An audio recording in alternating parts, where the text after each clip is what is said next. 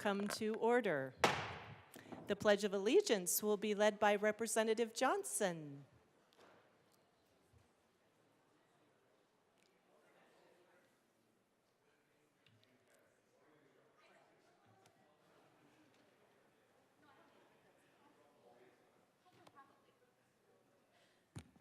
I pledge allegiance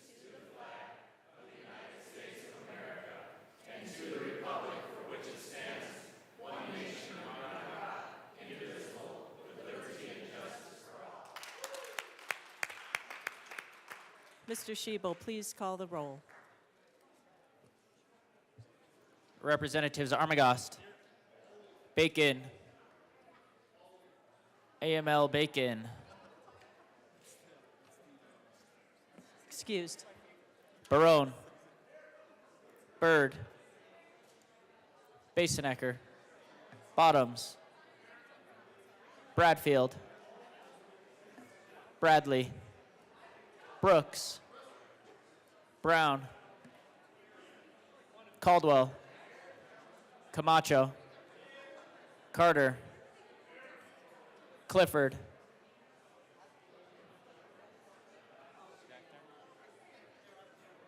Representative Clifford, Excused. DeGraff, Duran, English, Representative English, Excused. Espinoza, Foray, Froelich, Garcia, Garcia Sander, Gilchrist,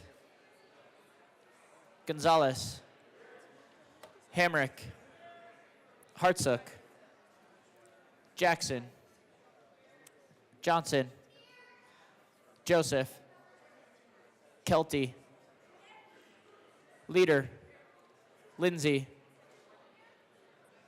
Lindstead, Here. Luck, Representative Luck is excused. Lukens, Mabry, Marshall, Martinez, Morrow, McCormick, Pascal, Phillips, Puglisi, Richardson, Ricks, Representative Ricks is excused. Rutinell, Ryden, Representative Ryden is excused. Sirota, Smith, Soper, Here. Stewart K, Stewart R, Story is excused. Sukla, Taggart, Tatone is excused. Valdez A, Velasco, Representative Velasco is excused. Weinberg, Wilford, Winter, Woodrow, Representative Woodrow is excused. Woog, Zokai, and Madam Speaker.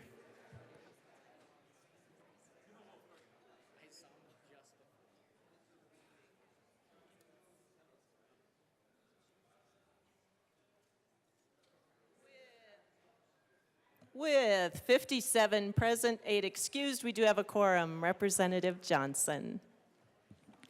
Thank you, Madam Speaker. I ask that we not approve the journal. April Fools. I move that the journal of Monday, March 31st, 2025 be approved as corrected by the Chief Clerk. That was pretty good. Members, you have heard the motion that the journal be approved as corrected by the Chief Clerk. All those in favor of April Fools, say aye.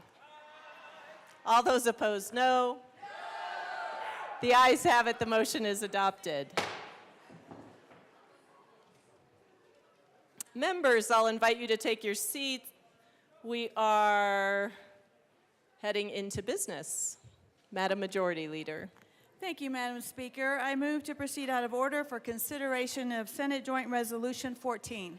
Seeing no objection, we will proceed out of order for consideration of Senate Joint Resolution 14.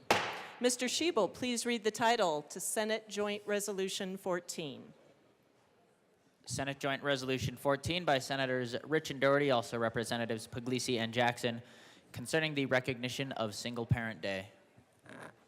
Minority Leader Puglisi. Thank you, Madam Speaker. I move Senate Joint Resolution 25-014 and ask that it be read at length. Mr. Schiebel, please read our resolution. Whereas the greatest need of every child is to be loved, and whereas parents invest an immeasurable amount of time, energy, and devotion to raise their children and to provide them with the support and guidance required to become responsible, productive, and successful adults. And whereas the responsibility of raising children is particularly difficult when it falls on the shoulders of a single parent, whether it be due to divorce, death, or any other circumstance. And whereas, according to United States Census data, almost a quarter of United States families with children under 18 years of age are single-parent families, amounting to over 10 million households. And whereas in 2023, over 15 million children were living in single-parent families in the United States. And whereas single parents deserve respect and recognition for their dedication and achievements. And whereas in 1984, then President Ronald Reagan declared March 21st as National Single Parent Day. Now therefore be it resolved by the Senate of the 75th General Assembly of the State of Colorado, the House of Representatives concurring herein, that we, the members of the Colorado General Assembly, continue to designate March 21st as Single Parent Day in Colorado in respectful recognition of single parents in Colorado.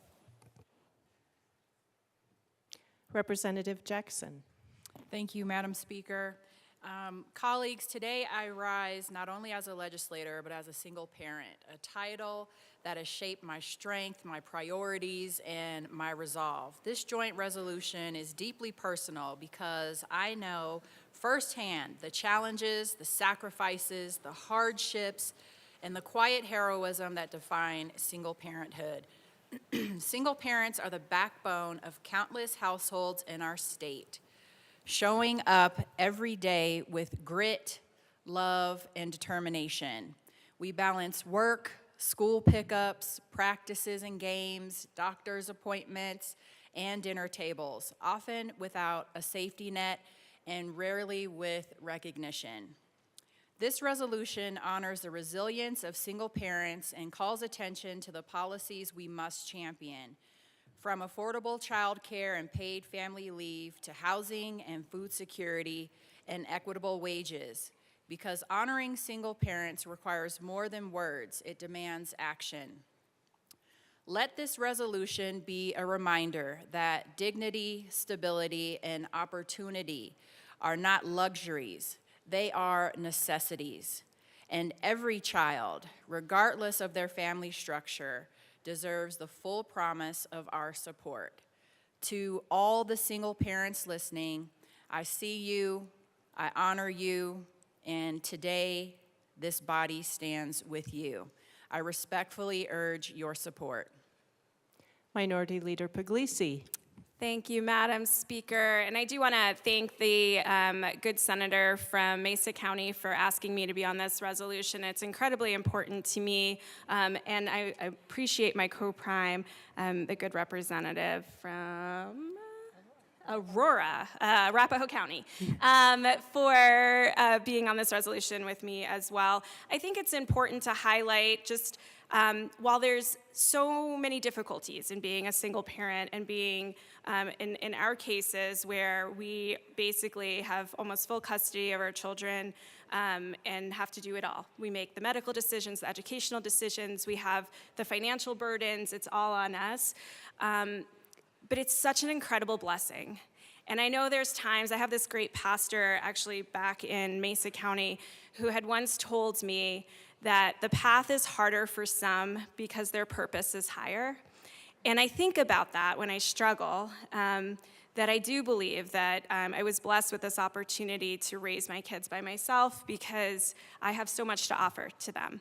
And there are times that I struggle, but I've got an amazing family support and a great network of friends who have always surrounded me with love and blessings. And I will end on the best compliments I get, and I get them often, so there's sometimes you don't think you're doing it right, and then somebody says, "You have raised good humans." And to me, that is the best compliment I can get or my children can get. So thank you for joining me on this resolution, and thank you all for acknowledging our challenges and opportunities as single parents. Thank you. Seeing no further discussion, the motion before us is the adoption of Senate Joint Resolution 14. Mr. Shebel, please open the machine and members proceed to vote. Representative Soper, how do you vote? Yes. Representative Soper votes yes. Representative Lindstedt, how do you vote? Yes. Representative Lindstedt votes yes.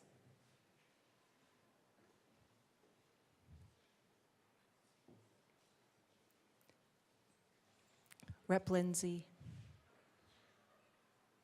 Please close the machine.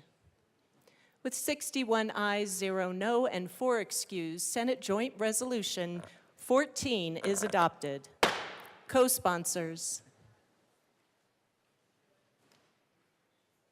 Representatives Soper and Lindstedt, co-sponsor.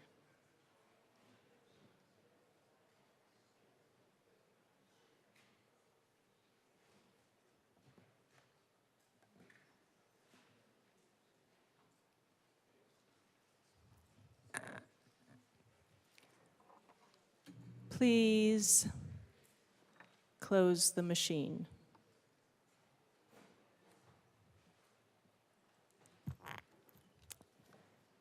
Members, we are moving on to third reading. Mr. Shebel, please read the title to House Bill 1225.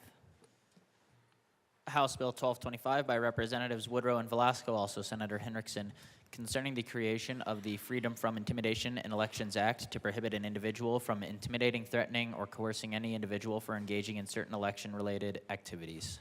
Madam Majority Leader. Madam Speaker, I move House Bill 1225 on third reading and final passage. The motion before us is the adoption of House Bill 1225 on third reading and final passage. Mr. Shebel, please open the machine and members proceed to vote.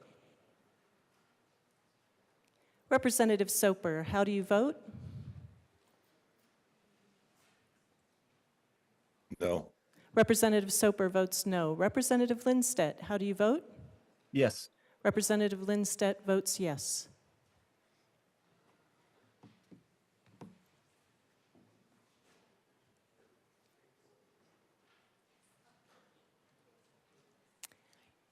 Please, one moment.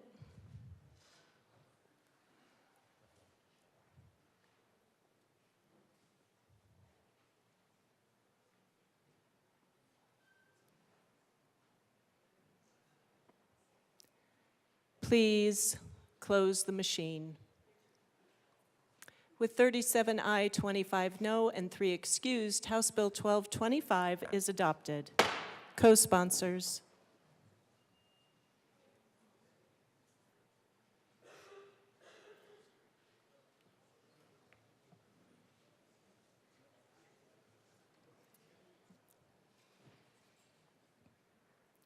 Please close the machine.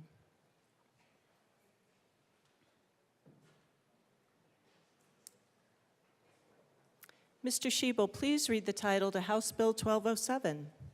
House Bill 1207 by Representatives Mabry and Duran, also Senators Winter, F. and Exum, concerning measures to address barriers to pet ownership in connection with residing in a residential structure. Madam Majority Leader. Madam Speaker, I move House Bill 1207 on third reading and final passage. The motion before us is the adoption of Representative DeGraff. Thank you, Madam Speaker. If we're actually serious about making housing affordable or even available that is not controlled by corporations, this body has got to stop this nonsense.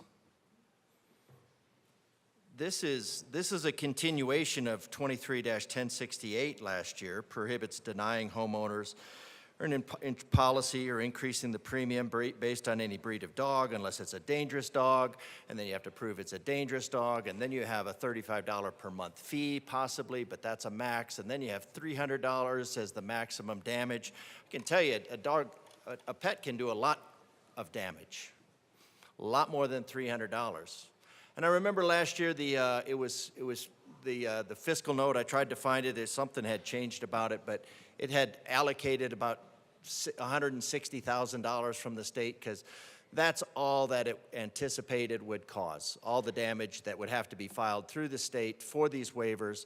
That was all that it was all going to do, and it came out to be something around $500 per. And so the obvious solution to that is that, well, you just say no pets. No pets. None.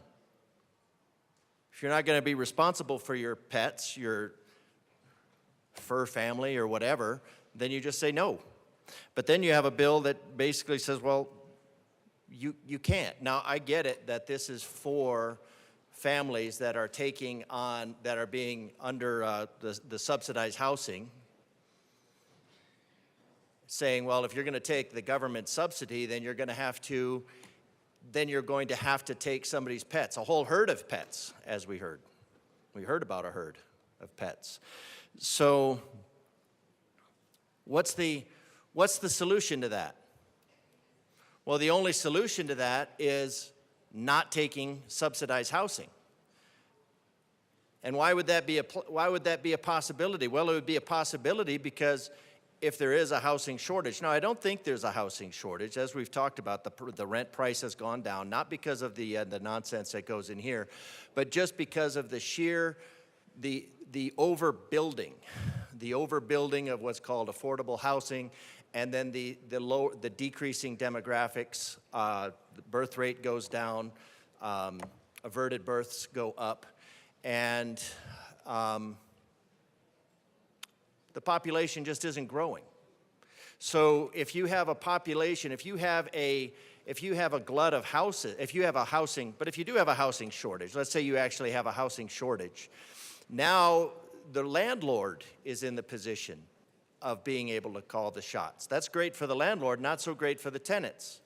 So the way to solve this problem, former free state of Colorado, is to not take subsidized housing. And so what will the solution be next year? Well, the solution next year will be that you have to accept subsidized housing, because the solution to bad legislation is always worse legislation. And if you want people to have options, what you do is you create options. We know that the regulations in this state, the sixth most regulated state, on our way to the #1 boot on the face state. And that's an Orwell quote. Stepping on your face over and over forever. That's socialism. Representative DeGraff to the bill. Thank you, Madam Speaker. So if you want to have options for people, what you need to do is have options, and you need to stop driving the options out of availability, and you need to stop driving these properties into the corporate hands, or should I say nonprofit hands, where they'll be paying no property tax, which is going to gut your school budgets, which is going to, et cetera, et cetera.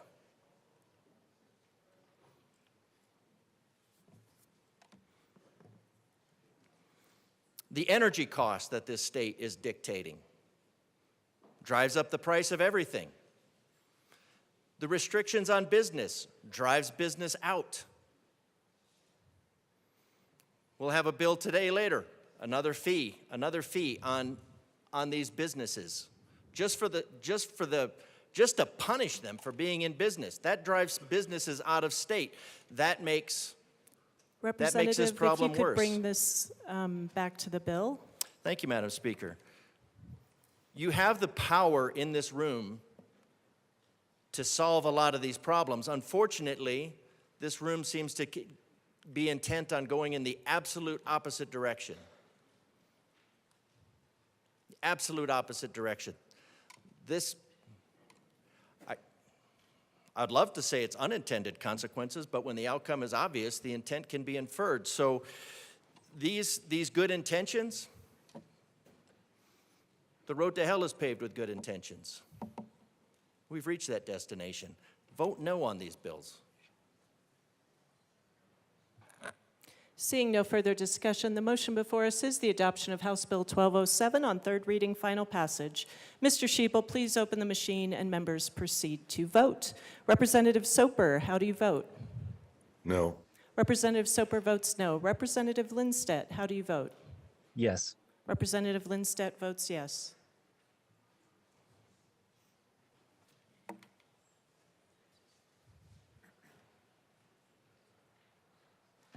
Representative Ricks. Please close the machine. With 39 aye, 24 no, and 2 excused, House Bill 1207 is adopted. Co-sponsors.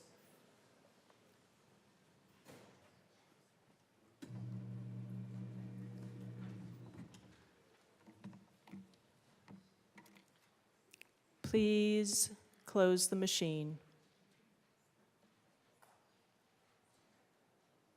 Mr. Shebel, please read the title to Senate Bill 58. Senate Bill 58 by Senator Snyder, also Representatives Ryden and Gonzalez, concerning a model act to provide a framework that allows insurance companies to give rebates that meet specified criteria to maintain consumer protections. Madam Majority Leader. Madam Speaker, I move Senate Bill 58 on third reading and final passage. The motion before us is the adoption of Senate Bill 58 on third reading, final passage. Mr. Shebel, please open the machine and members proceed to vote. Representative Soper, how do you vote? Yes. Representative Soper votes yes. Representative Lindstedt, how do you vote? Yes. Representative Lindstedt votes yes.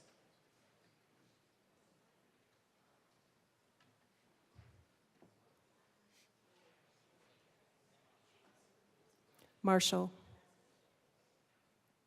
Please close the machine. With 61 aye, 2 no, and 2 excused, Senate Bill 58 is adopted. Co-sponsors.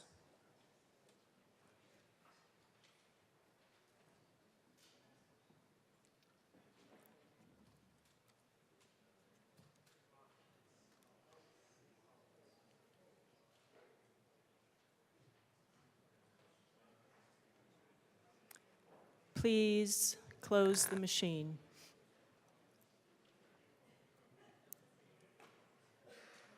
Mr. Shebel, please read the title to Senate Bill 33. Senate Bill 33 by Senators Amabile and Roberts, also Representatives Ricks and Weinberg, concerning limitations on liquor licensed drugstore licenses. Madam Majority Leader. Madam Speaker, I move Senate Bill 33 on third reading and final passage. The motion before us is the adoption of Senate Bill 33 on third reading, final passage. Mr. Shebel, please open the machine and members proceed to vote. Representative Soper, how do you vote? Yes. Representative Soper votes yes. Representative Lindstedt, how do you vote? No. Representative Lindstedt votes no.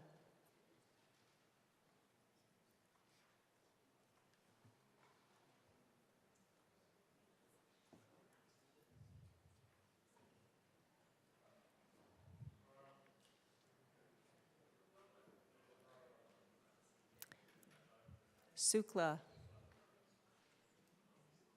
Please close the machine. With 55 aye, 8 no, and 2 excused, Senate Bill 33 is adopted. Co-sponsors.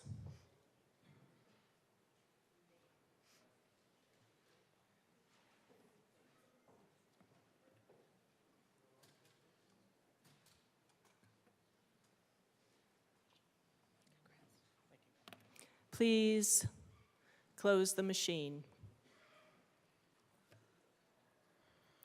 Mr. Shebel, please read the title to Senate Bill 171. Senate Bill 171 by Senator Henriksen, also Representatives Soper and Clifford, concerning the continuation of the Commodity Metals Theft Task Force and in connection therewith, implementing the recommendation contained in the 2024 Sunset Review by the Department of Regulatory Agencies to repeal the Commodity Metals Theft Task Force. Madam Majority Leader. Madam Speaker, I move Senate Bill 171 on third reading and final passage. The motion before us is the adoption of Senate Bill 171 on third reading, final passage. Mr. Shebel, please open the machine and members proceed to vote. Representative Soper, how do you vote? Yes. Representative Soper votes yes. Representative Lindstedt, how do you vote? Yes. Representative Lindstedt votes yes.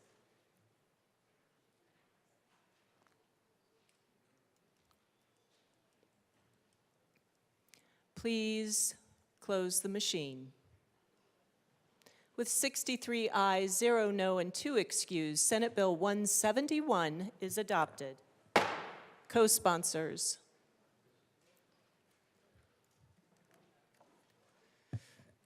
Who knew commodity metals were so popular?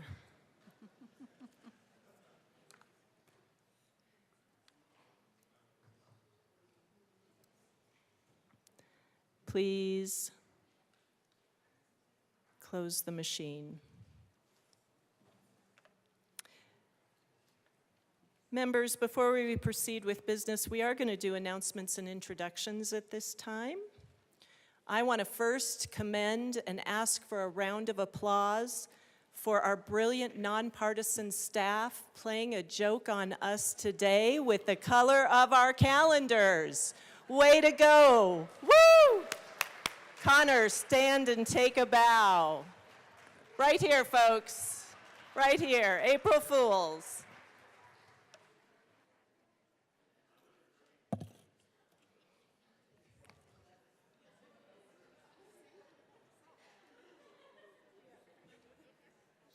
All right. Representatives Gilchrist and Joseph. Sure. And Froelich. Representative Joseph. Good morning. Thank you, Madam Speaker. Good morning, everyone. Good morning. Today we are here to celebrate and welcome Pinwheels for Prevention campaign. Each of the more than 1.2 million children in Colorado today deserve to be valued, healthy, and thriving. Children are our future, neighbors, workforce, caregivers, and leaders, and will shape the future of Colorado. So, we especially commend the exceptional individuals and organizations who are being recognized for their contribution to child maltreatment as 2025 Illuminating Leadership awardees, and who are joining us on the floor today. Today we acknowledge April as Child Abuse Prevention Month and urge all citizens to recognize this month by dedicating ourselves to the task of improving the quality of life for all children here in Colorado. And we have guests who are here. Please stand up and have our chamber recognize you.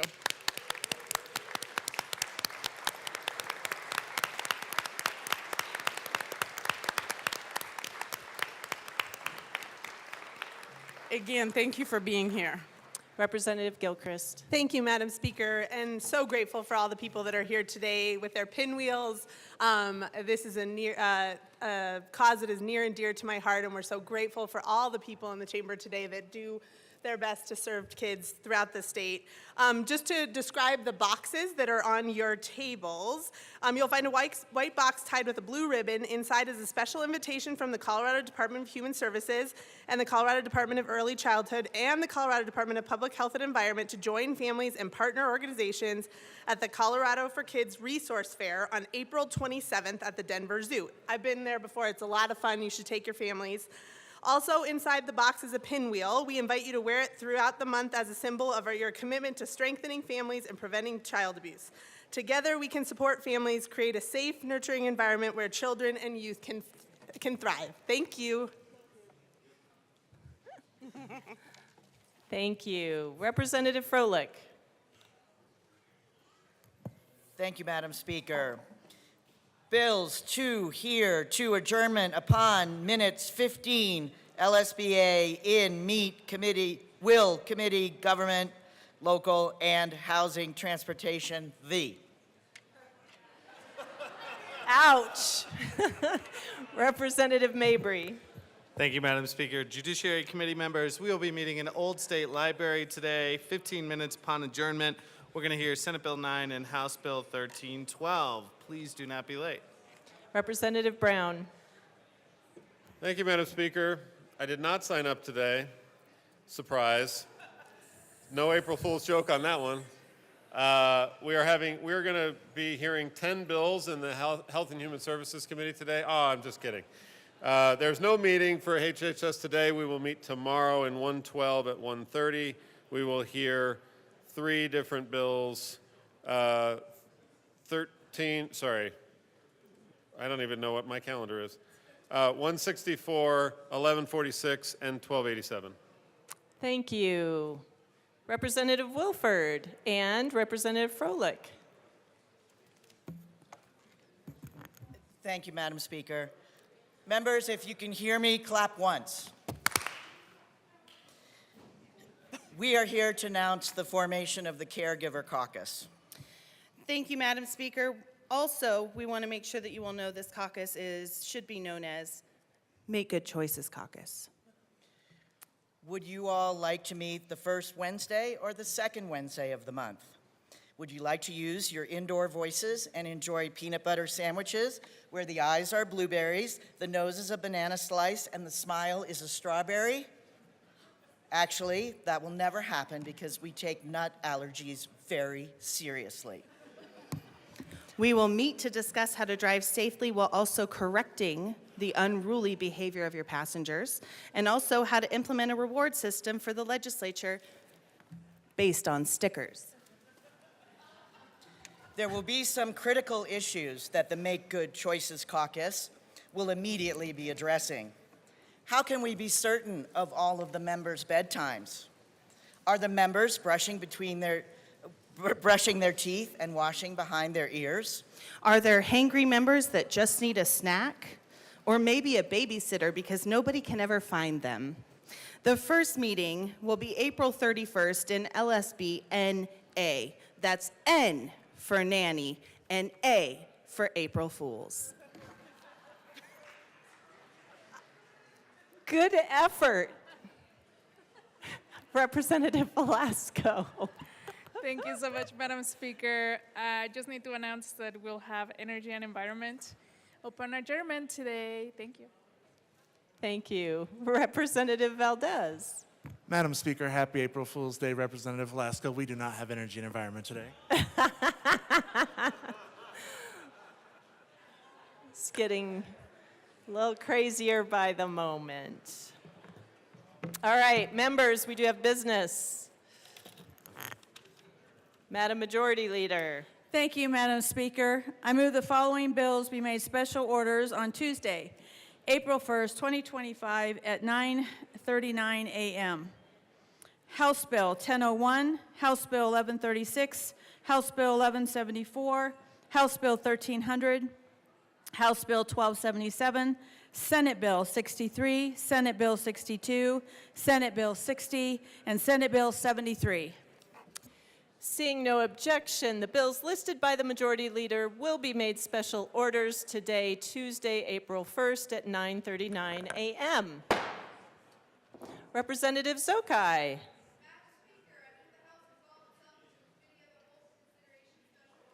Members, you've heard the motion. Seeing no objection, Representative Zokai will take the chair.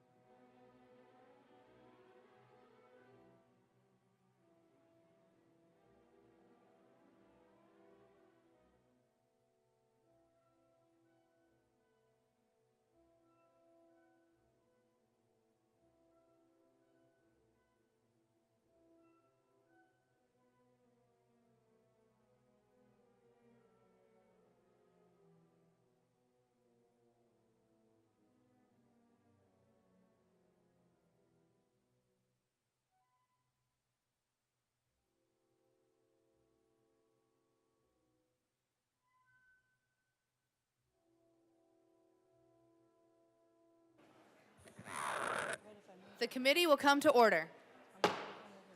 With your unanimous consent, the bills will be read by title unless there is a request for reading a bill at length. Committee reports are printed and in your bill folders. Floor amendments will be shown on the screen on iLegislate and in today's folder on your box account. Bills will be laid over upon motion of the Majority Leader, and the coat rule is relaxed. Mr. Schiebel, please read the title to House Bill 1001. House Bill 1001 by Representatives Duran and Froelich, also Senators Danielson and Kolker, concerning the enforcement of wage and hour laws. Madam Majority Leader. Thank you, Madam Chair. I move House Bill 1001 and the Finance and Appropriations Report. To the Appropriations Report. In Appropriations, we ran 3 amendments to appropriate funds to CDLE, and I ask for a yes vote. Is there any further discussion? Seeing none, the question before us is the passage of the Appropriations Report to House Bill 1001. All those in favor say aye. Aye. All those opposed, no. The ayes have it. The Appropriations Report is passed. To the Finance Committee Report. Thank you, Madam Chair. In Finance, we ran amendments to presume liability for those with minority ownership. If they demonstrate that they don't have operational control, then they are not liable. Additionally, we clarified that municipal agencies can enforce wage theft and specified that the bad behavior has to be in response to the protected activities listed in Section 1, and I ask for a yes vote. Is there any further discussion to the Finance Committee Report? Representative Richardson.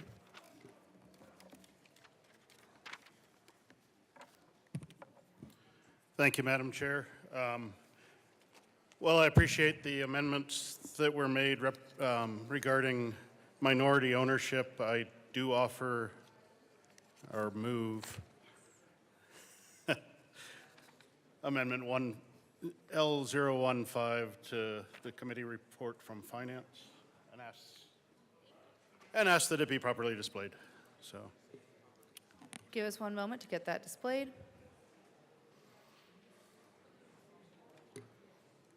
That is properly displayed. Representative Richardson, please proceed.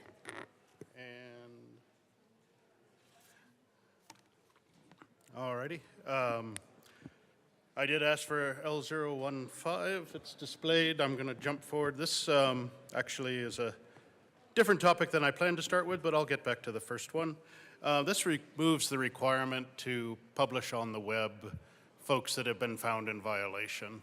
We heard in committee that most of the folks that have violations, they're inadvertent, they're easily correctable. These are not sexual predators. These are not people that need to be branded online forever, having made a clerical error.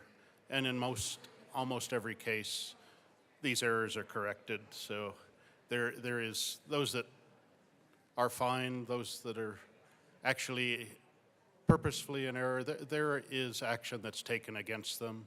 They've been punished. We don't need to be keeping them paraded online on the internet forever. They need to get back to running their business, being good employers, learning their lesson, and driving our economy. So I would ask for a yes vote on this. Majority Leader AML Winter. Thank you, Madam Chair. I'd like to rise in support of this amendment. We've talked about this quite a bit in the building this year. Myself and the Speaker were on a bill to hide the names of ranchers that are claiming depredations because the fear of people protesting on their private property or taking action against them or their animals. What we've seen with doxing happen around the country in this building, that's another reason that I rise in support of this amendment. As long as they take corrective action, pay the fines, I don't see why we have to put their name all over the internet. We just saw it, we talked about it yesterday with the tipping bill, where people that were against the bill went on Yelp and they destroyed their ratings, years and years of hard work. So I think to single these people out and put their names online opens up for the opportunity for them to be harassed or their businesses be harassed. There's just so many things today, especially in the tumultuous times that we're having. I mean, look what's happening to Tesla dealerships. Right now we're in a time of unrest. And I think that by putting these folks' name online is probably not a good thing. So I urge an aye vote. Majority Leader Duran. Thank you, Madam Chair, and thank you to my colleagues. I would respectfully ask for a no vote. We negotiated Section 1 heavily with stakeholders to get to where we are today, so I ask for a no vote. Thank you. Is there any further discussion? Seeing none, the question before us is the passage of L015. All those in favor say aye. All those opposed, no. The noes have it. L15 is lost. To the Finance Committee report. Rep. Richardson. Thank you, Madam Chair. Now back to what I had originally planned to speak about, but got ahead of myself. I move L014 to House Bill 1001 and ask that it be properly displayed. That is a proper motion. Give us one moment. Alrighty. So here we are on day 80-something, and the first House bill to drop is finally on the floor. So I know everybody's been waiting for this, but and it was addressed by the sponsors that there were some changes made that minority investor, 25% or more, would have to, could escape punishment if they demonstrated they had nothing to do with the day-to-day operations of a company. And that sounds somewhat fair on the surface, but once again, we've got a bill that's written that assumes somebody is guilty and then leaves it up to them to prove that they're not. We are a nation where folks are supposed to be presumed innocent. The burden of proof to show that somebody who had a minority ownership in a company had done wrong should be on the government or the agency that's bringing those charges. It shouldn't be an assumption that just because they're somehow connected with the business that they are to blame and then they have to prove themselves blameless. This punishes passive investors, people that have no day-to-day part of the operations of a company, no part in payroll, no part in hiring, no part in firing, no part in any compliance operations. It adds legal risk to folks that may be investing to help new businesses get started and could have the impact of less money going in to help folks that want to start new businesses and get people employed. I just think that it would be best to go back to the definition that we started with of employer as it's always been found and not redefine a larger group to go after and then leave them hanging to prove that they've done no wrong. So I would urge a yes vote on this amendment. Majority Leader Duran. Thank you, Madam Chair, and thank you to my colleague. Members, I would ask for a no vote on this. This bill has been heavily negotiated over almost a year now with many different stakeholders to get to where we are today. So I ask for a no vote. Representative Luck. Thank you, Madam Chair. My question would be, how do legislators get on the stakeholder invite list? Is there any further discussion on the amendment? Seeing none, the question before us is the adoption of Amendment L14 to the Finance Committee report. All those in favor say aye. All those opposed, no. The noes have it. L14 is lost. To the Finance Committee report. Is there any further discussion on the Finance Committee report? Seeing none, the question before us is the adoption of the Finance Committee report to House Bill 1001. All those in favor say aye. Aye. All those opposed, no. The ayes have it. Finance Committee report is passed. To the bill. Majority Leader Duran. Thank you, Madam Chair. I'd like to move Amendment L16 and ask that it be properly displayed. That is a proper motion. Give us one moment.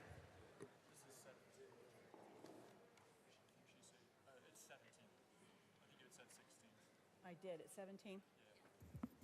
Do you need me to restate it? Majority Leader Duran. Thank you, Madam Chair. I'd like to move Amendment L17 and ask that it be properly displayed. That is a proper motion. One moment. That is properly displayed. Please proceed. Thank you, Madam Chair. This amendment cleans up the 90-day anti-retaliation piece to clarify the intent of this section. If an employer takes adverse action against a worker after they file a wage theft claim outside of the 90-day duration, it could still be argued in court that an employer retaliated against the worker. Only the presumption of retaliation expires after 90 days. Workers are not required to pay attorney fees unless it is for frivolous claims, and I ask for a yes vote. Is there Representative Bottoms?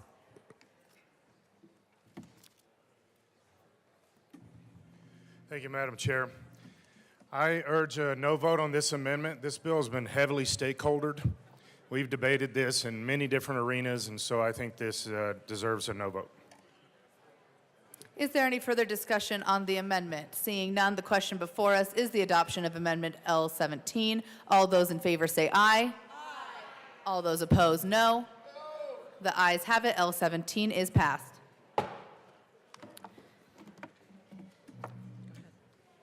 Representative Froelich. Thank you very much, Madam Chair. Members, this bill is very different from last year's vetoed bill in two main ways. One, it has been heavily negotiated almost days after the veto, expressly to avoid another veto. And two, it is across all industries and not focused solely on construction, which was a source of heartburn on last year's bill. Of course, we honor workers with this work, but I want to be very clear that wage theft is bad for business. These are wages that would be spent on goods and services, wages that would go towards rent, which would keep people in stable housing, which would pay landlords, which would avoid evictions, wages that would be paid to local workers. And we heard testimony of Front Range workers being loaded into vans, taken out to rural districts, doing work, put up in a hotel, returned to Denver, dumped in Denver without being paid. That is a local community where the local contractor and the local workers were also disadvantaged in that arrangement. This wage theft is bad for good employers who play by the rules and then are underbid by folks who don't pay their wages. And wage theft is also bad for health and humanity because it is wages that is not spent on health care and is instead spent in emergency rooms or lost days of work. So we ask for an aye vote. Is there any further discussion on House Bill 1001? Representative Richardson. Yes, thank you, Madam Chair. Very similar but expanded bill to the one that was vetoed last year. It was vetoed last year because it was applied simply to one business sector, and it was bad for that business sector. So expanding it to every business sector in Colorado is actually much worse. Saying wage theft, wage theft, wage theft, wage theft, wage theft repeatedly until it has almost no meaning is just saying loud noises, bad things. There are some bad actors out there, yes, and they need to be addressed. But there are so many more that are investigated every year that turn out to be simple mistakes that are corrected. And this bill just continues to brand everybody that signs the front of a paycheck as a potential criminal. And we should not be doing that in Colorado. We want to be friendly to our businesses. They are the people that employ our citizens. And every bill, it seems, that comes across that impacts business relationships is focused solely on trying to harm those that actually run businesses. This died last year, it should die this year. I would urge a no vote. Representative Brooks. Madam Chair, thank you. I was watching my colleague up here. I decided I better come up and try to grab an oar. I didn't want him to just feel like he had to pull all the weight himself. I am on the Business Committee, I'm on the Finance Committee. I realize we're to the bill now and pass those committee reports, but I had the opportunity, I guess you call it an opportunity. I sat through this twice in committee, and as it made its way through, I became no more fond of it from the time that it was first introduced. I'm no more fond of it now either. You know, when you got basically every single business organization that's coming out and saying, no, you know, this is not a good bill for us, this hurts us, I don't understand why we don't listen to that. I don't understand why we're not listening to our business community, and while we're saying, you know what, we have a better idea, a policy that you just need to accept. We know better about your business than you do, so trust us. I don't know that that's necessarily gotten us to a very good position in this state. I don't necessarily know that that's the path upon which we should continue to travel. So I am going to ask for a no vote, and I know exactly what that's going to get me, but I am still going to ask for a no vote because this does hurt the business community, and I believe we need to be doing everything we can to support the business community. Thank you. Representative Kelty.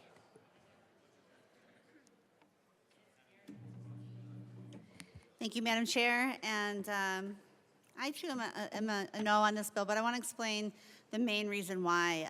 For me, it goes back to the pink sheets.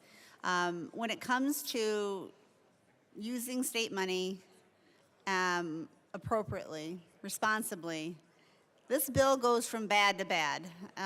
When you're talking well over $1 million every single year being spent on legislation that really is not going to benefit much. I have a hard time, it's a hard pill to swallow when we're in a financial crisis right now in the state of Colorado. We're darn near bankrupt.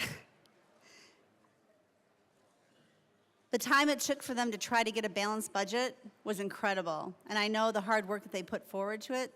And to pass a bill that has every year well over $1 million fiscal note, I have a hard time that I cannot swallow that pill, and I ask for a no vote. Representative Hartsook. Good morning. Thank you, Madam Chair. So when we heard this in finance, One moment, Representative. Members, it is loud in here. I can hardly hear our speaker. If you could please take your conversations to the side. Please proceed. Thank you, Madam Chair. So when we heard this in finance, I don't know that anybody's going to dispute that there are bad actors out there, that there are people that deliberately take advantage of employees, that they cheat them out of their wages, work them wrong hours, all kinds of things. Nobody's going to dispute that. What we will say is prosecute that employer that's doing that. Don't come in with sweeping changes. There was a reason it was vetoed. We fought against this last year. We have sweeping changes again. In a related example, the Assembly passed a bill. It dealt with the 40-hour work week, and it negatively impacted the employees out in rural Colorado. We visited a milking farm. Well, I guess it had been 2 years ago this summer. And what was interesting is after they'd passed the bill, just like this, they said that might work in Denver where people work a 40-hour work week. But he goes out here, these cows need milking 4 times a day, 7 times a week, 365 days a year. If you have someone that is not being paid properly, then have that employer prosecuted. We look at the fiscal note alone. I mean, it's ripe with money and FTEs. You go over to the Department of Labor. I mean, we are talking about adding, in the years of 27 through 28, almost 11 more FTEs each year. 11. So we keep growing government. We keep infringing on private businesses. We keep making their lives more difficult writ large. And then we wonder why our economy is suffering. We wonder why we are one of the most regulated states in the nation. We wonder why businesses struggle. And then we wonder why employees can't find jobs. There are good paying jobs, but the more we strangle businesses, the more we impose regulations and say one size fits all across the entire state, the more we're going to hurt businesses, the more we're going to hurt ranching, the more we're going to hurt anybody who's trying to get ahead. Yet, we sit here and we pass legislation, as the example I just put out, that maybe worked in Denver for a 40-hour work week, but it doesn't work on ranches and farms. When we pass laws writ large, where the assumption, as my colleague mentioned it earlier, where the assumption is that you're guilty until it's proven. We have a process to go through. And here in this process, we're going to put up front that you're guilty, you're going to be fined, you're going to go through a whole series of issues that you have to do. We should be prosecuting the people that violate the law, not making laws that attack everybody writ large. I would urge a no vote. Thank you. Members, it did not get any quieter. Please take your conversations to the side. Representative DeGraff. Thank you, Madam Chair. Colorado, let's see, make sure I get this stat right. We've gone from like number 5 to number 41. And descending, we have 200,000 regs. Now, I think the idea, I mean, the biblical idea is that a worker is worth his wages. So you certainly have to, I'm not opposed to paying the worker, but I think there's probably a lot of reasons why that these workers are not getting paid. I don't think that those are necessarily being addressed. You know, a lot of what we do in here, again, we make the problem worse and then impose the cost of it on the citizens of Colorado. Now, I need to open this up, because 200,000 regulations, somewhere around 40% of them are considered duplicative. I'm pretty sure not paying wages is already, I mean, that would be theft. Wage theft. But when I look at here, if I get on the enforcement, Colorado Competitive Council opposing, Colorado Hospital Association opposing, Capstone Group, Restaurant Association opposing, Chamber of Commerce, Civil Justice League, Contractors Association, Hospital Association. Let's see, that's page 10, and there are 20 pages. Let's see. So there's a lot of, there seems to be a lot of opposing still.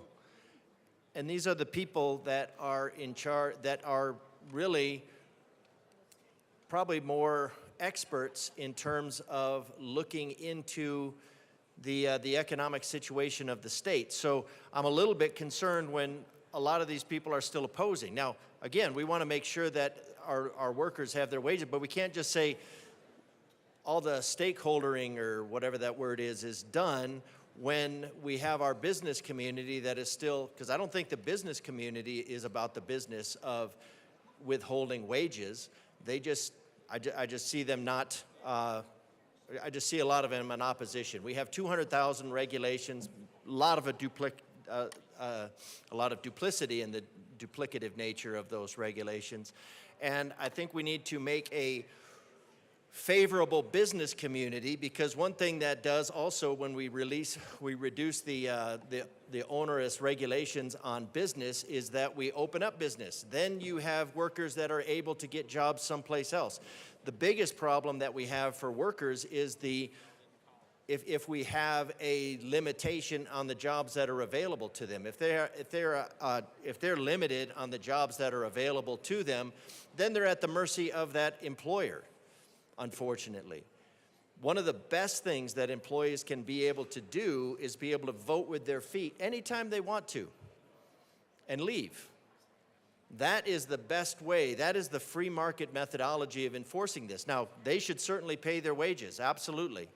But I think we need to be a little bit more nuanced as opposed to just continuously hammering on these people. There's most of the businesses in Colorado, I think, are probably are complying as best they can with the continual accumulation of regulations, which would contribute to this. The costs, why they're not paying their bills. Are they getting paid on time? My understanding is that this doesn't apply to the government. Does the government not pay its bills on time? Then how does that flow?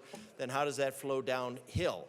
So I think there's a lot that we can do. I don't think looking at business like it's like they're the bad guys once again. We treat landlords and business owners like criminals in here and wonder why they're leaving. Representative Luck. Thank you, Madam Chair. I know that the bill sponsors put an amendment on this, but to kind of address this a little bit, but I'm just curious if you guys have had conversations with investors who would otherwise want to invest in startup entities, just being investors, not day-to-day operators. To what degree do you think that your inclusion of individuals who own or control at least 25% of the ownership interests in an employer will deter investors, even with the amendment that has said that they have to prove that they had some connection? In my mind, standoff investors are not going to want to be caught up in such things, so they'll find other states and other projects to invest in. And so I'm just wondering if there's been conversations related to any concerns about the impact this will have on investors.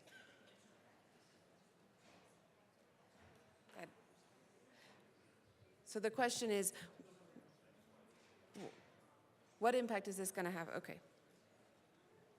Representative Froelich. Thank you, Madam Chair, and thank you for the question, Representative. We have had many, many conversations about this and feel like we've landed in a place where we've thread the needle between deterring investment and holding folks accountable.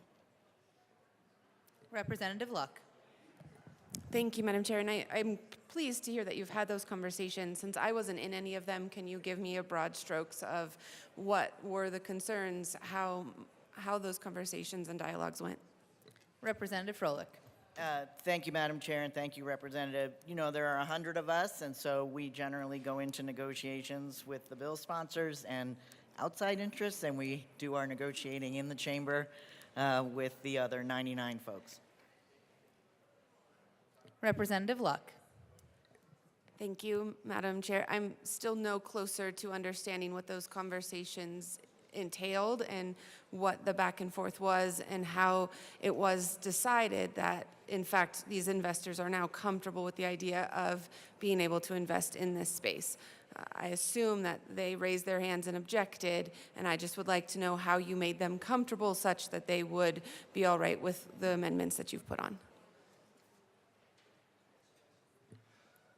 Majority Leader Duran. Thank you, Madam Chair. And to my colleague, I don't know if we can answer your question precisely. What I do want to say is that after this bill was vetoed last year, almost a year ago, we took all the input from businesses and from different organizations, and when I say stakeholder, I mean they were at the table in these conversations, hence why this bill looks different than it did last year. Is this bill exactly what everybody wanted? It is not. But I'm proud of the work that we've done with the governor's office. I'm proud of the work we've done with the business community. I'm proud of the work we've done with advocates and supporters of this legislation. It was many, many hours of meeting from June of last year to where we are today. So as stated before, this bill is good for workers. At the end of the day, this is good for workers. We need to take this step. It's an important step. It's not a perfect step, but it's important to do. And I want to remind everyone what this bill does. It improves access to justice, which is what we're talking about when we're talking about our most vulnerable workers. It also targets bad actors so that we're not punishing the good employers out there, but also making sure that the bad employers are being held accountable, which is important in any field. Also, public accountability. We heard a lot about that last year in that version of the bill.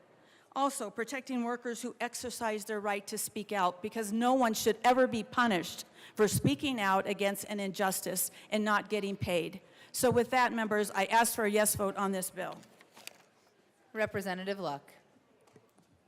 Thank you, Madam Chair. And while I appreciate what the Majority Leader is saying, it's still not to the point of my question. I'm not challenging the process. I did that earlier to no response. I am now asking about the substance of the conversation. That's very different than how many conversations there were, why, under what context, what impetus.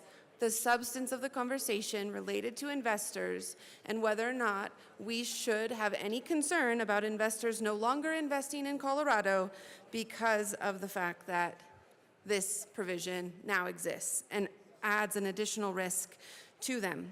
I also will point out that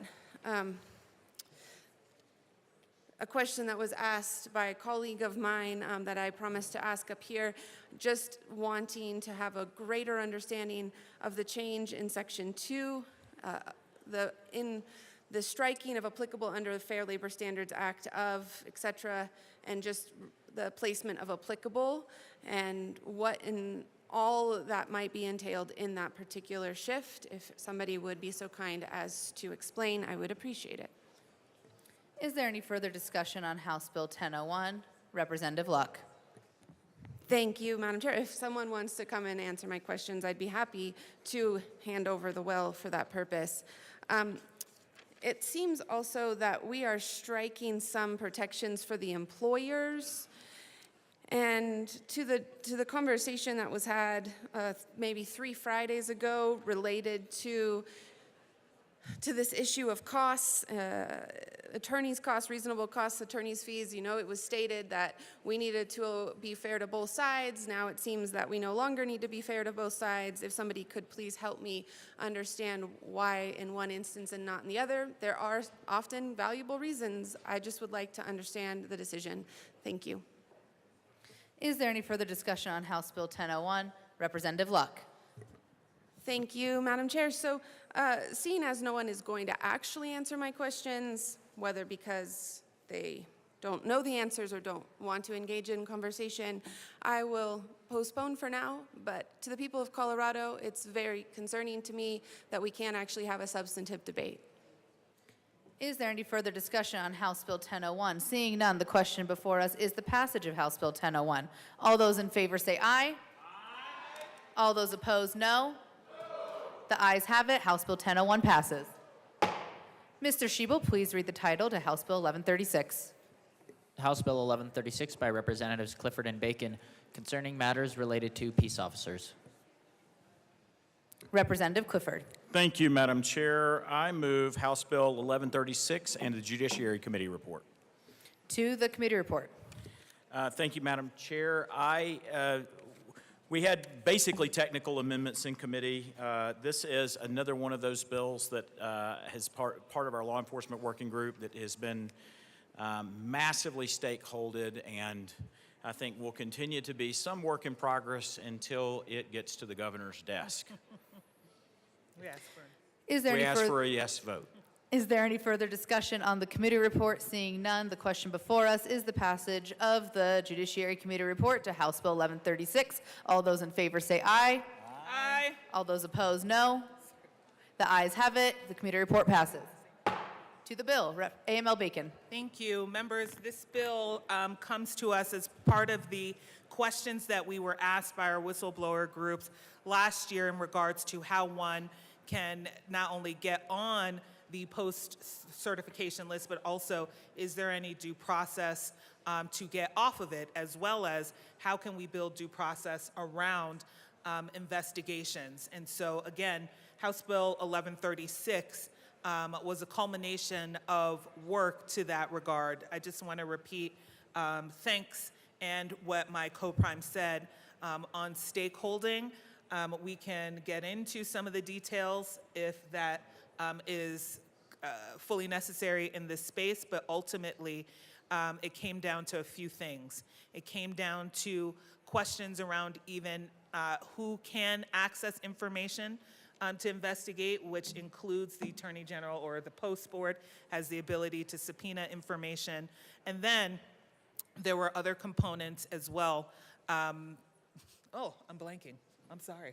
I just lost it. Representative Clifford. I know where you left off. Okay.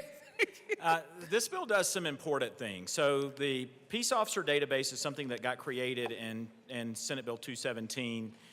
It is one of the things that law enforcement agencies have widely adopted. In fact, many of them now use this as part of their hiring decisions.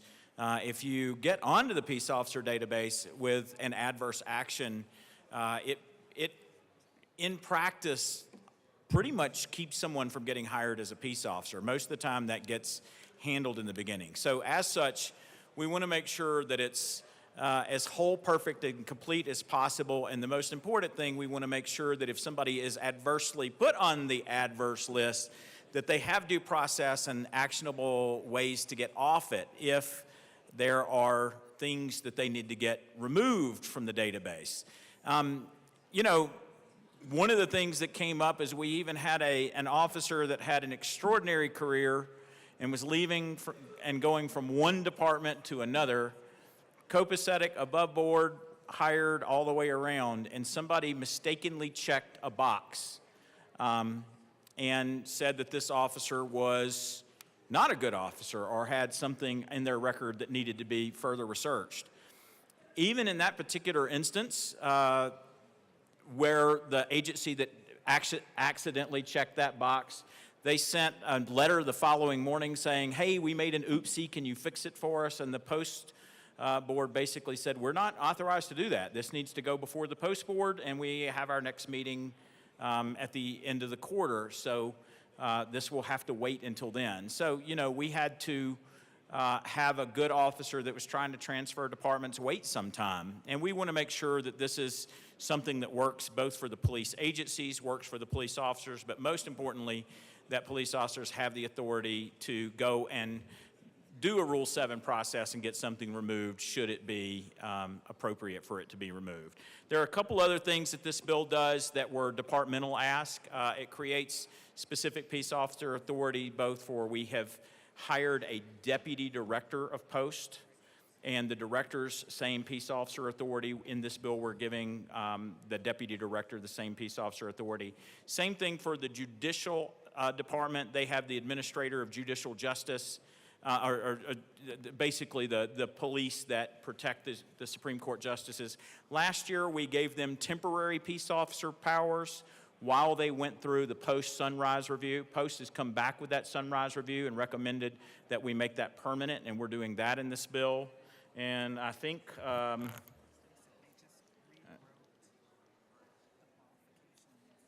yeah. And we did rewrite some of the qualifications that have you be able to get put on the peace officer database. This is a massively involved, massively stakeholdered bill. Post, the Attorney General's office, all of the law enforcement community, chiefs, sheriffs, district attorneys, et cetera, et cetera, et cetera, were all involved in the making of this bill, and we request an aye vote. Representative Armagost. Thank you. So the issues that I had with the bill last year with 1460, this is one of the issues that I had with the bill was simply the process of getting put on the list. There was far less needed to put somebody on the list and far more needed to get somebody off the list. While I know that that did change, I know that it became, there was a level of effort made to give due process for somebody to be able to get off the list. There's still more bureaucracy and more due process to get off the list than there is to get on the list. So I still am not a fan of this portion of what came off and splintered off of that bill, but I do appreciate some of the other entities. I just don't like the fact that there's still more of a bureaucracy to get off the list than there is to get on the list. I've seen this work in both ways where it can jeopardize somebody's career. when they are targeted in an agency, forced to leave, but now they're on a list and they have to go through a process to get off the list. So while there are the cases where this is needed, there are also those cases where this is something that is done in a poor fashion by an agency or leadership in an agency, and it can be used against somebody, which can, just as stated, ruin someone's career. So I still don't like this portion. I'm not in support of this bill, but I do appreciate all the work that's gone into these bills altogether. Representative Clifford. Thank you, Madam Chair, and specifically Representative Armagost. The entire work of this process has been to make sure that Post has the authority to review and determine if something is inappropriate. And one of the most important things that we did is we gave them the ability to access records and make a determination. So if a police officer has gotten on this list in any way, shape, form, or fashion, however they got on the peace officer database, if there is something that they go to Post and say, this isn't right, Post now has full authority to take a look at it and make a determination whether or not it's right. So I'm surprised that you're not in support of that. I will talk to you further between now and thirds, and hopefully we can get that sorted out. This is a due process bill. This is another make sure we take care of cops bill. Thank you. Representative DeGraff. Thank you, Madam Chair. I'm just curious on this due process part, because this is what I was initially very concerned about on the list of inescapable allegations that was created several years ago. When you're saying that Post has the option to get somebody off the list, when you say it's due process, I'm curious, just on the description, that shouldn't the due process should be something that is required. The process that is due them is what is due prior to being put on the list. There should be no, at some point there should be no question. There should be no deprivation of life, liberty, or property without due process. You're talking about somebody's career. You're talking about somebody's ability to make a wage. You're talking about somebody's ability to make a living.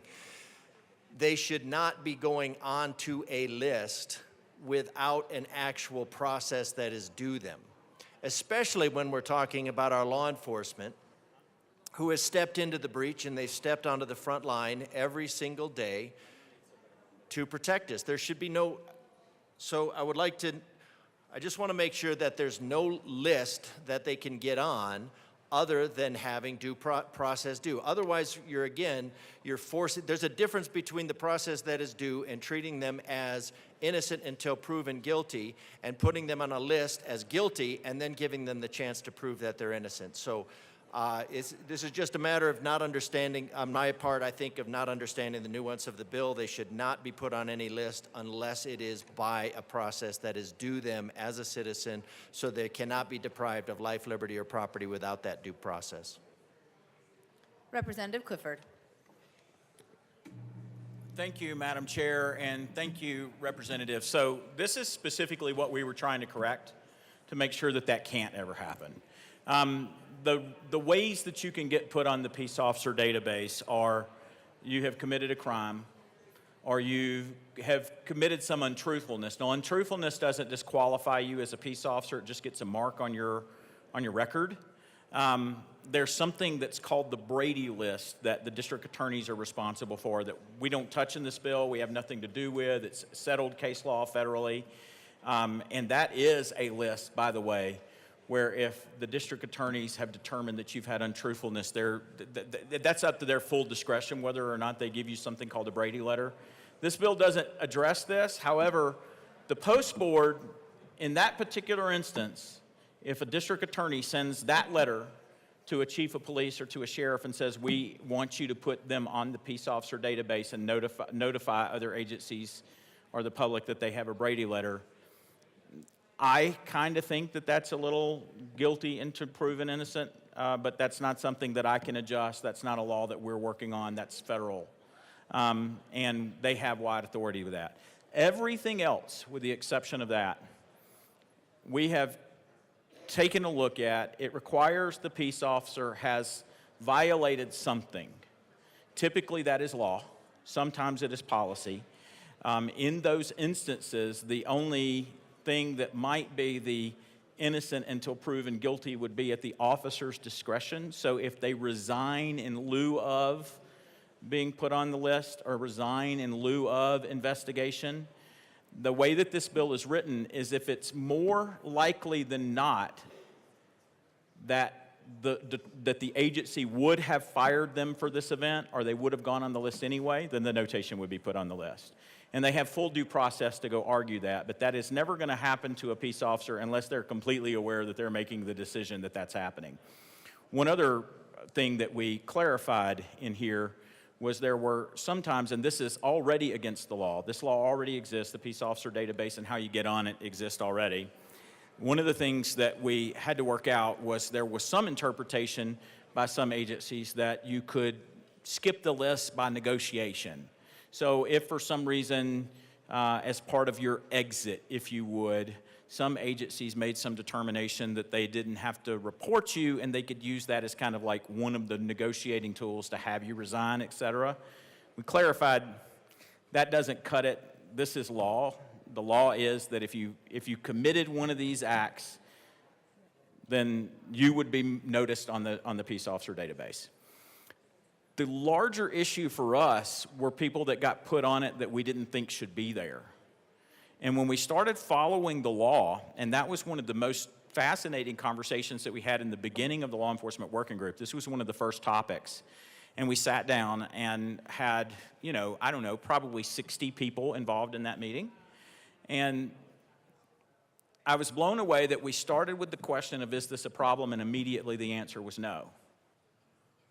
And then we had somebody that had the issue that had happened to them say, but this is what has happened to me. And then we had another chief of police and then another sheriff that spoke up and said, no, this is happening. And then it kind of started this new ball of conversation where we actually started to look at the issue. And one of the things that we did in some of those early meetings is we actually took the law out and we kind of did a hypothetical on this X situation, and we followed it through and said, all right, let's find a way in law that you have due process to get yourself removed. And surprisingly, we found there was none. There are people that got put on the database that had no legal way to get themselves removed. And the ways that we solved that were we gave posts the ability to take a look at records. They don't become the custodian of records. They don't get to share the records. They get to see them. They get to go look at it and have a determination whether they need to take additional action. And that gives them some ability to work with people if somebody comes to them and says, hey, I shouldn't be on the list. That didn't exist before. And then the other thing is we've guaranteed in here and tested it every way we know how through 34 whistleblowers, et cetera. We've taken their cases and done our test theory all the way through law, and we've made sure that in all of those cases, that if somebody had been jammed up, that they have the ability to get off the list should they have been put on it for something that they determined was not right. There isn't the possibility of being put on the peace officer database currently in law or anything in this bill that would not be as a result of the actions of a police officer, and there are no surprises to it. One other thing that we made sure is that when somebody gets put on the peace officer database, and this has already been changed in post rules, we didn't have to put it in the law, is anytime somebody gets reported to the peace officer database, they now contact that officer directly and say, you've been put on the peace officer database for X. These are the ways that you can deal with this if you think that something's not right about it. So my entire intention in this bill was to make sure that there was constant due process all the way around. We certainly don't want any innocent before proven guilty, and everything that I have done in this bill and everything that the law enforcement community worked on in this bill is to make sure that there is a due process piece for every potential avenue that somebody could be put on the peace officer database. There's also no expansion of that database in here. We didn't add any new reasons to be put on it. We didn't do anything at all like that. We just dealt specifically with the issues as they exist. Representative Armagost. Dialogue that happened here in again, the issue I had is not with this bill. The issue that I had is with the things that have led up to this bill. Senate Bill 217, House Bill 1460. The push for guilty until proven innocent has already happened. What this bill is doing is cushioning a little of what's already been done with the lack of due process for somebody to be basically put on some sort of a punitive list for an expanded list of reasons because of 217. And sure, some of that is case law, but the overbearing amount of scrutiny that falls on peace officers that are doing the right thing day in and day out, every profession has that 1% that may be not doing the right thing for the right reasons on a daily basis, but some more than others. The law enforcement side, though, I think what had happened was already more, it was beyond what was acceptable as something we should be doing in the way we treat our law enforcement officers.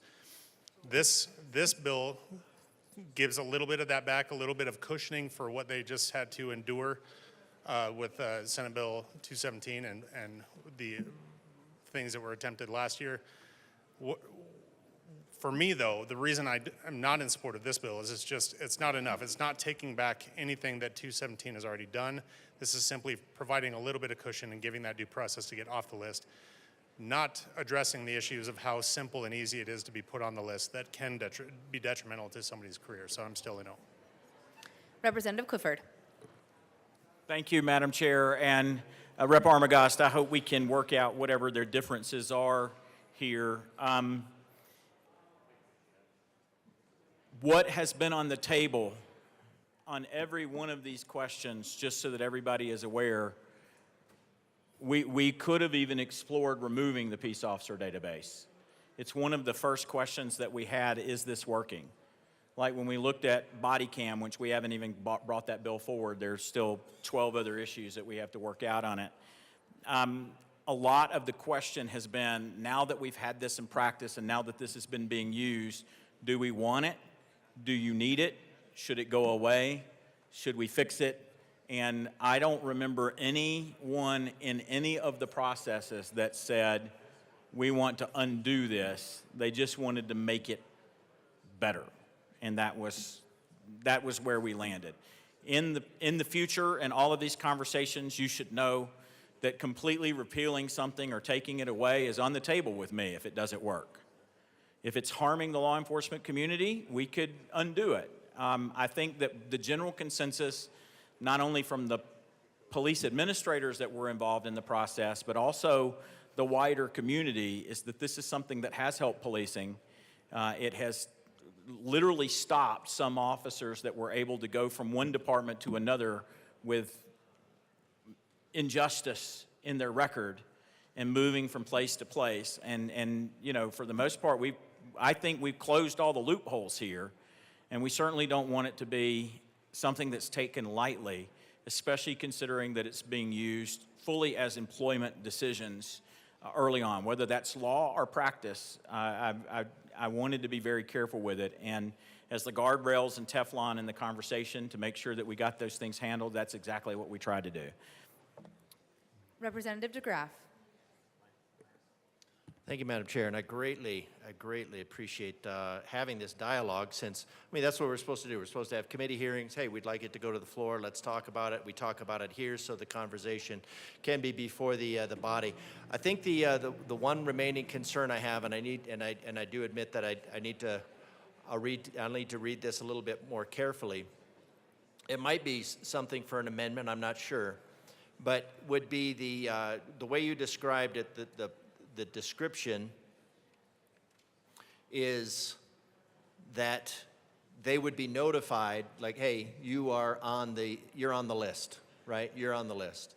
And here are the ways to get off the list if you need to get off the list. I think the one thing that would make it more aligned with the actual due process is that there's an allegation against you. We are going to consider it, and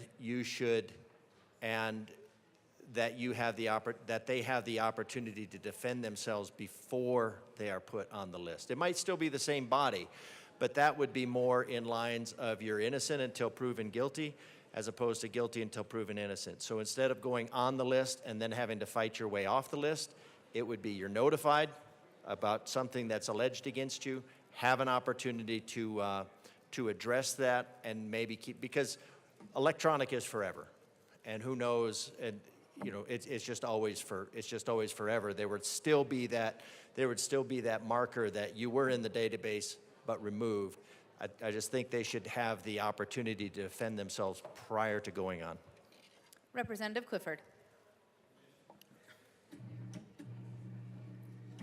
Thank you, Madam Chair. Thank you, Representative. I appreciate your comments.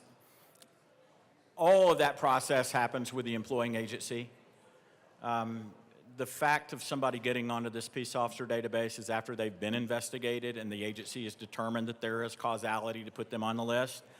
They have all of that opportunity to sort that out within their agency before it gets reported. This is a bit more of a final action. One of the things to remember is that Post is not a licensure agency. They only acknowledge the certification and that you've met the requirements and then you continue to meet the requirements for being a peace officer. It's unlike the medical licensure board that, you know, can take your license away. Post can only take your peace officer authority away under very limited circumstances. They don't have a lot of authority there. The power of peace officer comes from either the chief of police or from the sheriff or from the executive of that agency. That's who gives someone police powers in our state. So all of the adjudication that would happen in that particular realm happens at that level, and all Post is doing is making the report. That's their responsibility, and we're making sure that a backstop, if somebody's gotten sideways with their agency, that as an option of last resort, they can then go and to the Post board and say, hey, look, these folks jammed me up and this is not right. Will you fix it? And we're giving them that opportunity. So I think that all of that is there, and I would be going about this a very different way if I thought that this was a surprise to people or if it was something that was jamming people up inappropriately. Thank you. And I urge an aye vote. Is there any further discussion? Seeing none, the question before us is the passage of House Bill 1136. All those in favor say aye. Aye. All those opposed, no. The ayes have it. House Bill 1136 is passed.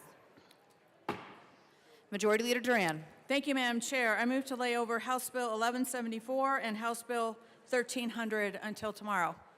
Seeing no objection, House Bill 1174 and 1300 will be laid over until tomorrow. Mr. Schiebel, please read the title to House Bill 1277. House Bill 1277 by Representatives Bacon and Joseph, also Senator Cutter, concerning measures to increase transparency regarding the impact of the consumption of certain fuel products. Representative Joseph.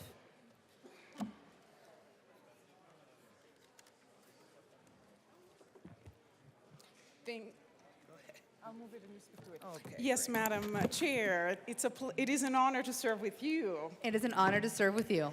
Thank you. I move House Bill 1277 and the Energy and Environment Committee report. To the committee report. AML Bacon. Thank you, Madam Chair.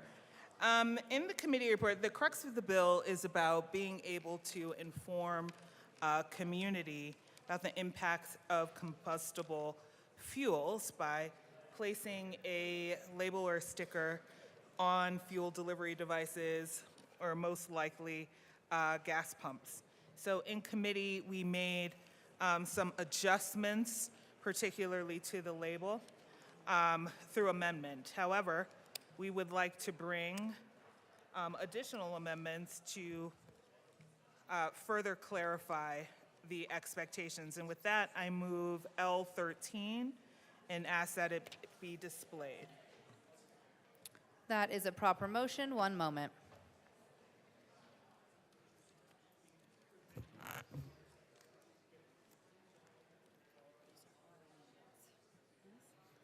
L13 is properly displayed.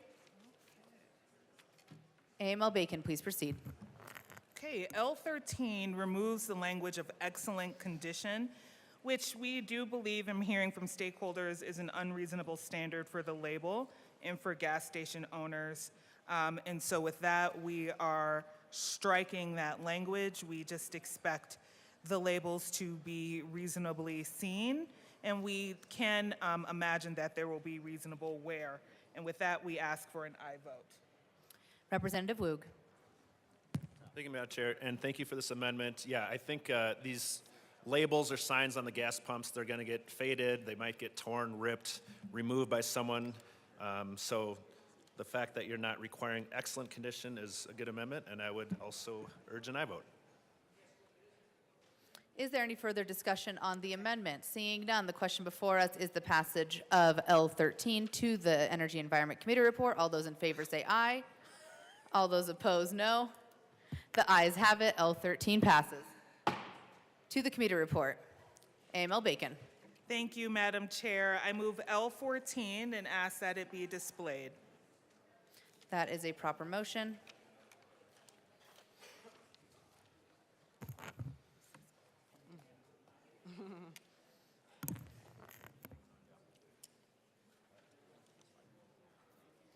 AML Bacon.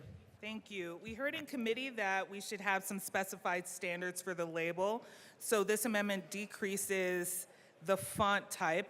And so the amendment talks about its clarity, black ink, white background. We made the font smaller so that the label would be still easily, what's the word, legible, readable, but also that it could be better adjusted for real-life font size. And with that, we ask for an aye vote. Is there any further discussion on the amendment? Seeing none, the question before us is the adoption of Amendment L14 to the Energy and Environment Committee report. All those in favor say aye. All those opposed, no. Maybe I should say aye on my own. The amendment passes. To the committee report. Representative Joseph. Yes, Madam Chair. I move L15 to the committee report. Would you like And that ask displayed? that it properly be displayed. So this amendment. One moment, Representative. Let's get that displayed. Thank you, Madam.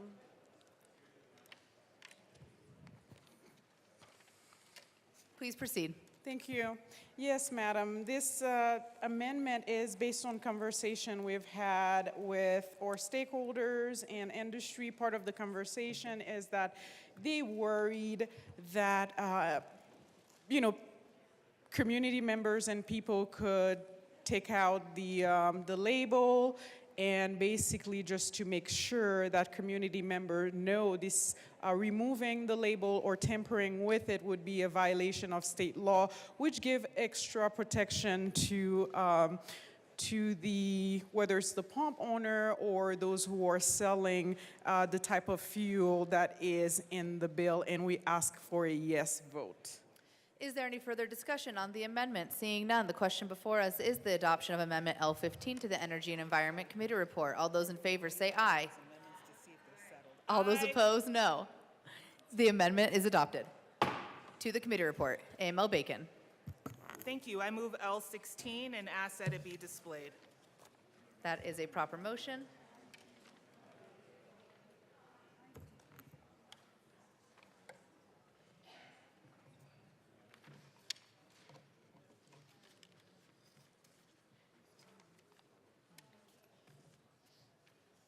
And that is properly displayed. Please proceed. Thank you, Madam Chair. L16 is brought in response to what we heard, again, in committee and for some feedback, particularly over concern of the amount of the fine. The fine that was labeled in the bill is not a fine that we created. That is the standard fine under the Deceptive Trade Practices law. The fine is up to $20,000 for individual instances. And so what we wanted to be able to do was provide a runway or a pathway so that a business would not have to be directly subject to that fine. So what this amendment does is it creates a cure period and cure procedures, which means we are adding that one will have up to 45 days if they are formally notified through mail, through certified mail. And so if the bulk of the amendment is that prior to any enforcement someone should be properly notified, and again, they will have 45 days to cure.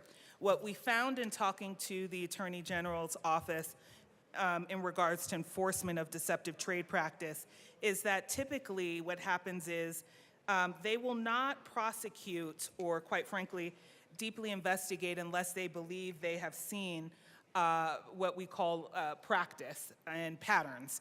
And so what this does is recognize that someone may either not have one, not know about it, and they should have an opportunity to fix the problem. The AG's office usually will intervene if it's multiple occurrences. Also, the Attorney General's office will prosecute if they find that there's intentionality. So this does not mean that someone could be fined if they, we just had an amendment before, if they have been vandalized, if someone pulled it down. This, again, is just about intention, and so, again, we wanted to create a cure period and an opportunity for an operator to be counseled. And with that, we ask for an aye vote.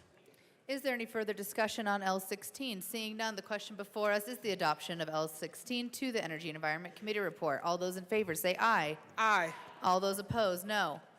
The amendment is adopted. To the committee report. Is there any further discussion on the committee report? Seeing none, the question before Representative Barone.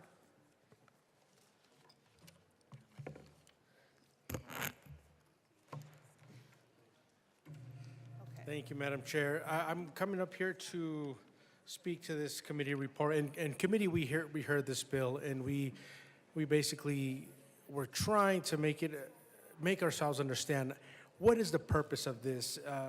It's being called deceptive practices that people that are selling gasoline at gas stations are deceptively selling you that product for you not to know that there is health risks to that type of product. I don't understand if somebody that doesn't already know that they're fossil fuels. We have gone leaps and bounds with vehicles and nowadays to be able to mitigate that type of carbon footprint by now regulating how the mufflers are on your cars are installed.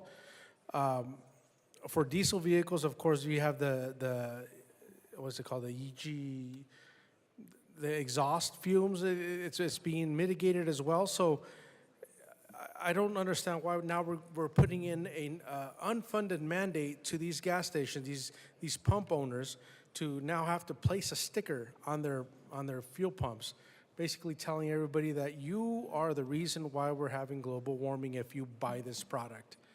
I do not believe this is something that really is necessary. It really is an unfunded mandate to these gas stations.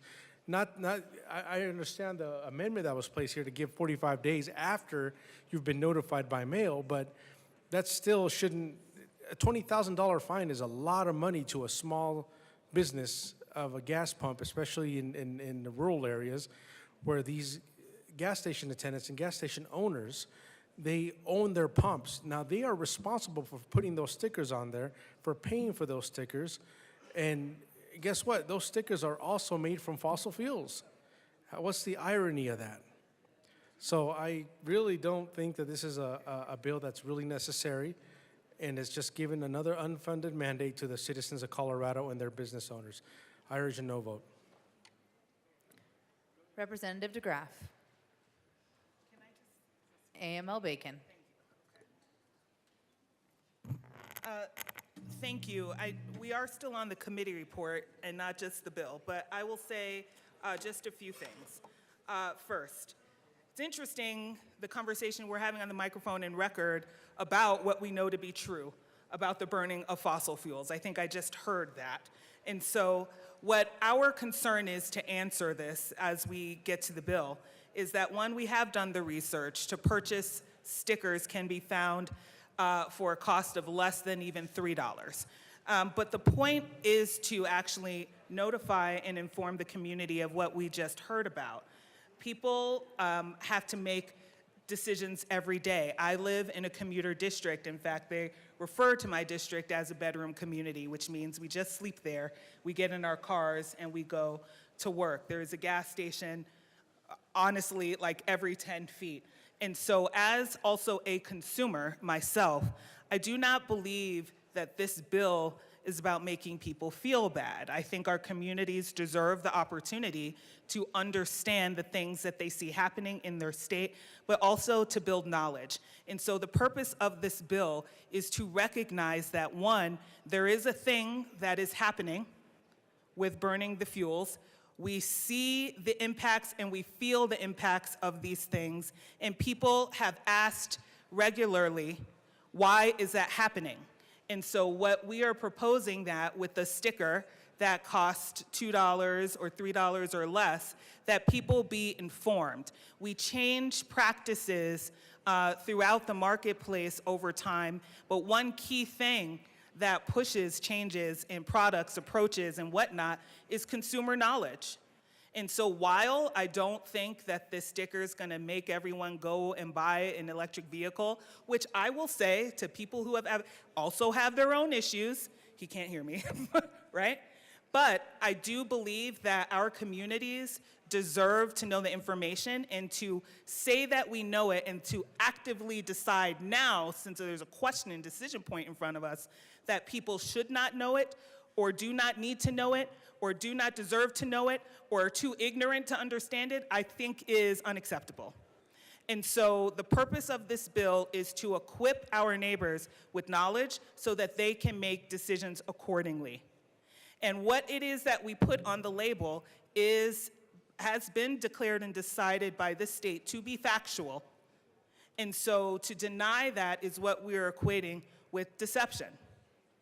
And so on behalf of consumers and drivers and people who have to decide if they're gonna put gas in their car or eat, I feel that, but I also want to know what's going on in our environment so that I can either contribute or make decisions for how I would like to also be a part of impacting our community.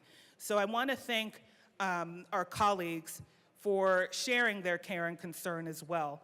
I don't want it to be lost on anybody what it is that we're asking for. However, we do want to be sure that this is operable, which is why, again, we have investigated the cost of what it is that we're looking to do, and we have provided and created pathways so that folks who are operating in good faith do not have to be so heavily reprimanded, because we agree with that. So thank you. We are still to the committee report. Happy to talk further about the bill. Representative DeGraff. Thank you, Madam Chair. So, we want to use numbers that the state recognizes. Now, I'm not going to say the state is any sort of arbiter of truth, but let's use the numbers that the Colorado Energy Office has validated. I validated these numbers with the Colorado Energy Office. I validated these numbers with the governor's office. I validated these numbers with everybody who signed on to everything that said that we have scientifically accurate climate goals. So these numbers are nothing new, and they're all validated. And you can look them up in places like Our World in Data. It's all good fun. All right, so this is to the committee report. And what I'd like to do, what I will do, is I move L021 to House Bill 1277 and ask that it be displayed. That is a proper motion. One moment.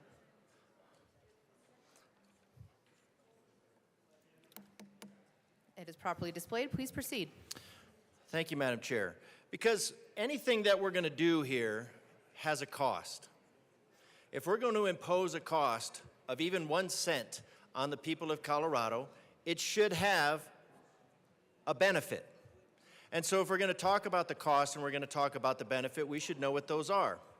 So what this does is this removes the reduction of greenhouse gas emissions. Okay, so it says, which has resulted in the reduction of greenhouse gas emissions by 11 and 41/100%. Now, a great thing about statistics is when somebody adds in inconsequential decimals like 0.41%, because that is always a sure sign of gaslighting.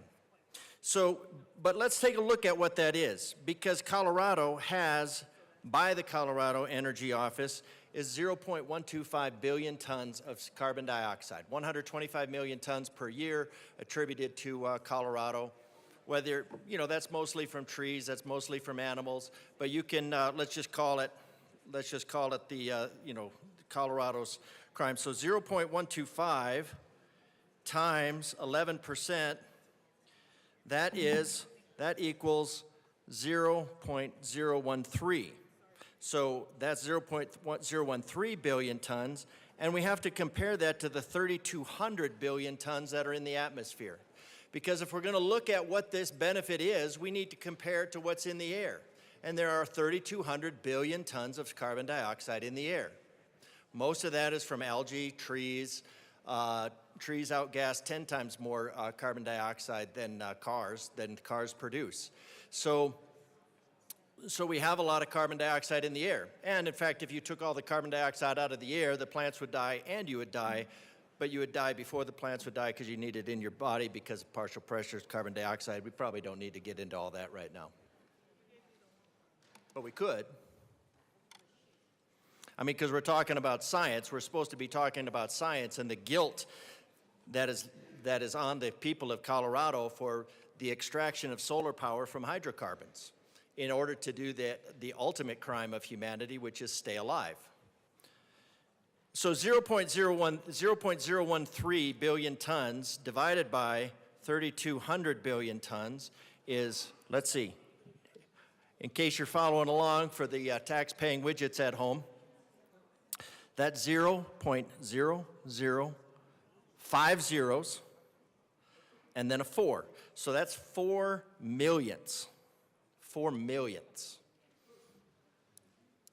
That's what's been reduced. Now we could say, 4 millionths, carbon dioxide contributes contributes less than 10% to the overall greenhouse gas effect, which is 40 degrees. So 4 millionths times 4 degrees, that is 0.000, 4 zeros and then a 1. We'll call it a 2 degrees Celsius. So what we're looking at adding to this, the 200,000 regulations that Colorado has, the punitive regulations, the boot on the face that Colorado has on stepping on the face of business, has a benefit of 4 millionths, maybe. I mean, theoretically, it's really more related to the pressure, but we're going to go with the theory, the prevailing theory here that's being used here, just to show how irrelevant it is. So you're asking people to do this, the people of Colorado to do this at expense to themselves for 4 millionths of any possible benefit. And that's just the math. You really don't need the climate science because the climate math says that the effect of net zero is nada. So this would replace this with Colorado's carbon dioxide emissions have declined in recent years. Colorado accounts for just 0.2% of global carbon dioxide emissions, and you can figure that out. I mean, there's varying things, but Colorado 0.125 divided by 35. 35 is about what is made globally. 35 billion tons. So even if you look at that, 35 billion tons generated by humans for the audacity of trying to stay alive using the solar power stored in hydrocarbons. And hydrocarbons are really a perfect battery for solar power. So if you're looking for a battery for solar power, hydrocarbon, that's your baby right there. Now, if you want a really inefficient one, relatively inefficient one, that would be your lithium. Representative DeGraff to the amendment, please. Still there, Madam Chair. So recent years, Colorado accounts for just 0.2% of global carbon dioxide emissions and 0.2%. So you could take 0.125, that's Colorado. Some estimates are 0.140 billion tons. So it depends on how you who you're listening to. It's irrelevant either way. 0.125 over 35 billion tons, nada. 0.14, it's a little bit different. carbon dioxide in only 2 3/10% of the United States emissions. Oh, my colleague just walked behind me and said, more math. I don't get it. I don't get it because I don't get it. But she did say the words, more math. I caught the more math part. To the amendment. She did. She said more math. I heard more math. The largest source of ozone in concentration is human and natural sources and background. So if we're going to actually look at the science of climate, and then we're going to look at this about ozone, most of our ozone comes from the upslope that starts in other states. And as the sun warms, it creates an upslope, and that's what creates sometimes the brown cloud or the haze, because there is a temperature inversion. When you have a temperature inversion, and now the crazy thing is that people attribute that brown haze, because we're talking about ozone in this bill, and they say that brown haze is from ozone. But they forget that ozone is blue, but it has to be in very, very high concentrations. So it's not blue, it's just dust and dirt that's trapped under a temperature inversion. So that's all that is. When you have a brown haze and somebody says that's from the ozone, you should just slap the stupid out of them for saying something like that. So that's not it. That's a temperature inversion. More math. Okay. Come talk about freedom to. Yeah. Okay. I dyslexic or something. I don't know. So this is trying to insert some level of scientific accuracy, because I know and using the numbers that the Colorado Energy Office has in fact validated numerous times. And in fact, the last time I had them validate the numbers in committee, the Colorado Energy Office said, well, yes, even if those numbers are true and that everything that we contribute is effectively of no effect whatsoever, there are good effects from these climate change goals, which are forcing everybody to ride buses, max density housing, and the elimination of private parking. Those were the benefits that were listed by the Colorado Energy Office for the lying about the energy goals and the carbon dioxide. So I move L021 to HB 1277, and I know that it's actually displayed. I gave you the numbers. This is I'm just trying to help the sponsor have some scientific accuracy in the bill, because I know that is very, and for my fans on the bench that wanted more math, I'm just trying to help. AML Bacon.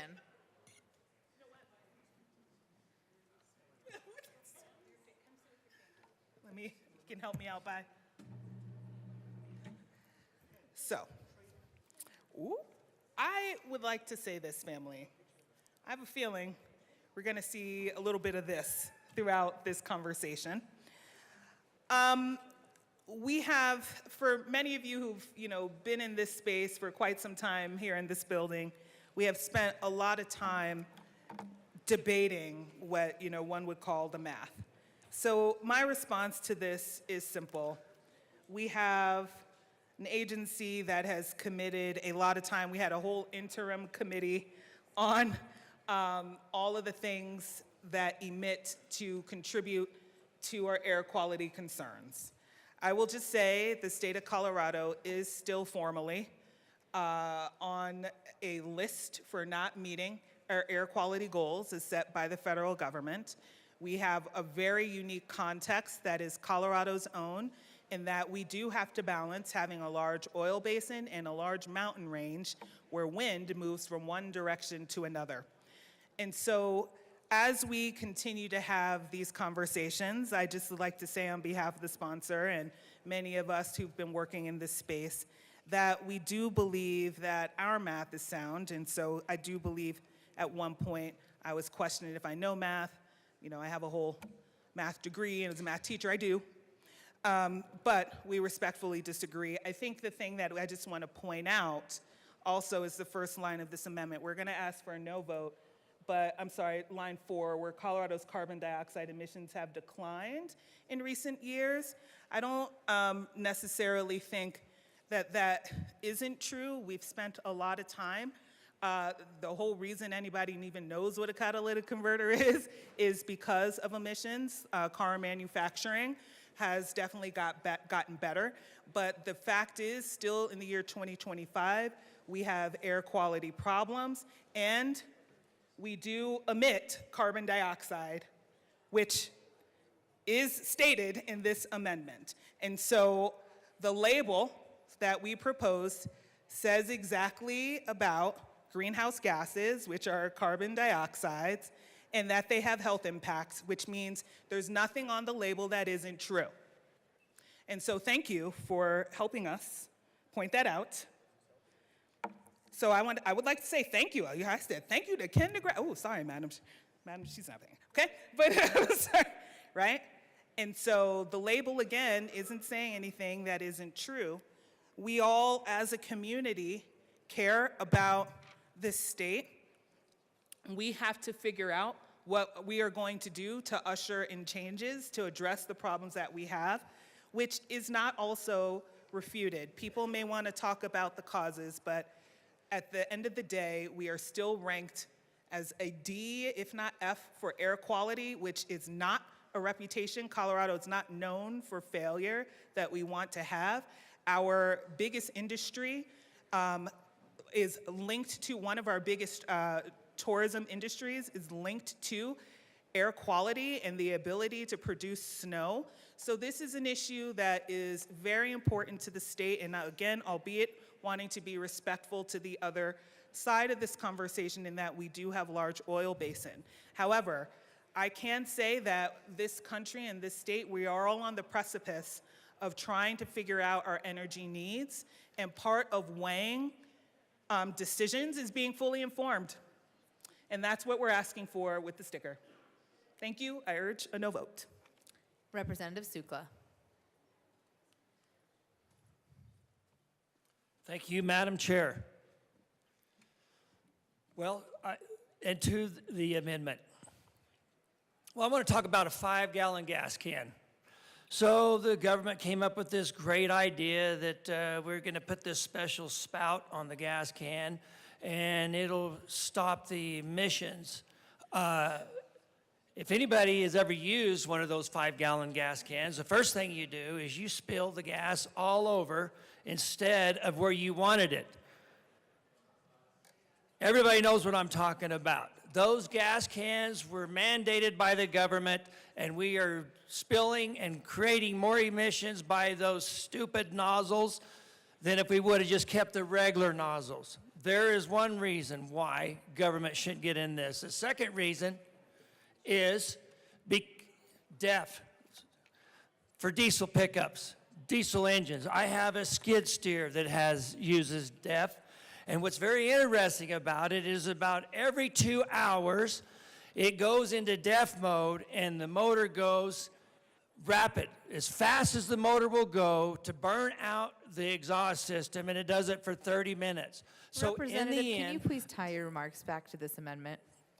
Yes, Madam Chair. This is a good amendment.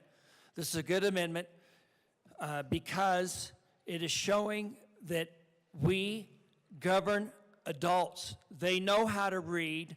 They're not children. They don't need to be told what to do. They know that when they put the gas into their pickups or their cars, it makes them go forward. They understand the emissions. They look out there on the horizon, and this is a great amendment and an unnecessary bill. Thank you. Is there any further discussion on the amendment? Seeing none, the question before us is the adoption of L21 to the amendment. Representative DeGraff. Thank you, Madam Chair, and I do appreciate the appreciation of the sponsor in this, and how, and again, this is to the committee report. We're not talking about the sticker, we're talking about the committee report. This is just to make the committee report more accurate, more reflective of reality. The numbers in here, it really doesn't change the numbers, it just presents them in a way that is actually, that's actually relevant to what we're talking about. When you say 11 and 41%, that doesn't really tell you anything. So, and when we're talking about the accuracy of the numbers, yes, again, they were validated. And people of Colorado need to know that if there's going to be a $20,000 fine or whatever this comes down to levied against the gas stations, they should know that there is absolutely no benefit in terms of climate or climate change. I mean, the amount of change that you're talking about in 4 millionths, when you look at, if you look at the math again, because my fans over here like the math, you're looking at the total day, the energy of the hydrocarbons is removed in less than 30 seconds of rain. So if you look at 4 millionths of that, 4 millionths of 30 seconds of rain, you're talking a very small number. 120 millionths, actually, of a second. So we're not actually solving anything with this bill. And I think it's incumbent to be on us to be honest with the people of Colorado that this is just another bill to make somebody feel good. And let's talk about the air quality again, because that was brought up. The air quality is dust and dirt. And it is one of the best things that you can do for air quality, natural gas. Natural gas, that's the best thing you can do for air quality. When you think about zero, what these things that they call zero emission, that's all displaced emission. That's going on someplace else in the world where they're using not clean coal in order to make your solar panels, which are made from coal and quartz, using coal to make them really, really hot. So the worst thing for the environment is the environmental movement. So, and that's just facts. So, but if you're looking at air quality and why, then you're looking at, if that's what you want to solve, then this is not the way to solve it. We focus on carbon dioxide, and then they justify focusing on carbon dioxide, saying, well, if we focus on carbon dioxide, we'll get everything else. If we focus on the baby, we'll get rid of all the bathwater. So these ideas are very bad for Colorado. We are, well, let's see, what do we know? We know we're at least $5 billion in debt just on the regular budget. We know from talking to Treasury that we're about $100 billion to $250 billion in the hole for infrastructure. And the only way to get yourself out of that is using hydrocarbons. The delusion of the green energy delusion is dangerous. This bill contributes to it. We need to have some scientific accuracy in it, so I recommend an aye vote on this bill. It doesn't change anything about the amendment. I'm sorry.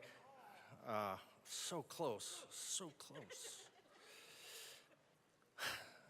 But at least we'll start with some level of scientific accuracy in this bill, and I'll try to bring some more later. Is there any further discussion on the amendment? Seeing none, the question before us is the adoption of Amendment L21 to the Energy and Environment Committee report. All those in favor say aye. Aye. All those opposed, no. The noes have it. The amendment is lost. To the committee report. Is there any further discussion on the Energy and Environment Committee report? Seeing none, the question before us is the adoption of the committee report. All those in favor say aye. Aye. All those opposed, no. The ayes have it. The committee report passes. To the bill. Representative Barone. Thank you, Madam Chair. Coming back up here, I wanted to go back to some of the talks that we had here. I understand that the focus of this bill is to educate the population on what these fossil fuels are doing. But do we really need a sticker for that? That's my argument. We do not really need a sticker for that. Living in an age where you have the World Wide Web at your fingertips, if you really want to know what fossil fuels and fueling your car with 87 octane really does to the environment, you could simply go on your phone and find that out. This is basically just pushing this education, pushing this on everybody that most of them already know. They can look it up on their phone. like I said, it's an unfunded mandate, and I know probably the stickers are $2 or $3 to purchase, but it's $2 or $3 that the gas pump owners could save. When we're nickel and diming everybody all the time, it's something that these people can actually don't have to spend on. Not to mention that these pumps, if you've seen a lot of these pumps, they're usually in the sun half to most of the day during the summer. Those stickers get worn out. They have to now replace them. That's another $3. When the winter comes around, they get cracked up because of the cold. It's another sticker they have to replace, another $3. So it just keeps adding and adding and adding up on something that's really, in my opinion, not very necessary. So it's something that I'm obviously up here to talk against. And that being said, I wanted to move L19 to HB 1277 and ask that they be properly displayed, please. That is a proper motion.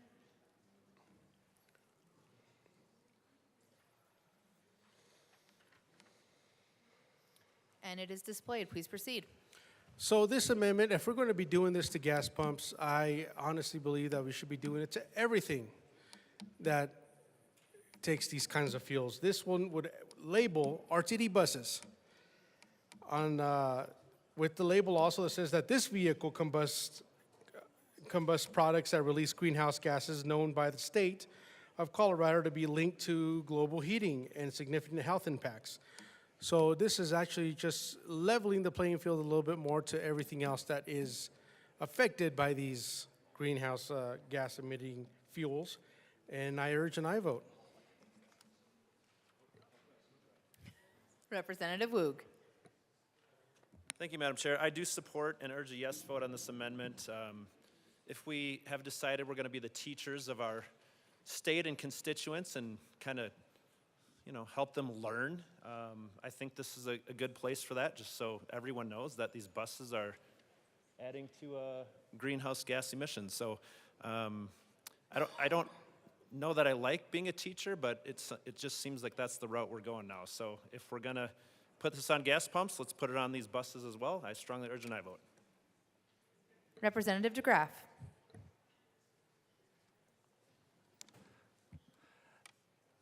Thank you, Madam Chair.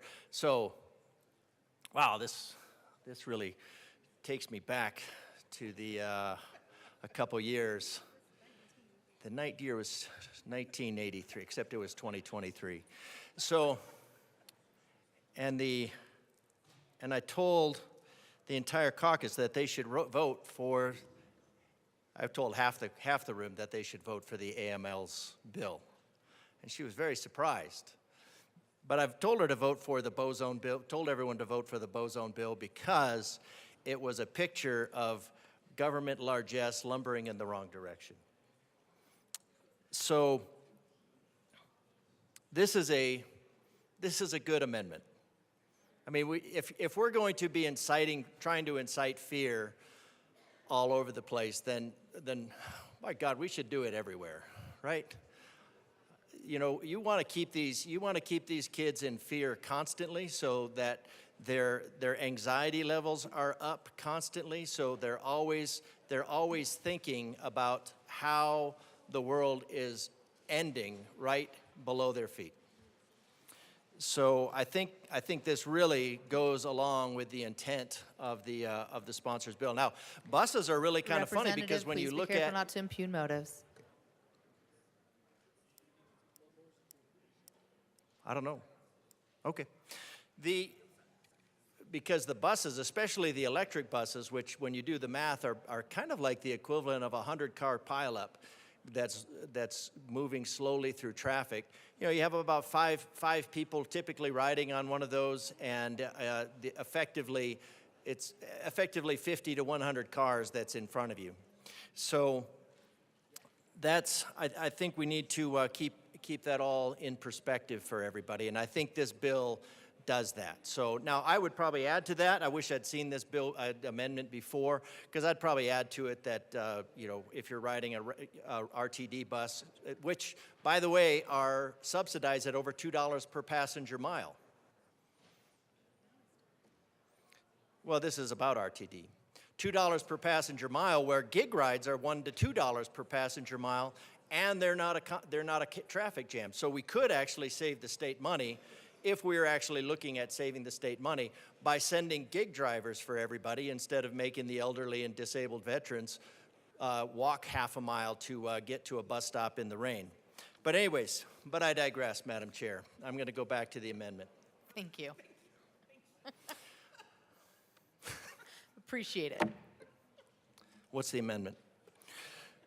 We are on L19, labeling of RTD buses. Thank you, Madam Chair. I think it's important to label the RTD buses because if you want to keep your society in fear all the time and keep that fear flight response going all the time, and what that does is it pulls all the blood into your major muscle groups away from your brain, and so you're not able to do the math to figure out how irrelevant this type of bill is, and it keeps you in a state of constant anxiety. So I think this amendment actually, I mean, it sounds like a hostile amendment, but it really is in keeping with the very nature of the bill of just creating a culture of fear, especially among our youth.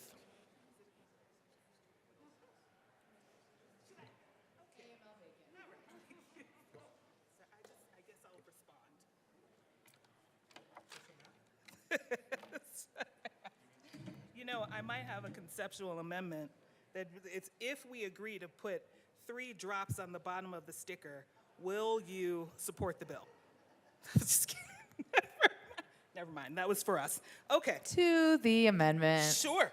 I would just say this, that as far as I do know, RTD buses actually do have labels on them in regards to the fuels and the emissions the fuels that they use and their intent to burn cleaner. So that's already on buses. I will also say that at the end of the day, even if we're talking about buses still are getting fuels from particular ways that they're dispensed, and we would expect the sticker to be there as well.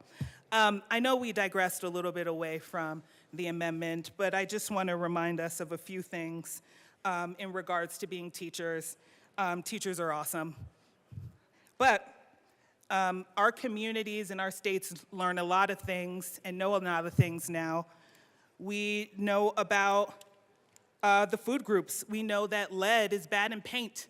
And the reason we know things like this is because we care about public health and public information in this country. We are separated from many countries in the world because we don't die of dysentery, and that is because of public health information. And so I do believe that the strategy is helpful.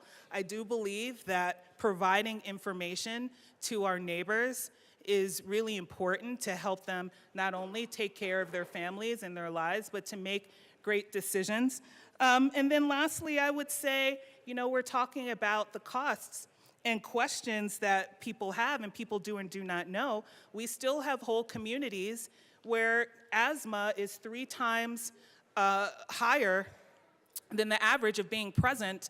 And when people ask why I can't breathe, this is part of the answer. And for what it's worth, if we don't clean it up, we will pay for it in some way with having to medicate people, and particularly children. So it is of interest to me to figure out cost benefit, because we do have communities that are facing these health concerns, and the concerns are coming from an industry. And while folks are being employed in this space and earning money, I think that is also important and healthy. But we still have healthcare issues, particularly around breathing in this state, that still has yet to be unrefuted because of the decisions and balances we are making and trying to strike. So at the end of the day, I do hope that you are not hearing from this legislature that public health and public information is a waste of time. It is not. We know in our communities a whole bunch of things that keep us safe. We know how to wash our hands. We know how to rinse vegetables, and that's because of efforts like this. And so I just wanted to offer that as we talk about what is our role of being an educator. Our role is to keep each other healthy, and we believe that this is a step. And like I said, we have seen things in industries change over time. that had to do with consumers being informed and, quite frankly, pushing the market to create things that are innovative, more efficient, and more effective. And you can't do that with an uninformed consumer base. And that to me is also basic Americana economics. So thank you for the debate. Again, RTD does label its buses. We still imagine the same places that distribute fuel would have to have the same disclosures. I don't disagree that things are out in the sun for half the day, but yet every time we pull up, we can still see the label that says, don't light a cigarette. It's 85%, 87, 93. For some reason, that doesn't fade, but so I do think that we can figure it out, low cost for good reward. Thank you. Representative Barone. Thank you, Madam Chair, for picking me over, Representative, the good representative from El Paso. I appreciate that, and I have one up on him now. To this education, let me give you a free piece of education right here that is not necessary to run a bill on.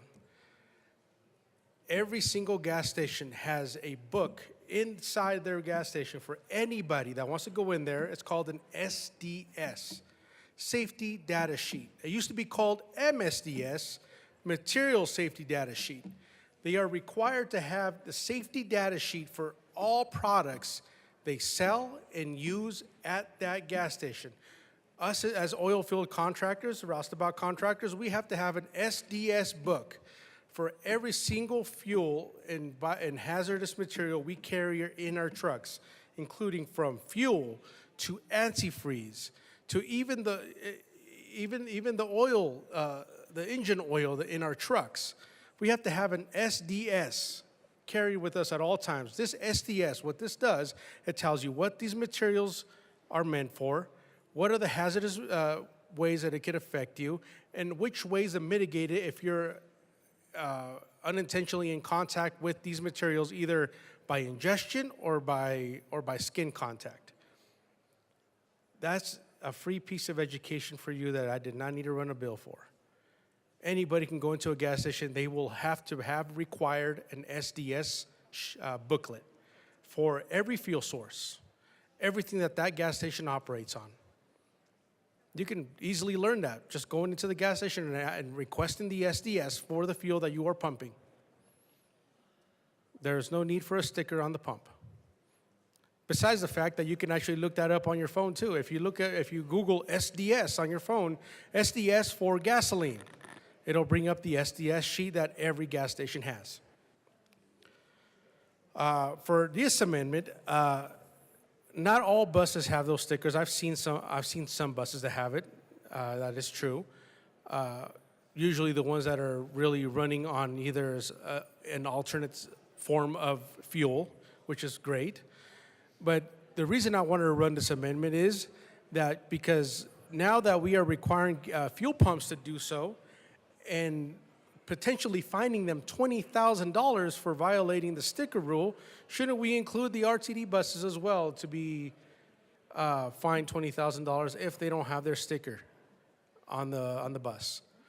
And I'd like to thank the sponsor for bringing up an amendment that takes away the condition of the sticker, which is great, and also gives us 45 days to remediate the situation if the sticker does fall off or is no longer visible. But this is the reason I wanted to run this amendment, to include RTD in this potential fine as well.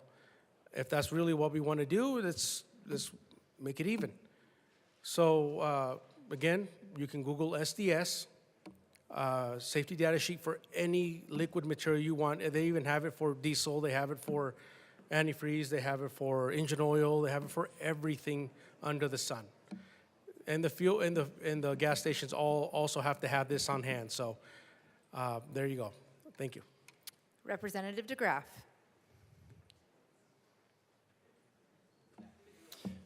Thank you, Madam Chair. And wow, MSDS, I haven't heard that since I was the environmental manager, safety manager of a base in Michigan. Actually, like the top environmental manager, you might be surprised. So anyways, let's talk about, my colleague mentioned the MSDS, and my other colleague, my esteemed colleague, mentioned that as well, that we want to, and here, if you look up the MSDS of carbon dioxide, it's just MSDS, Material Safety Data Sheet, carbon dioxide. Carbon dioxide is sold as a pure product greater than 99%.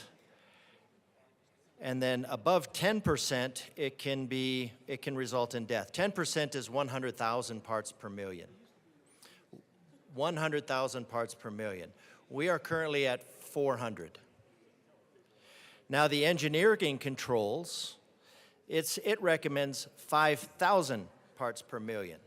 To stay below 5,000 parts per million. Now, if you look at what makes plants grow the best, you'd have somewhere between 1,500 and 2,000 parts per million. So 300% more than what we have, and then what's safe is actually 10 times more, so that's 1,000% more. Somebody can check my math there. When we're talking about asthma, carbon dioxide does not cause asthma. Carbon dioxide does not cause asthma. Carbon dioxide is inert. Carbon dioxide makes plants grow. That's why in the last 50 years, the greening of our globe has increased by about 50%, because it makes plants more resilient to drought. So yes, I agree with my colleague that we need to educate people. And one of the things that keeps our air quality from improving is a fixation on carbon dioxide. If you actually want to improve pollution, well, if you wanted to improve pollution, you would stop focusing on carbon dioxide, and you'd do something like waste to energy, where you upcycle your plastics and paper into plants. But we don't do that because we have the superstitions around carbon dioxide. So these type bills are actually, again, they're counterproductive. So this amendment is just, if it's good for the goose, it's good for the gander. If we're going to impose this on where the state can make a difference, it chooses not to. And what it does is it chooses to impose its superstitions on the productive members of society. And when I say superstition, it's kind of, not to dismiss superstitions, because superstitions have more scientific basis than the carbon dioxide narrative. So we need to have some education. I tried to put some facts in. I'll try to put some more facts into this bill later. Try to save the economy from the continual assault on it, as there seems to be this push to push people into displaced emission vehicles, which rarely break even. They have a massive amount of pollution if they ever go up in flames, which is not. So anyways, good amendment, vote yes. Is there any further discussion on the amendment? Seeing none, the question before us is the passage of L19 to House Bill 1277. All those in favor say aye. Aye. All those opposed, no. The noes have it. The amendment is lost. To the bill. Representative Gonzalez. Thank you, Madam Chair. Members, I rise in opposition to this bill. Some of the things that I heard here up on the well, I think we can agree with. I think people need to be more knowledgeable about certain criteria and objects that we have and what we use in our products and services. I will say we want to combat climate change. I know this is something that has been said in this chamber repetitively.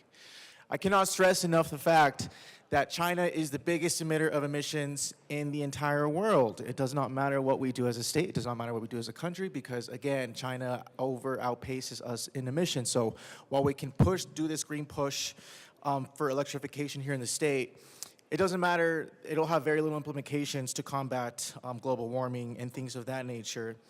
My understanding is also that this bill is meant to be about giving knowledge to people. And I think we also need to be mindful of the knowledge that people don't have when it comes to the products and services that are made with oil and gas and things of that nature, our plastics, materials, things that we use in our everyday lives, even clothing. Therefore, Madam Chair, I move Amendment L018 to House Bill 1277 and ask that it be properly displayed. That is a proper motion. One moment, please.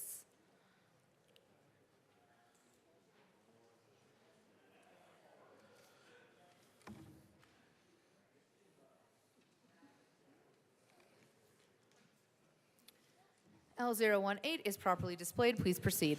Thank you, Madam Chair. So this amendment basically makes sure that we have a disclaimer on all of our stickers saying that this label was in fact made using petroleum. So a lot of the things that we use in our products are in fact made with these type of materials, the raw materials that we use. So I think if we really want to educate people about how basically everything that goes into oil and gas when it comes to products and things like stickers. And so I encourage and I vote on this amendment. Thank you. Is there any further discussion? Representative Barone. Thank you, Madam Chair. I rise in support of this amendment. It's a factual truth. Our purpose of this bill is to educate. This is factual truth. The stickers made that are going to be put on these pumps are made by petroleum products.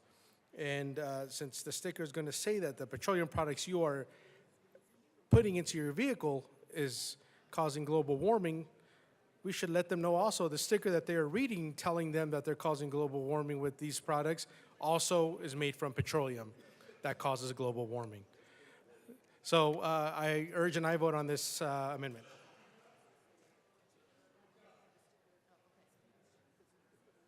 Representative DeGraff.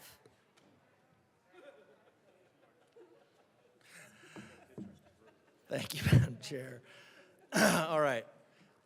Great thing about sticker, yeah, they are petroleum based. It's plastics. The other thing about them is they're very non-durable, so they're going to have to be replaced. So you're actually using something that's contributing VOCs, the dreaded VOCs, more than probably a lot of other stuff. And these stickers are going to have to be replaced. They're out in the sun. They break down. They contribute to the actual problem. They contribute to the actual problem of that the sponsor is trying to ameliorate, while accomplishing absolutely nothing. So at least with a car, a vehicle, you put that gasoline in the vehicle, it is broken down to release the stored solar energy of the hydrocarbons, and it is immediately upcycled into carbon dioxide and water. The very small amount of pollutants that will be taken care of by the catalytic converter typically, unless that has been stolen by the governor's guests. And so, yeah, these stickers, petroleum-based, accomplish nothing, actually contribute with no positive effect to the superstitions. Representative Bottoms. Thank you, Madam Chair. I mostly like this amendment. I think it would be better if on the sticker there was a QR code that could take you to a website that shows you all the things made by petroleum. And then when you scan it with your phone that's made by petroleum, you could go to that website and see, and if you're stopped in traffic behind the bus, that is a traffic jam, then holding onto your steering wheel, which is made by petroleum, you could push your brake pedal, which is made by petroleum. And I think you get the point. This is a good amendment, but it's a little bit lacking, and I would encourage the amendment sponsor to add that QR code to take you to the thousands of things right here in this room that are made by petroleum. This would actually be educational. The bill's not really going to cause any education, but this amendment theoretically would actually be an educational thing. And I also find it is kind of ironic that the bill is about educating, and so then Representative DeGraff gets up here and educates at a level that most of us don't have a clue, and we just dismiss it. If you listen to his education, then we don't have to do bills like this that are not education. So I urge an aye vote on this amendment. Is there any further discussion? AML Bacon.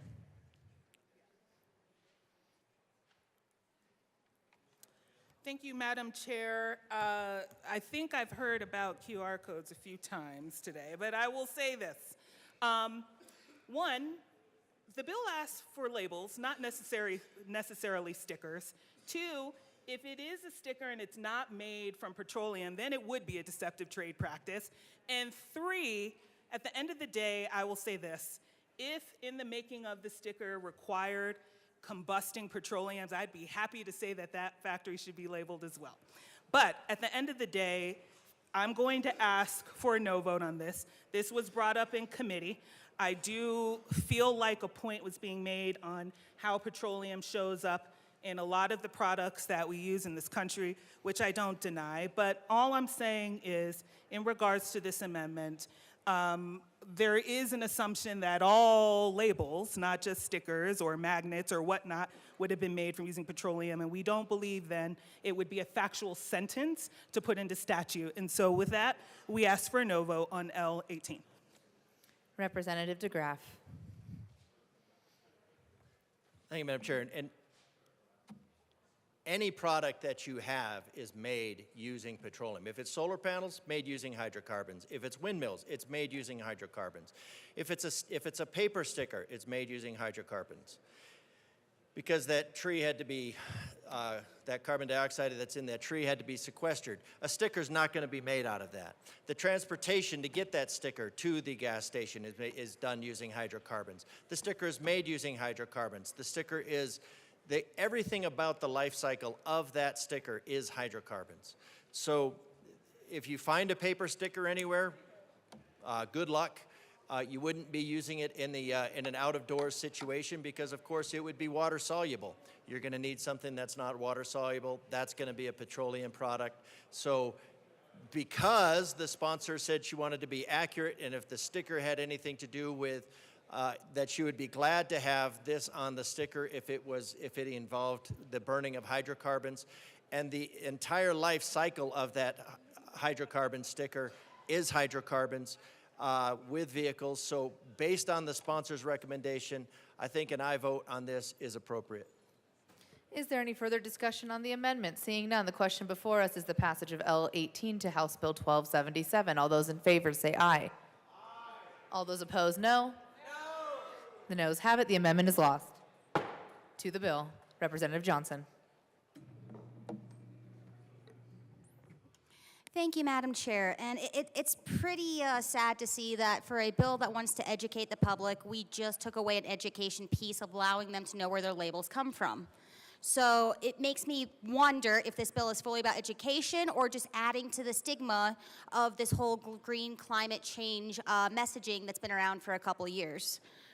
Really, this bill is unnecessary. It's going to hurt more small businesses than it helps promote education. If you expect for a mom or a dad, while they're dropping off their kid to school, going to get groceries, they're going to go and look at that sticker and magically be educated in those couple seconds while they're fueling their vehicle, then I think we're misleading on how we're supposed to educate. There are other ways to educate on how we're fueling our vehicles, how we're fueling our state, what does fueling mean and where is that fuel coming from, but adding a label, a burdensome, unfunded mandate to our small businesses is not the solution. And then when you talk about labeling, most often it's probably going to be stickers, and they get vandalized. Where is the penalty then on the small business? Once it's peeled off because of weather, once it's vandalized, when it falls off, we are adding so many things that while they're trying to operate their business at the station and make sure there's no leaks and making sure things are functioning and operating correctly, they now have to go and operate to make sure their labels are intact and fully read. And happen to bid, if they go back inside and a kid comes around and vandalizes it right when they leave, and somebody regulating it comes and sees it right after, they have an unfunded mandate and a fee now, because it's hard to see when someone's going to do a bad act. So really, we're going to harm more small businesses with this. It's not going to do the education that this bill seeks. We just saw that with the Lost Amendment. If we want to educate on where our petroleum and other products are coming, we should fully educate the public on what that means. I strongly urge a no vote. We should not be doing this. It's going to add unnecessary fees, mandates, penalties onto small businesses, and there are other ways to educate. Representative DeGraff. Representative Luck. Thank you, Madam Chair. So I just want to talk to the people of Colorado for a second and help you understand. If a retailer were to print out this label on off-white paper using navy blue ink and size 17 font, that would be deemed a deceptive trade practice and would subject that particular retailer potentially to a fine of up to $20,000. If someone comes and tampers with that particular label, tears it in half, otherwise, draws on it, what have you, that would subject them to a civil infraction of up to a $100 fine. The requirements of those labels are so micromanaged such that it eliminates the ability of the particular companies to operate according to their brand books. If anybody is in the marketing space, you know what that is. And is exceedingly bureaucratic such that it kills all creativity. I wish the people of Colorado I could stand here and say that this is an April Fool's joke, but it's not. And so I urge a no vote, but since it will likely pass, I apologize to the retailers governed under this bill. Representative Richardson. Thank you, Madam Chair, and I do thank the previous speaker for pointing out this wasn't an April Fool's joke. I thought for a while it was, but man, we were selling it way too hard. So I do oppose this bill. The goal of our energy policy should be to improve human life.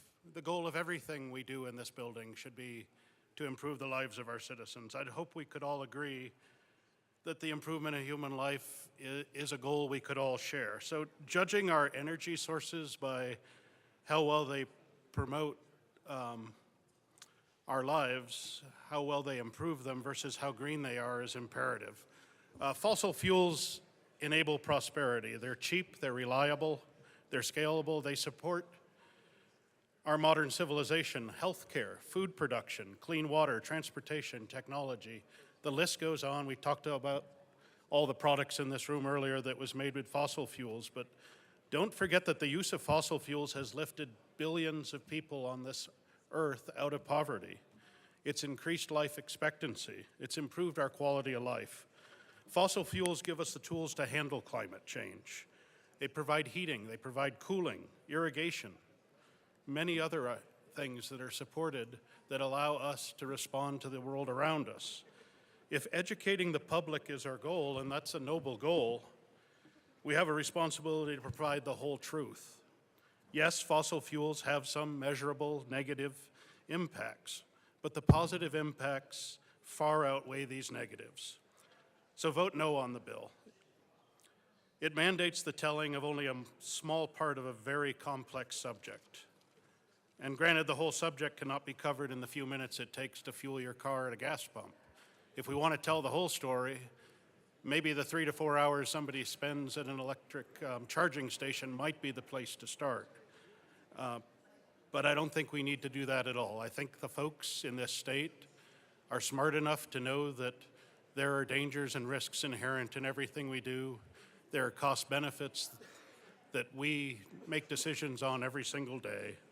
And we don't need to go around labeling everything. Otherwise, I don't think we know where we'll ever stop. So just vote no on this, and let's move on to some bills that might make some impact on our state. Thank you. Representative DeGraff. Thank you, Madam Chair. And to the tax-paying widgets of the former free state of Colorado, I'm sure this looks like an April Fool's joke to you, that we would have a gas station sticker that would be attached to penalties if it was not on the gas pump. I'm sure that sounds like an April Fool's joke, and it should be an April Fool's joke. Unfortunately, this is not an April Fool's joke. So this is part of this bill, because energy prices affect you at every level of your life. If the transportation, and in not only cost but availability. If we start harassing these gas station owners for absolutely no effect, we put a level of risk on them, another level of risk on them. We talked earlier about 200,000 regulations and rules and regulations, about 40% of which are not only repetitious but redundant and duplicative. That these bills affect your life greatly. And I do agree that we should be honest with the people of Colorado. And we should educate the people of Colorado. Now, for anybody who's worried about the amount of paper we go through, just know that it's sequestered carbon dioxide, so it's good for the planet. So before we continue, I move L006 to House Bill 1277 and ask that it be displayed.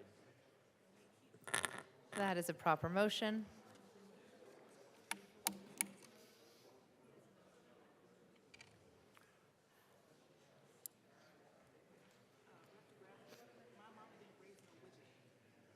Oh, everybody's a tax-paying widget. You're a tax-paying widget.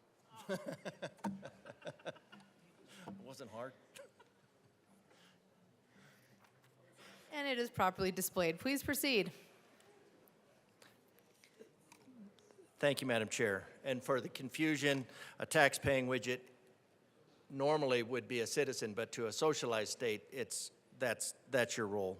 To the All right, amendment. so this label described in subsection 2 of this section must include the state seal, because otherwise it looks like, this thing looks like it's just graffiti or something like that, that some tree hugger slapped on the machine for absolutely no avail. I mean, now, it does have absolutely no purpose, but we need that the citizens of Colorado know that this sticker accompanies the full force of the law of Colorado. This good intention is fully backed by a gun in the police state of Colorado.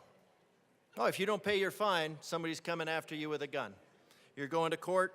So this sticker is affixed, and this is for the sponsors. I think they've read it, but this sticker is affixed by order of Governor Polis pursuant to House Bill 25-1277, and that is so that everybody in the future can go back and look up House Bill 25-1277 and know who imposed it on them. I mean, every day, every time I go to the grocery store, I hear grumbling about it, and I hear about the inanity of these bags, and I have to inform them where that came from, where the nanny state got that idea. So a person who removes or damages this sticker will be subject to a fine of $20,000 per day. If somebody's going to damage the sticker, it should not be put on the business that is doing the best they can. And this sort of fine to actually, this would encourage the level of surveillance state that I think is really kind of the goal of this year as well, in that for $20,000 a day, the gas stations would be incentivized to put more security cameras up and to make sure that their stickers are monitored at all times. And I think that's really important. So a couple things about this is that the people need to know who is bringing them this education, the sponsors and the governor, where this came from, House Bill 1277, that it does have the full force of the government behind it with the state seal. I think that's all very important, that if we're going to, if we say this is important and we're going to put the force of the law behind it, the citizens of Colorado should know that this is serious and that we're putting the full force of law behind it. So I recommend an aye vote for this amendment to help make Coloradans aware. Representative Barone. Thank you, Madam Chair. Another good amendment, another good educational moment, facts, These are facts, and if you want to, that's the purpose of this bill. This is another one, another great amendment. Hopefully this one, I think we're going to be closer on this one to getting this one passed, but yes, having the state seal on these stickers and letting the people know that this is what the governor wanted is going to have these stickers be taken more seriously. Just like my good colleague, representative from El Paso County, these stickers could be seen as somebody just slapping a sticker on for fun or just an unintended reason, but having this on there is going to make it a little bit more serious. I urge and I vote. Is there any further discussion on the amendment? Seeing none. Okay, a division has been requested. We will finish debate and then go to a division. AML Bacon. Sorry. Thank you very much. I understand a division has been called. I will say there are three branches of government. The legislature would be the ones, so I don't think this is actually factually correct, but that's okay. But with that, members, at the end of the day, I feel as if this is unnecessary. If there is a label and anybody asks, they can be told it's by law. We also put on the label statutory reference to that one would be committing a crime of vandalism. But again, in spirit of three branches of government, the legislature makes laws. I think it would be clear that the sticker was put up there by law. So to, quite frankly, add more text to the label, which would make it bigger and more expensive, I think is not a good use of taxpayers' time. And I will say my mama didn't raise no widget, because everybody's listening to the cowbell. I really have been wanting to say that for like 2 months. Thank you. No on the amendment. The question before us is the adoption of L006. It's, oh. Sorry. Oh, sorry. AML Bacon. There's the last line there too. Our bill just prescribes to the deceptive trade practice, but we do believe he's creating a new fine. A person who removes or damages the sticker will be subject to a fine of $20,000, and I think that's just a little bit more punitive than the arguments I've heard from you all, but I'm sure that's not what you wanted to do. Representative Please vote DeGraff. no on this amendment. Thank you, Madam Chair. And that was the fine that was initially imposed. So the fine could actually have to be changed in accordance with the bill. So it would go in, the change in the committee report, et cetera, with the other amendments, and then this would be edited accordingly. So no, your mama didn't raise a tax-paying widget. The state turned you into a tax-paying widget. That's how that works. So there are the three branches of government, which would be news to some of the branches of government, but that this sticker would go along what you're saying would go, the justice so-and-so has declared, let him enforce it. So ultimately that the enforcement of this sticker is by the executive branch, and then where this came from is the legislative branch. The legislative branch created the law. The governor will either have to sign this into law or not sign it into law, and then because without the governor's signature or allowing it to passively lapse into law, then it does not have the full force of the guns behind it, which is law enforcement to come in and enforce this stuff. So another good intention, backed by the power of guns. I think this is in accordance with the bill, and I'd be happy to amend the penalty so that it's accurate in keeping with any changes in the bill itself. The question before us is the adoption of L006. A division has been requested. All those in the chamber not entitled to vote, please sit and remain seated.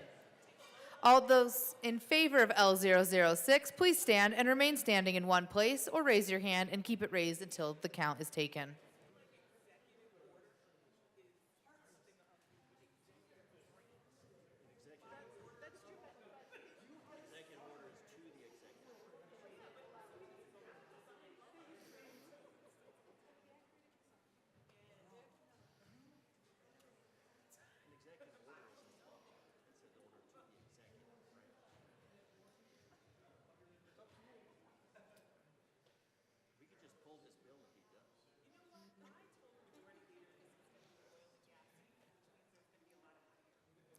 You may be seated. All those opposed, please stand and remain standing in one place or raise your hand and keep it raised until the count is taken.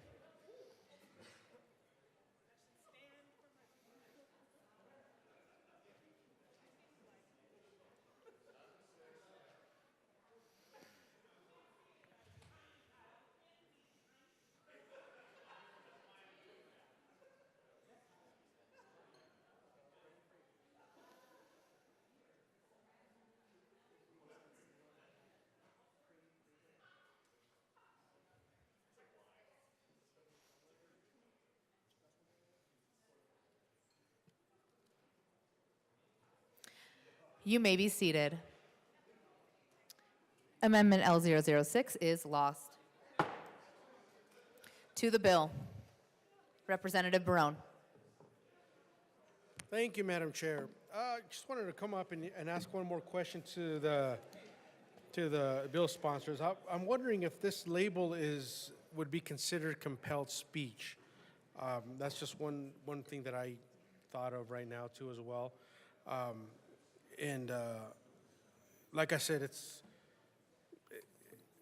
I don't think this is a necessary bill, but if one of the bill sponsors wants to come up and answer that for me, that'd be great. Thank you. If this label is considered compelled speech.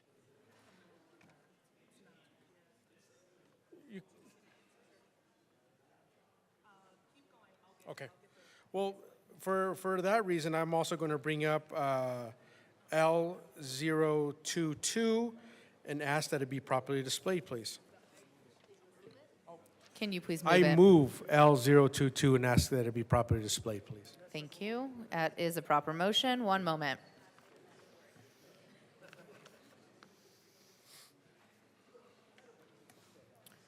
And it is properly displayed. Please proceed. Thank you, Madam Chair. So this amendment here, if we're going with the whole argument of educating, I would like to also add that vehicles require also a label that says this vehicle must be vented to the exterior. For those that park their vehicle in the garage, close the garage, and should actually know that the ventilation of that vehicle should also be ventilated to the exterior. So going along the same route of education, I think this is a good amendment to add to this as well, and possibly also be inclined to a $20,000 fine for not having that label on the vehicle. I urge and I vote. Representative DeGraff. Thank you, Madam Chair. Just in keeping with this label, I don't know how anybody would know not to run their car in their garage if there wasn't a sticker.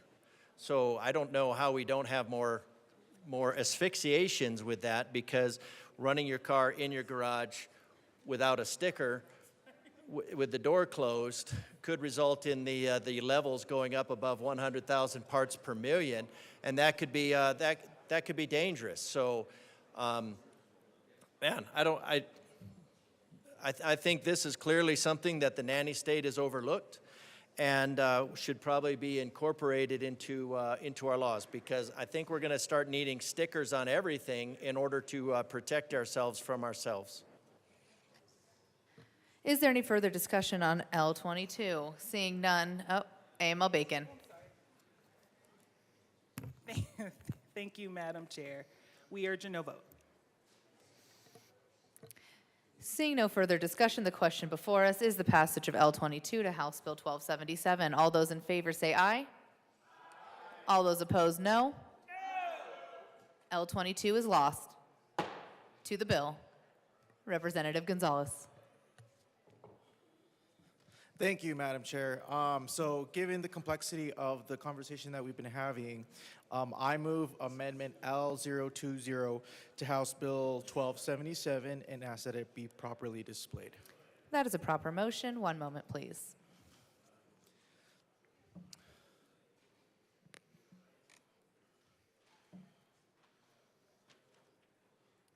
The amendment is displayed. Please proceed. Thank you, Madam Chair. So this amendment basically limits the scope of this bill to impact only counties that have failing ozone monitors. So obviously this is not something that we're looking to have something blanket cover across the state. I think this should pertain to specific counties that have a failing requirement, so there is more knowledge and awareness when it comes to controlling our emissions levels, ozone concerns, and things of that nature. So I ask for an aye vote on this amendment. Is there any further? Representative Joseph.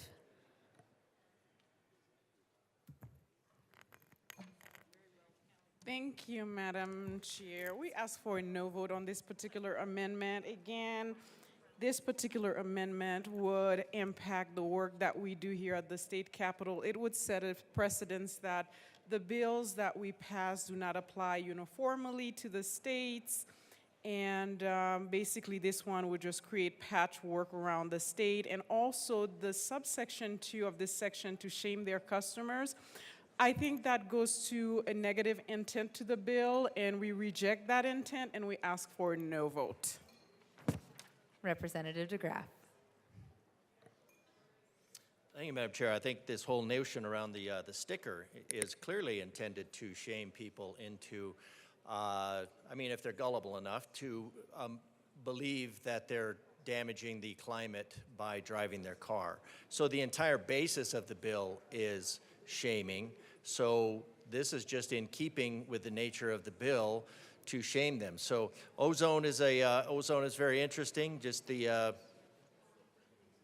requires sunlight, it's unstable. The funny thing about ozone also is that it oxidizes things like hydrocarbons in the air. So if you want to get rid of smells in your house, sometimes they use ozone. If you want to get rid of hydrocarbons that would be in the air, ozone would do that. Ozone typically goes away pretty rapidly at night because it requires the sun's energy to keep it in its energized state.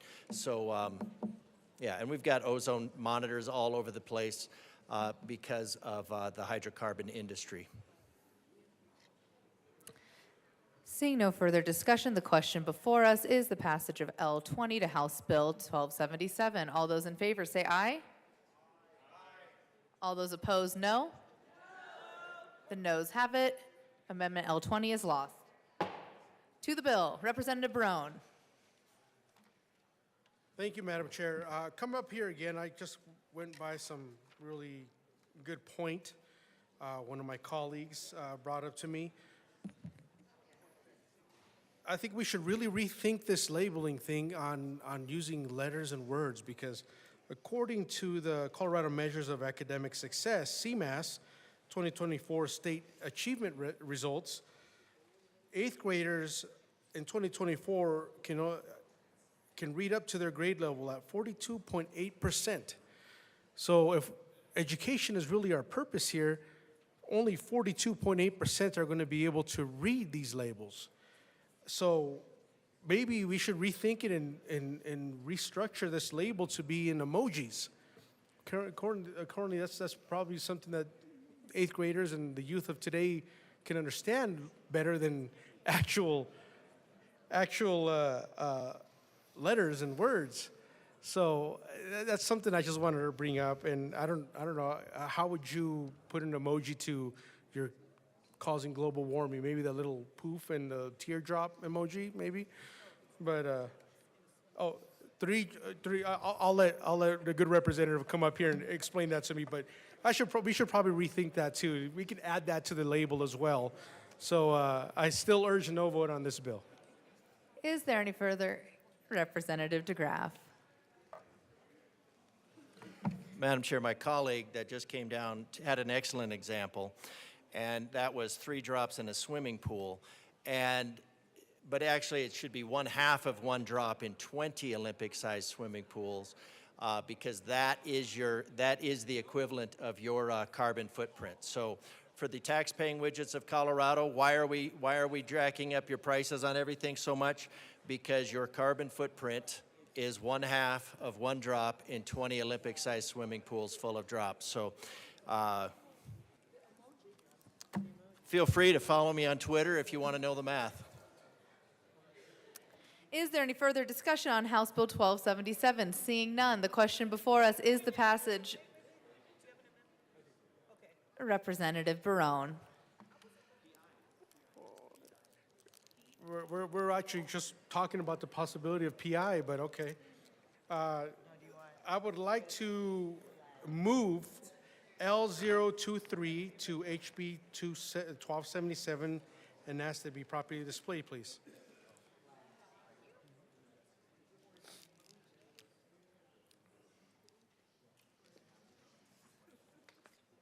That is properly displayed. Please proceed. Thank you, Madam Chair. This amendment here,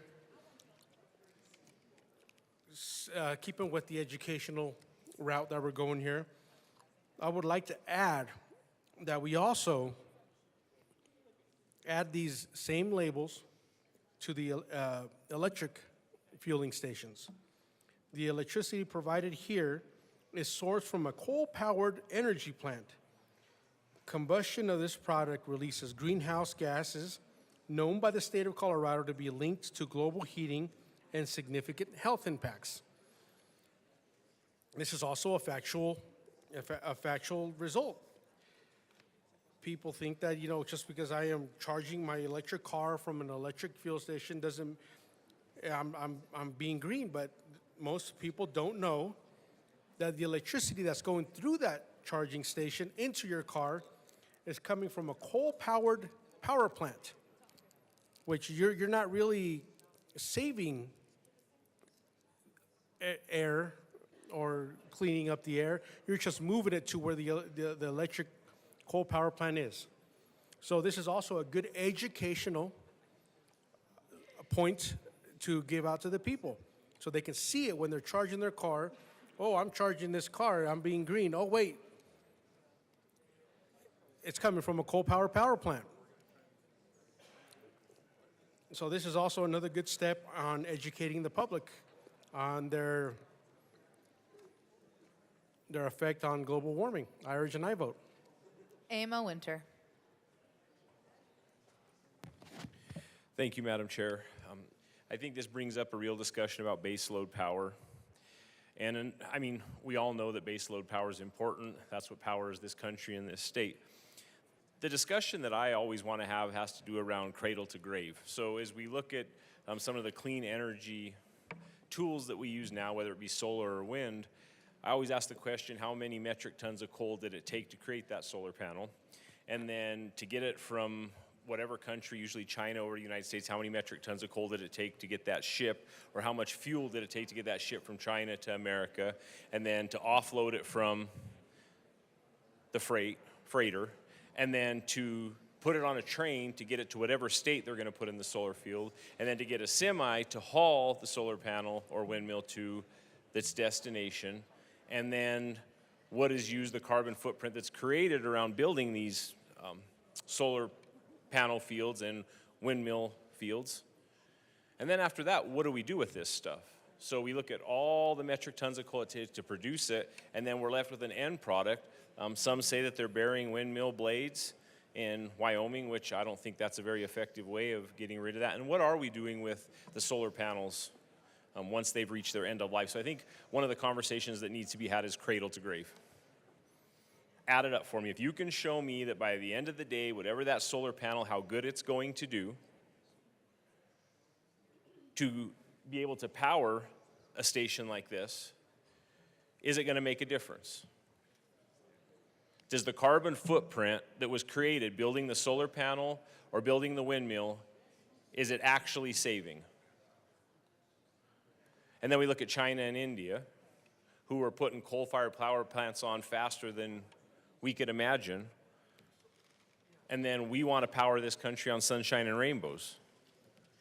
And we're not doing anything better for the planet other than it's not in our backyard. So it's okay that we're buying these solar panels and these windmills products from China where they're polluting the air, which we found out last year in SMART Act that a lot of the air quality that we face in this state is air that's come over from streams from China through California and the West Coast into Colorado and settles in on the Front Range. So as we kill jobs and we make it harder and harder to power this state, does the math add up? And I think that's a legitimate question, is does the math add up? And if you could seriously sit down and show me where there's a net benefit, then I'm willing to have that discussion, but I still can't believe in what it takes to create these products and bring them here evens out on the scale. We can do what we're doing in America cleaner, more efficient, and keep our jobs here. I mean, coal scrubbers, they're not using coal scrubbers in China and in India, but we would in the United States of America. And I mean, at the end of the day, I would say the majority of power that powers car chargers comes from coal-fired power plants, natural gas power plants. So you're at the charging station, and it feels good that you're plugging your electric car into the charging station because you're saving the environment when the energy that was created for you to save the environment came from coal or natural gas. So in the spirit of what the bill's trying to do, even though I wholeheartedly disagree with the bill, I think it's important that you slap a sticker on the charging station, because if we're truly trying to get to the root cause of this, people should know that the electric car that they bought and that they drive and that they're charging right now to save the environment is powered by coal and natural gas. I know it feels good when we plug it in and you drive off and there's, you know, no exhaust coming out of your car, but that's that out of sight, out of mind thing again. Oh, that coal-fired power plant's in Pueblo. Oh, that natural gas plant's somewhere out on the Eastern Plains, but it feels good though when I plug that car in. And I'm cleaning the environment. So I think this label out of all of them that we've discussed is probably, in my opinion, the most important. I think it keeps everybody in line. It's genuine. I think this amendment by far is genuine, and I think people should know. They should have that option. We talked about people having options. When they look at that charging station and they're plugging their car in, are they making a difference? And with that, I urge a yes vote. Representative DeGraff.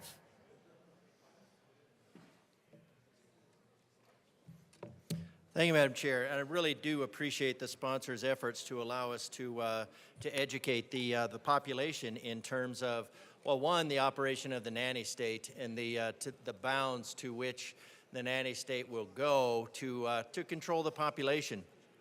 This is a really good amendment. Now, one of the purposes of the bill is to drive people to electric vehicles, displaced emission vehicles. They're not zero emission, they're displaced emission. And the reason for pushing that is because there is a lot of financial interest behind around displaced emission vehicles. This whole green movement, that supports a really, really, really big energy portfolio. So this bill supports those efforts, whether intentionally or not intentionally. I won't make any speculation. But one of the things that this bill is trying to do is push the idea that there are green or zero emission vehicles. Now, one of the things that's clear if you look at these EVs is that some kid in the third world is choking on your EV emissions. They're not zero, and they're made with slave labor. We've covered that. What this bill is either promoting intentionally or unintentionally is EVs, which are dependent globally on slave labor. Or we could use a more efficient form of energy called hydrocarbons. So some parties historically like to use slave labor, not naming names. But anyways, this amendment gets specifically to because the energy of, just like when we do the gas stoves versus electric stoves to try to boost that green, that electric portfolio, that is the energy required. The carbon footprint for that stove is actually about twice that of a gas stove. Now, the benefit of a gas stove, of course, is you burn natural gas in your home, and it makes your plants grow because it's upcycled into carbon dioxide and water, which then makes the plants in your home grow. Representative, I'm gonna direct you back to the amendment. What amendment? We are discussing L23. Thank you, Madam Chair. Yes, this gets back to the fact that, see, without even looking at it, this gets back to the fact that the footprint, the carbon footprint, if that was actually an actual issue, is about twice, or I think even more, than using that. So hydrocarbons are a battery for solar power, and they're very efficient. And so this is just a way to accurately educate the smugness out of EV drivers that they are saving the planet. Now, I think EVs are great. I think they're great technology. They're just not going to save the planet. They're actually really bad for the planet, but that doesn't matter as long as you feel good about it. So I think this is important. We're trying to educate the public with this bill. Another sticker. We certainly can use more stickers around telling us what the nanny state would like us to know. And if the nanny state is worried about carbon footprints and carbon emissions and global that, then we should definitely be telling the people that are driving around in EVs that they have a higher carbon footprint than the people driving around in internal combustion engines, or ICE, if you see that. So yes, vote yes on this bill. Help the sponsors. Help us to make good decisions. Representative Kelty.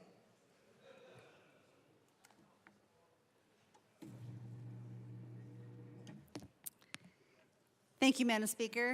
And you know, Madam Speaker, or I'm sorry, Madam Chair. I'll take Sorry it. about that. Madam Chair, when I saw this bill today, I gotta tell you, I thought it was an April Fool's joke. And it is not. And that is a shame. If the true premise of this bill is to inform and educate the public, like they don't have enough education as it is, and they're not informed enough, if it truly is to educate them, then this amendment is exactly what they need. If you're going to educate on one thing, you need to educate on everything. So this amendment here educates the public exactly what they need to know, because apparently they can't figure it out themselves, according to the bill sponsors, in my opinion. This shouldn't even be legislation that we're even taking our time on. This shouldn't even be legislation that the public, the people with their tax dollars, are having us have to go over, a sticker. But yet here we are. I'm asking you, if you really truly want, and the premise is to educate the public like you say it is, then put your money where your mouth is. Approve this amendment, because fair is fair. Thank you. Representative Joseph. Thank you, Madam Chair. We asked for a no vote on this particular amendment because it's tangentially related to the bill. It doesn't fit under the title. It's not directly related to the consumption of fuels, and this amendment is too broad and would set the wrong precedents, and we ask for a no vote. Representative Barone. Thank you, Madam Chair. And just to reiterate that, it does fill under the title. The title is Concerning Measures to Increase Transparency Regarding the Impact of the Consumption of Certain Fuel Products. Coal is a fuel product. It's a consumption to create electricity. So it does fill under the title, and it will be an educational aspect to what the bill is intended to do. So I do urge an aye vote on this. Thank you. Any further discussion on L23? Seeing none, the question before us is the passage of L23 to House Bill 1277. And all those in favor say aye. Aye. All those opposed, no. L23 is lost. To the bill, Representative DeGraff. Thank you, Madam Chair, and I was a little bit slow on that, but it says right here, petroleum products, AKA hydrocarbons, natural gas, and other hydrocarbons for fuel. So coal is, I'd say, it's pretty specific because there's very few of the other hydrocarbons. So I move L008 to 1277. That is a proper motion. One moment, please.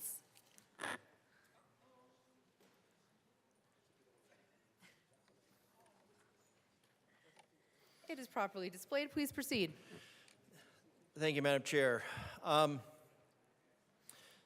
This, page 4, line 12, amend the page 4, line 12, after section, add the initial sitting and citing, there's one T and not two. The initial citing and affixing of the label described in subsection 2 of this section must be coordinated between the Colorado Energy Office, the gas station owners, and the sponsors of this bill, of House Bill 25-1277, enacted in 2025. So I think, if this is something that's important, to the sponsors, then I think they should take on the role of helping these people, because we're talking about that there are requirements in here for the citing and affixing of these labels.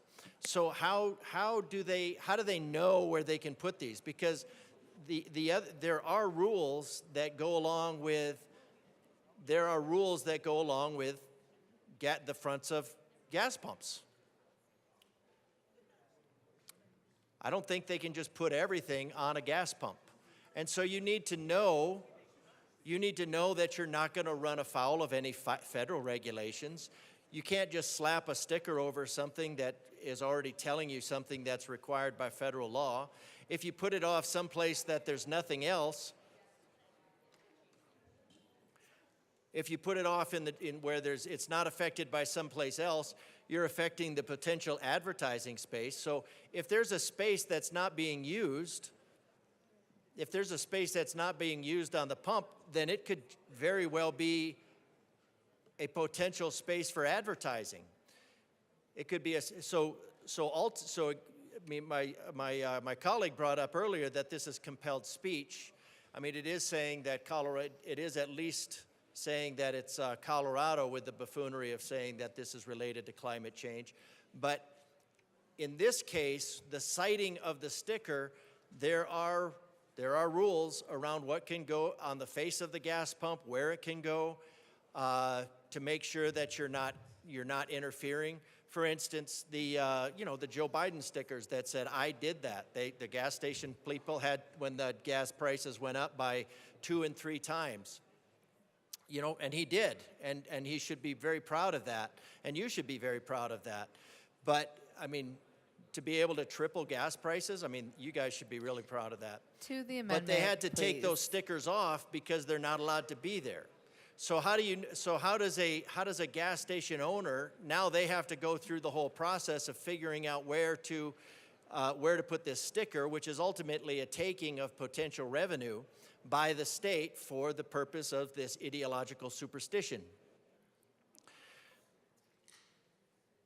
Because otherwise they could, if it was a space that's not regulated and allowed to have nonsense printed on it, they could print some nonsense that would actually generate revenue. Instead, they're going to have to post nonsense that the governor compels them to post, the governor and the sponsors and whoever votes for this nonsense. So it's not only compelled speech, but it's a taking of private property. And there's only about 40,000 pumps in the state. So I think the sponsors, in coordination with, they could do a tour with the doctor from the Colorado Energy Office, because they said that this is a very important thing for them to do. So if it's important, if you want the job done right, you do it yourself. And so this bill just puts it in law that the sponsors and the Colorado Energy Office would make sure that this is done correctly. Not some haphazard, not not something where not something where this sticker is slapped on upside down, not something where as mockery to this nonsense, but truly done right and in accordance with and under the responsibility to, with the proper research of all of the applicable rules and regulations around stickers that would go on a gas pump. Because otherwise, I think the gas stations would probably have those things pretty much covered with revenue-generating material, but they don't. So now the sponsors need to know, and they need to educate the individual. So if it's important to you, if the job is worth doing, the job is worth doing yourself. AML Bacon. Thank you, Madam Chair. I just want to make a quick note. Been listening to a lot of debate, not just here, but generally, and I'm just quite concerned about how many times the sponsors in particular have been referenced, and the sponsors need to be written down into amendments. That's not something that we've seen a lot, and I want to ask that we stop doing that, if that's okay. The other thing I would say in regards to nonsense, I do believe that is talking about my motives, and I would also like to make a request that I'm not referred to that way. Lastly, I would say that in this country, we have many labels. We all are going to make a decision if we should do that. We have labels that come up because people were hurt. We have labels that come up because we've learned something. There is a reason why we don't, have hair dryers near bathtubs anymore. There's a reason why we changed the way and the chemicals that we put in food, that we put in the things in our homes. And so on behalf of myself, who hides from nothing, who is also willing to stand by anything I do, I just want to say definitively, I am not afraid. It is my intention to support and protect this community, and that should be enough in regards to my motives. So members, again, we're going to ask for a no on this. We do not label anything with a bill number specifically calling out sponsors to do anything. But I will say on behalf of someone who has brought this bill, what we are asking to do is consistent with American practice. We have a standard of living and a way of life that is above others in this planet because we understand, receive, and know knowledge. It is power, and that's what I'm asking for here. So with that, please vote no on L8. Seeing no further discussion on L008, the question before us is the passage of L8 to House Bill 1277. All those in favor say aye. All those opposed, no. The noes have it. L8 is lost to the bill. Any further discussion? Representative DeGraff.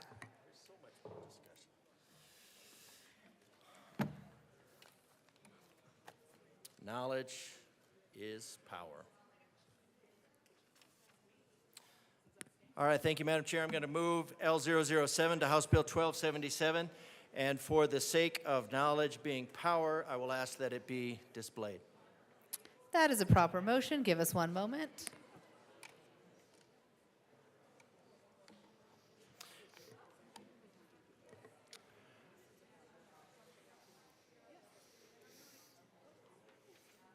And if, while we're waiting, I would like to clarify something in terms of nonsense. Perhaps nonsense was not the best word, but I would say non-science. Representative, the amendment is displayed. It Please is, proceed okay. with L7. Thank you, Madam Chair. Appreciate that. Okay, so if we go to page 3 after line 22, page 3 after line 22,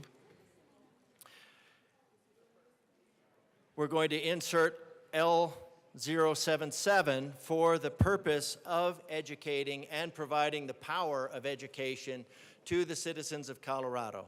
Now, this is a little bit cumbersome because by, I guess, the rules, it has to be written in readable format as opposed to mathematical format. So this is going to be a little bit painful. But with over 3,200 billion tons of carbon dioxide in the atmosphere, and that's important, 3,200 billion tons of carbon dioxide in the atmosphere, the makeup of carbon dioxide in the dry atmosphere has increased from 0 0.03% so that's 3 10,000ths, 3 parts in 10,000, to 0.04, or 4 parts in 10,000. So that 1 part in 10,000, some micro small fraction of that 1 part in 10,000 is what this bill is warning you about and putting us at risk of putting gas stations more out of business. To 0 and 4/100% in the last 100 years. Last 100 years. So divide 0.01 by 100, and that's 1 10,000, 1 millionth every year. Presumably due to humans' incessant desire to extract solar energy stored in hydrocarbons. This makes carbon dioxide approximately 2% of all greenhouse gases, 2%. Water vapor is about 2%, this is 0.04%, so carbon dioxide is about 2% of the greenhouse gases. Methane is a subset of negligible. Each year, mankind generates approximately 35 billion tons of carbon dioxide, 35 billion tons.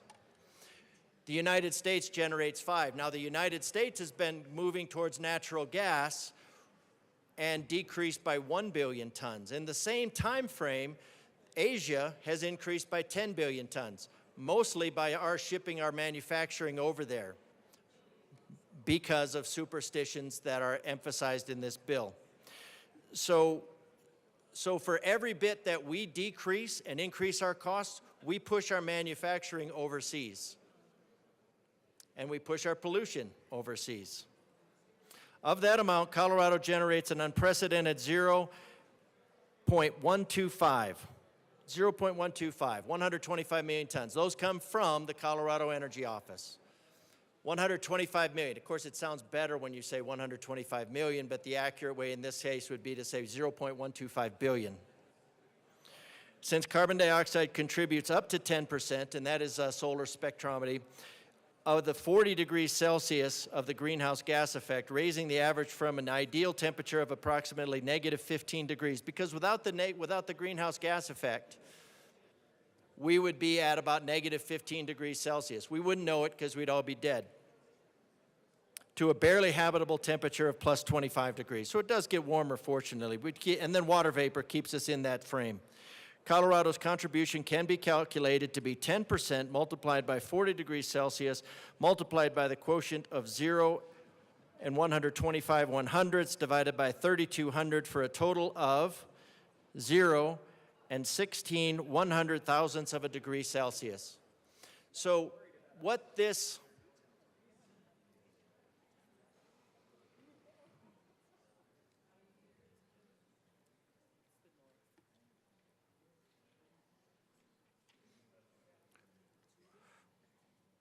What the sponsors are trying to save us from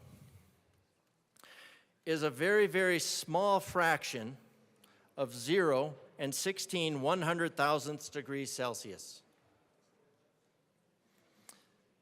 And for that, the majority party of the Colorado General Assembly, because it's certainly not the minority party, declares that this is in the best interest of all humanity, that through this contribution to atmospheric energy be curtailed through guilt-induced behavior modification. That's what the bill is about, guilt-induced behavior modification. That's what the goal, that's some small subfraction of a tiny insignificant bit of 0 and 16 100,000ths of degrees Celsius.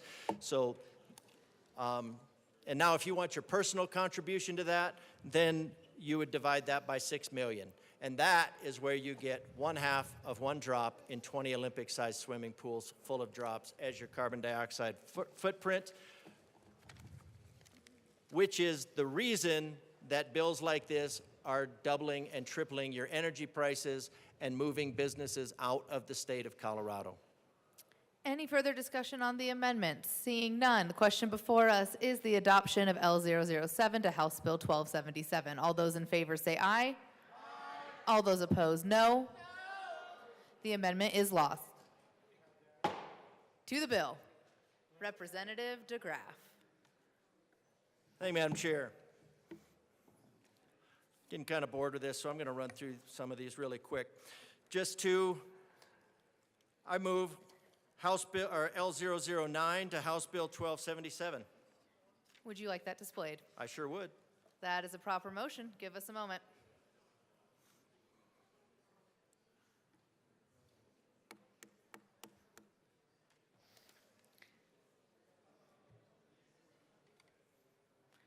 Hope you're having fun, Representative. It is displayed. Please proceed. I would be having more fun if the sponsor would PI the bill. It is properly displayed. Please proceed. You certainly may.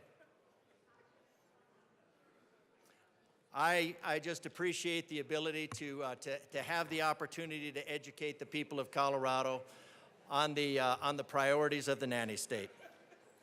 To the amendment. All right.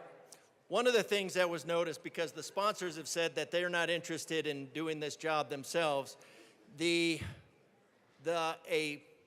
prominent environmental club, who probably does more damage than anybody else, but they said that this was a high priority for them. And they have thousands of members. They have, I think it's like 150,000 members. So where apparently, perhaps the sponsors decided that stickering 40,000 fuel pumps was not going to be in their own personal best interest. It'd be a good tour. But a nonprofit organization that has a location in Denver and prioritizes guilt-induced behavior modification, they have volunteered for the placement of these stickers and I think we could say the liability thereof. So I think if this is a priority for somebody, then the state should we can put that on them and say that this nonprofit organization will do it, and they'll take it on. It's a priority for them. They have the manpower. They were quite adamant that this guilt-induced behavior modification was a high priority for them. So I recommend that we give them the opportunity to demonstrate their actual intent and their actual climate chops. Representative Brown. Thank you, Madam Chair. I urge a no vote on this amendment. I think the language in here is particularly inflammatory. I also think it's bizarre to have a nonprofit entity being tasked with a government function. And so for those reasons, I'd ask for a no vote. Representative Barone. Thank you, Madam Chair. I can come up here and properly say that I was in committee, and I did hear this organization say that they would gladly do it with delight because it was a high priority. So I urge an aye vote. Representative DeGraff. Thank you, Madam Chair, and I'm really surprised. I'm pretty sure somebody who's just recently here is a member of that society. Maybe not. But 150,000 members, 40,000. You can assign 3 people to every gas pump in the state, and just sticker away to your heart's content. Sticker, sticker, sticker. And the idea of having a nonprofit do the work of the government, all of a sudden that's not how many times do we tap into the nonprofits and send money to nonprofits? This isn't sending money to nonprofits. This isn't funding them. This is just asking them and giving them the authority to act in accordance with something that they said is the priority. We're just giving them the opportunity. They said this was a high priority for their organization. This is just taking that and saying, yeah, why don't you go ahead and do it? And we're empowering a nonprofit organization to do something that they said was a priority for them. And it would take the burden off of our business owners. So I'm really surprised that the organization would come up in bulk, and I guess it's really not a priority for them because they're not interested in doing it themselves. So really disappointed to hear that. So I'm not surprised, but I'm disappointed. Is there any further discussion on the amendment? Seeing none, the question before us is the adoption of L009 to House Bill 1277. All those in favor say aye. All those opposed say no. The amendment fails. To the bill, Representative DeGraff.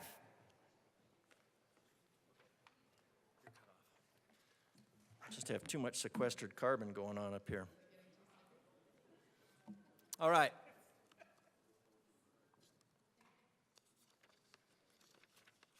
I move House L010 to House Bill 1277 and ask that it be displayed. Thank you, Representative Graff. Give us a second.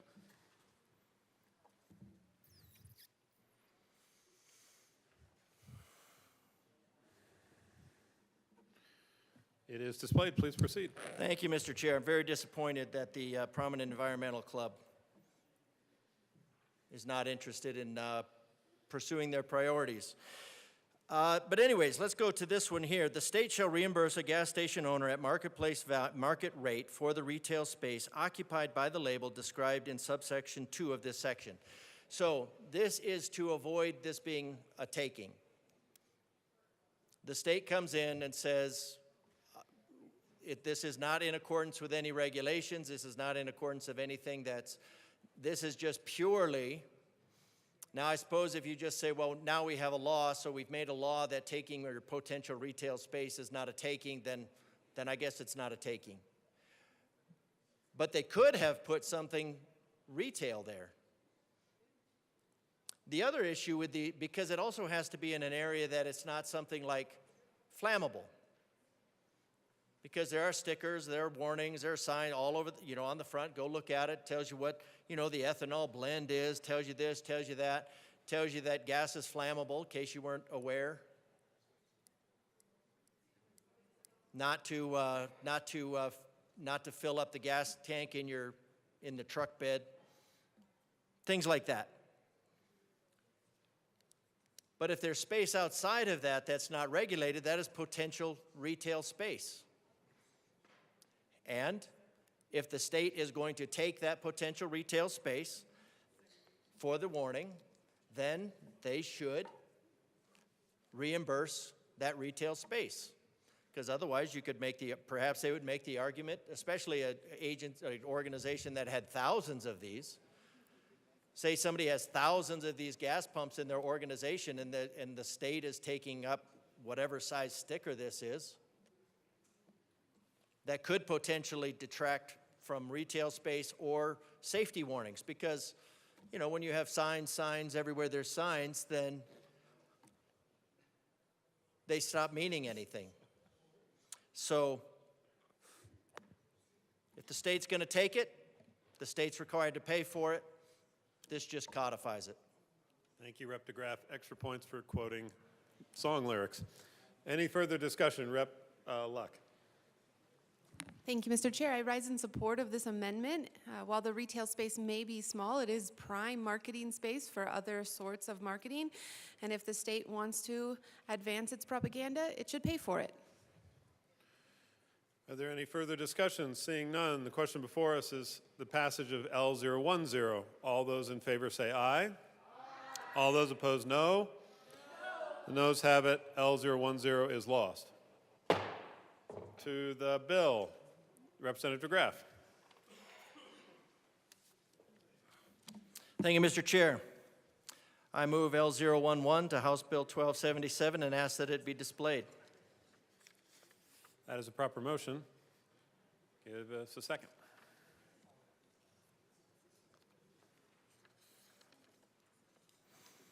Okay. This is page 4, line 26. Just to get everybody prepped. Thank you, Representative DeGraff. It's displayed. Please proceed. After condition, and this was a little bit modified, so this would be modifying the modification, that it would be maintained in the condition that was from the committee report, insert by the Colorado Energy Office to prevent counterfeits. The sticker the sticker in this case must be maintained in excellent condition by the Colorado Energy Office to prevent counterfeits. So we have no idea the danger to the people of Colorado if there was a counterfeit sticker placed on the gas pump. So we want to avoid that. And then after, on page 5, line 12, we want to, after condition, insert by the Colorado Energy Office, again, to prevent counterfeits. So if this is important, it's important doing right. We need to have the Colorado Energy Office be providing oversight, boots on the ground, as it were, to make sure that these stickers are maintained in the proper condition. This is a priority for the state. If it's a priority for the state should exercise its prerogative in this place. The Colorado Energy Office said this is super important. If you want it done right, you do it yourself. The Colorado Energy Office needs to make sure that this is done right and do it themselves. Any further discussion? Seeing none, the question before us is the passage of L011. All those in favor say aye. Aye. All those opposed, no. No. L011 is lost. To the bill, Representative DeGraff. Thank you, Mr. Chair. There's just so much in this bill. It just keeps giving. So with that, I'm really disappointed that the state decided to impose that level of effort on the citizens of Colorado who are just struggling to make a wage in this state and trying to stay in this state. So I move L012 to 1277 and ask that it be displayed. All right, that is a proper motion.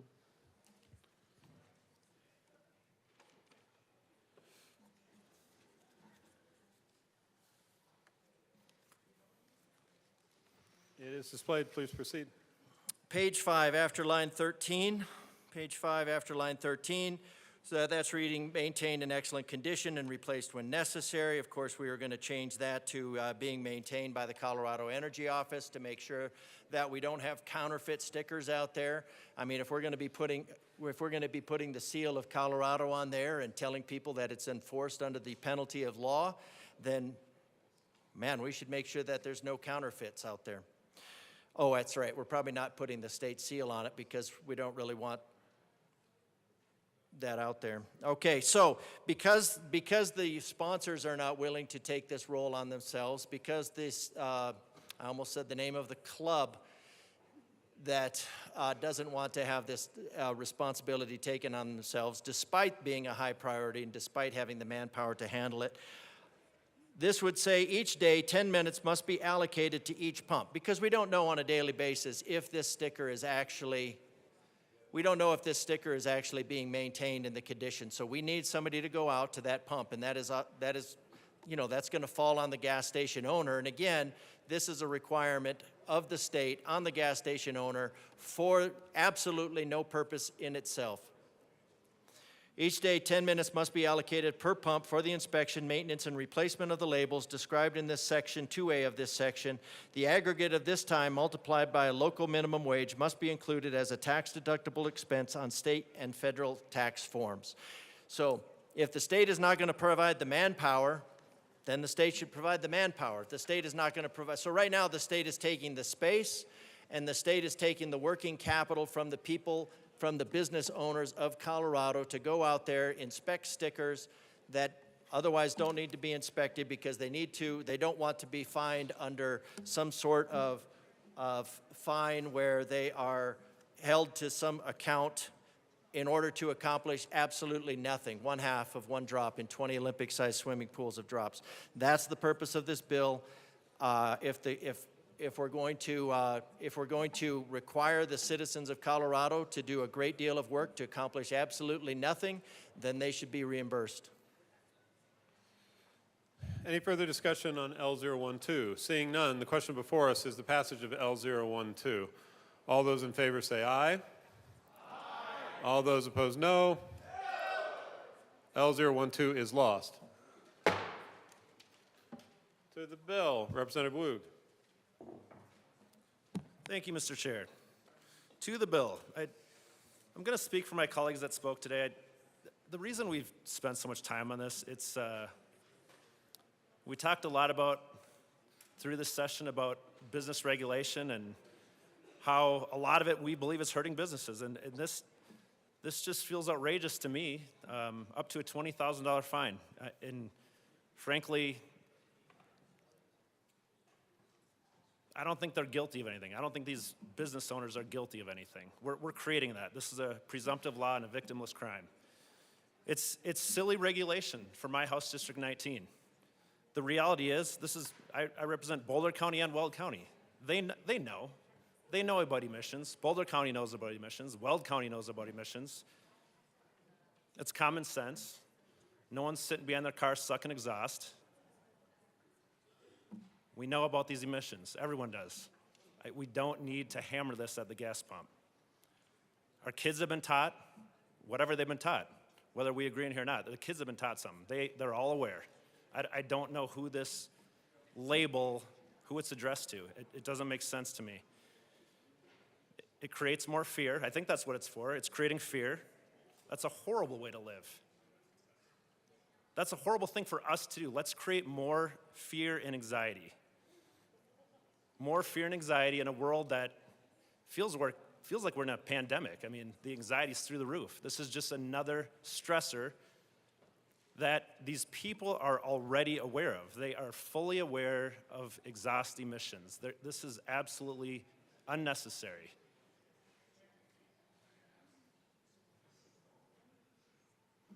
So we got a punishment of a very, very steep fine on small business once again. Could put people out of business. And we got this idea of educating that I feel this message probably, for some people, will create anxiety. Everyone wants clean air. This is just creating anxiety. This is not the way to get to that outcome. So I strongly urge a no vote. Any further discussion on House Bill 1277? Representative Joseph. Thank you, Mr. Chair. We just wanted to add, give a little bit of a description of the bill since we didn't earlier. 1277 aims to increase consumer awareness of the environmental and health impact of fuel consumption. People deserve transparency, information about the environmental and health impact of the fuels they purchase, just as they do with food, tobacco, and other regulated products. Our bill requires fuel retailers to label fuel products with clear warning about greenhouse gas emissions, associated health risk, and requires label applies to both fuel pumps and packaged fuel products, ensuring consumers receive the information at the point of purchase. It is also worth noting deceptive or misleading practices regarding the impact of products are already prohibited under the Colorado Consumer Protection Act. This bill ensures fuel products are held to the same standard. Colorado is also actively working to reduce emissions to comply with the Clean Air Act and state climate targets. This bill supports these efforts by increasing public awareness. It is modeled after public health strategies such as cigarette warning labels to help consumers make informed choices. By highlighting the impact of fossil fuel consumption, this bill can help accelerate the transition to clean energy solutions and encourage businesses to invest in sustainable alternatives. HB 25-1277 enforces compliance by designating failure to properly label fuel products as deceptive trade practices under the Colorado Consumer Protection Act. And the law will take effect unless challenged by referendum and rejected by the voters. We ask for a yes vote on this bill, and thank you to all our colleagues for the robust debate on House Bill 1277. Thank you, and we ask for a yes vote. Seeing no further discussion, the question before us is the passage of House Bill 1277. All those in favor say aye. Aye. All those opposed, no. No. House Bill 1277, as amended, passes. Madam Majority Leader. Thank you, Mr. Chair. I'd like to lay over Senate Bill 63 until tomorrow. Seeing no objection, the Senate Bill 63 will be laid over until tomorrow. Mr. Schiebel, please read the title to Senate Bill 62. Senate Bill 62 by Senators Hendrickson and Weissman, also Representatives Carter and Byrd, concerning contempt of court for failure to appear charges in municipal court. Representative Carter? Carter, Representative Carter. Thank you, Mr. Chair. Sorry. Thank you, Mr. Chair. I move Senate Bill 62 to committee of the whole. To the bill. This bill would codify best practices already used by most municipal courts for failure to appear. It's not designated to decrease accountability for any underlying crimes, nor does it impact any bond or any law regarding pretrial detention. This bill prohibits the criminalization of failure to appear in municipal codes. This bill will end this unjust municipal practice by, one, disallowing failure to appear and contempt of court premised on failure to appear from forming the basis of a criminal charge against an individual, and explicitly disallowing home rule cities from superseding this prohibition by charter or ordinance. This bill would bring municipal courts in alignment with state courts in this issue, and defendants whose low-level cases are heard in state court cannot be criminally charged with failure to appear. And this bill will not alter the inherent judicial contempt powers of these municipal courts, or a court may hold someone in contempt following procedures as provided by Colorado Rule of Criminal Procedure 107, and a court may also issue a bench warrant for failure to appear at a scheduled court date.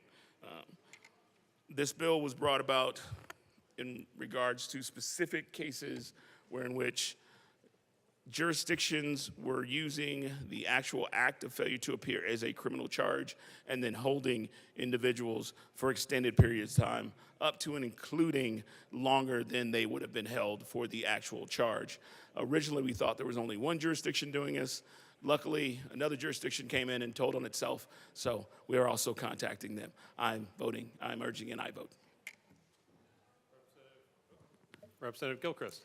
Thank you, Mr. Chair. And I am honored to be here today to present Senate Bill 25062 to prohibit the criminalization of contempt and failure to appear in municipal codes. Right now, some municipalities in Colorado, as my colleague stated, are punishing low-income people for missing court dates by inflating municipal charges against them. This leads individuals to plead guilty to long jail sentences, including when the initial charge was not a jailable offense.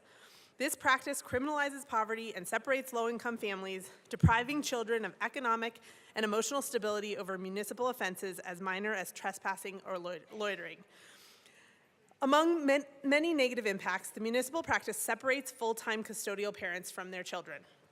During the hearing, I read a story about one of the cases that we found out about, and I want to read that story again. Mr. B had municipal charges brought against him related to the physical condition of his property and his dog's habit of jumping the fence. Mr. B has 8 children between the ages of 6 and 21, and he was their full-time custodial parent before he was incarcerated. He missed court appearances while trying to work and raise his children. He took an approximately 1-year plea because he was told he was facing 3 to 5 years in county jail due to contempt charges levied against him. When he went to jail, he had his ex-wife, who no longer had custody of his children, move into his house to care for them. At the hearing, we heard more stories like this, where individuals were put in impossible positions as a result of the criminalization of failure to appear. Failure to appear is often an outcome of barriers to the individual, not a choice they are actively making to avoid accountability. This bill ensures that courts still have every statutory and procedural rule available to them while not further criminalizing the realities of poverty, of lack of access to transportation, of adequate mental health access, of health emergencies, and lack of communication between jurisdictions. And we urge a yes vote today. Representative Armagost. Thank you, Mr. Chair. Hearing this in committee, we had a lot of questions that kind of just raised on the concerns that this would be something that could be abused, and really getting down to the nitty-gritty and why we charge for failure to appear at jury trials. First off, being protecting municipal resources from wasteful depletion. Each jury trial represents significant financial investment by each municipality, from jury selection, courtroom staffing, case preparation. When defendants deliberately fail to appear, these resources are squandered. With no resource, an FTA charge provides accountability for this waste and deters future occurrences. Municipalities operate on limited budgets that should serve all citizens, not be depleted by tactical absences. Biggest thing is, too, that there are two sides to this. It put the victim of whatever was the essential charge would be having to put their life on hold to see any completion or resolution to it, but also the people that put their lives on hold for jury selection and the like. Jury duty requires ordinary citizens to arrange time off of work, and we're talking about people that maybe can't afford to take time off of work. Those people that are low income, they're affected just like the offender is that is failing to appear. They have to take time off of work. They have to arrange childcare, transportation. They make personal sacrifices to fulfill their civic duty to appear in court for an offender that fails to appear. When defendants don't appear, jurors' time and goodwill is blatantly disrespected. An FTA charge acknowledges the value of jurors' contributions and helps maintain public trust in jury service. This also would counteract tactical abuse of the court system. The current system can be exploited by defendants who deliberately delay until witnesses or victims cannot attend. This gamesmanship undermines the integrity of the judicial process. An FTA charge provides continuity of justice even when the underlying case must be dismissed. It closes a strategic loophole that rewards those who manipulate the system rather than face due process. Providing justice for victims. Victims deserve closure and the opportunity to see their cases resolved fairly. When defendants strategically fail to appear, victims are denied this resolution. An FTA charge ensures there are still consequences even when tactical delays force dismissal of original charges. It demonstrates that the system values victims. They value their experiences and time commitments to the process. Maintaining procedural integrity. Trial dates represent the culmination of extensive preparation and procedural steps. By this point, significant public resources have been invested in the case. The FTA charge preserves accountability at this critical juncture. It reinforces that court appearances are obligations, not optional activities to be manipulated for one's advantage. We have to take this more seriously. We cannot be allowing people to manipulate the system. I've seen it time and time again. We have to hold people accountable for any process that they are abusing, and by simply disrespecting the time of the people that have to put their lives on hold because that person requests a trial as their constitutional right. They have to respect the rights and the lives of others. So therefore, I move L003 and ask it to be properly displayed. That's a proper motion. Give us a second.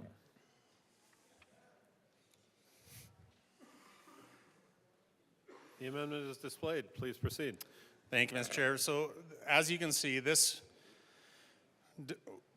would insert in there, this section does not apply to circumstances when a defendant in a municipal court case fails to appear for the defendant's trial date, or any subsequent date during the defendant's trial when the defendant is required to appear in order to exercise their right to trial. I encourage a yes vote. Representative Carter.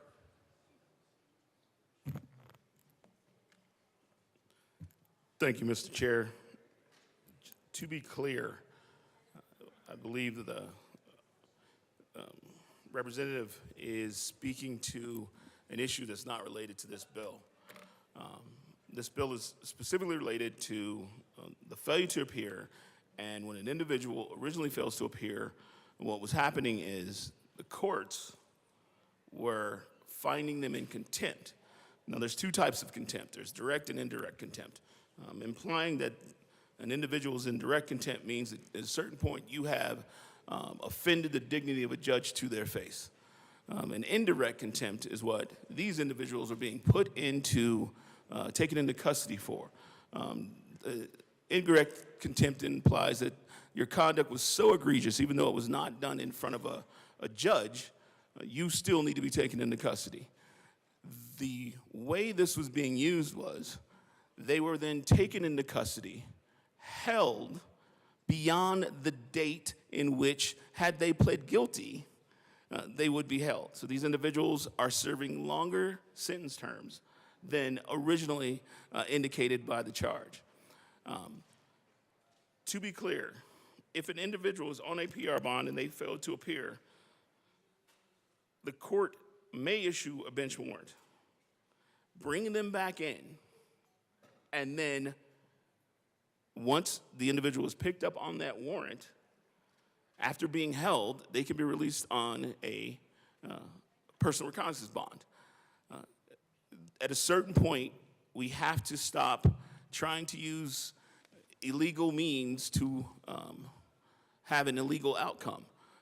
It's illegal to hold someone on a failure to appear as a contempt, to force them to either take a plea or hold them until the case is adjudicated. I urge a no vote.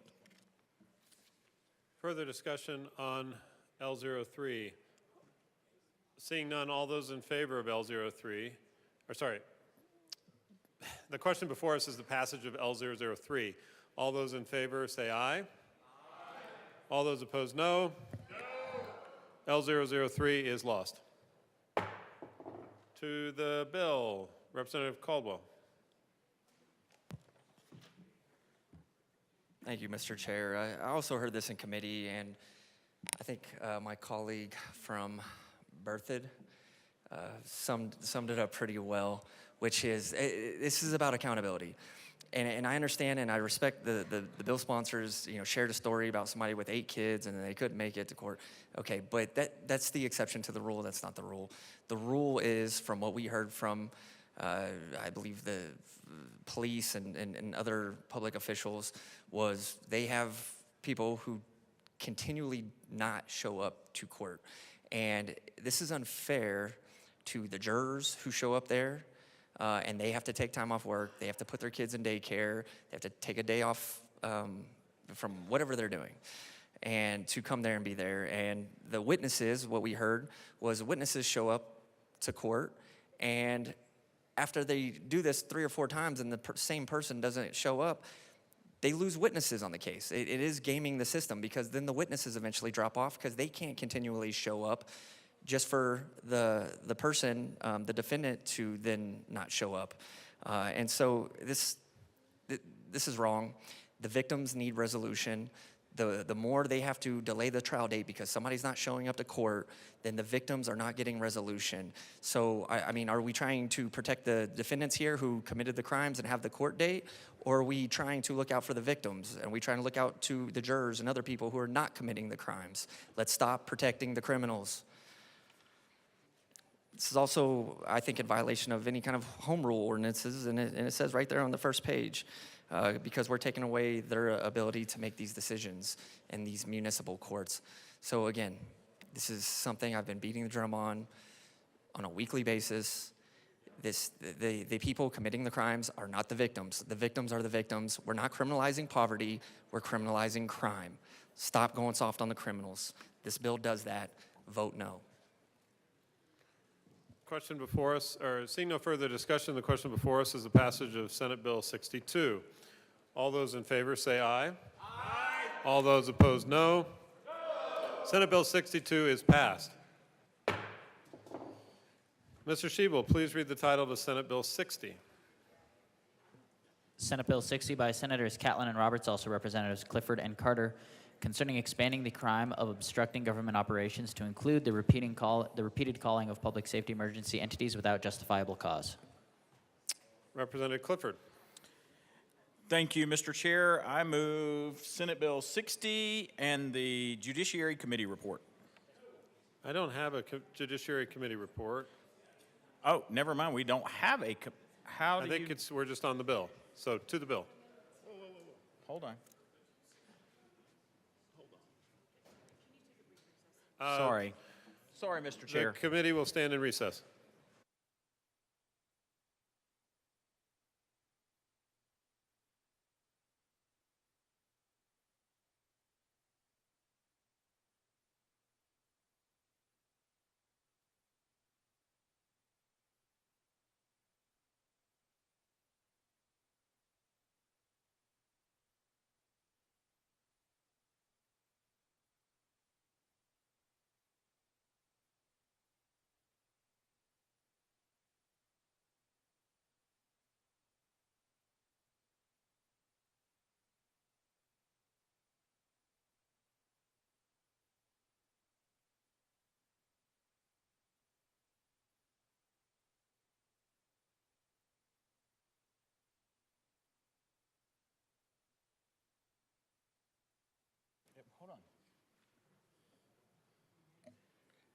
gross bill.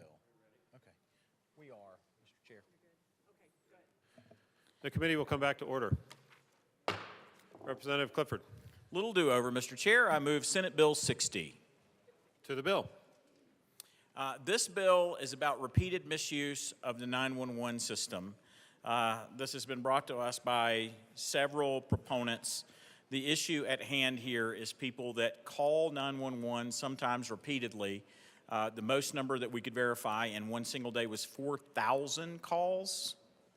4,000. I knew you were going to look up 4000 with a comma in it, Representative DeGraff, in a single day. One of the issues that this causes is Representative that, Clifford, just a reminder that we don't refer to members by their names in the will. my apologies, kind sir. Anyway, back to the bill. The reason that we're running this is because many of these calls actually impact people that have real calls for service. In some cases, we see, I know sometimes even like here, we're in District 6 in Denver. If you're listening to calls on the radio, it's not uncommon for you to hear sometimes a several-hour wait for calls for service.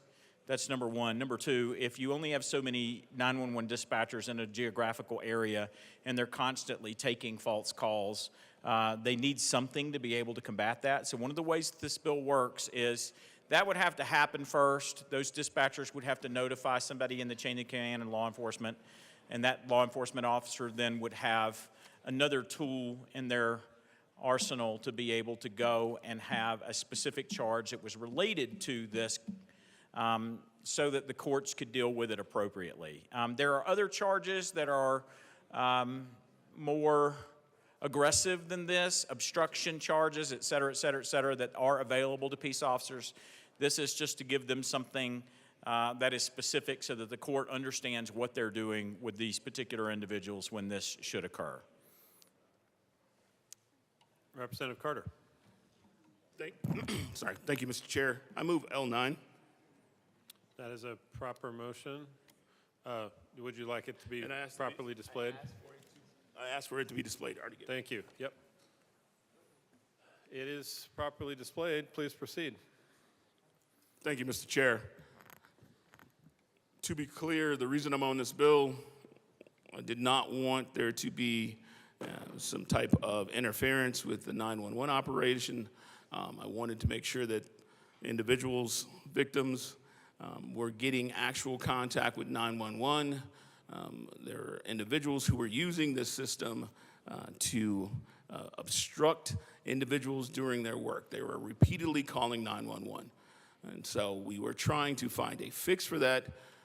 I am not in favor of over-criminalizing that action. There is already statute right now that indicates exactly what obstruction deals with. In committee, I indicated, instead of us over-criminalizing this charge for people who are actually trying to get help, people who are actually calling 911 for a specific reason, or people who are repeatedly calling 911, I indicated that that should not be a misdemeanor. It should be a petty offense.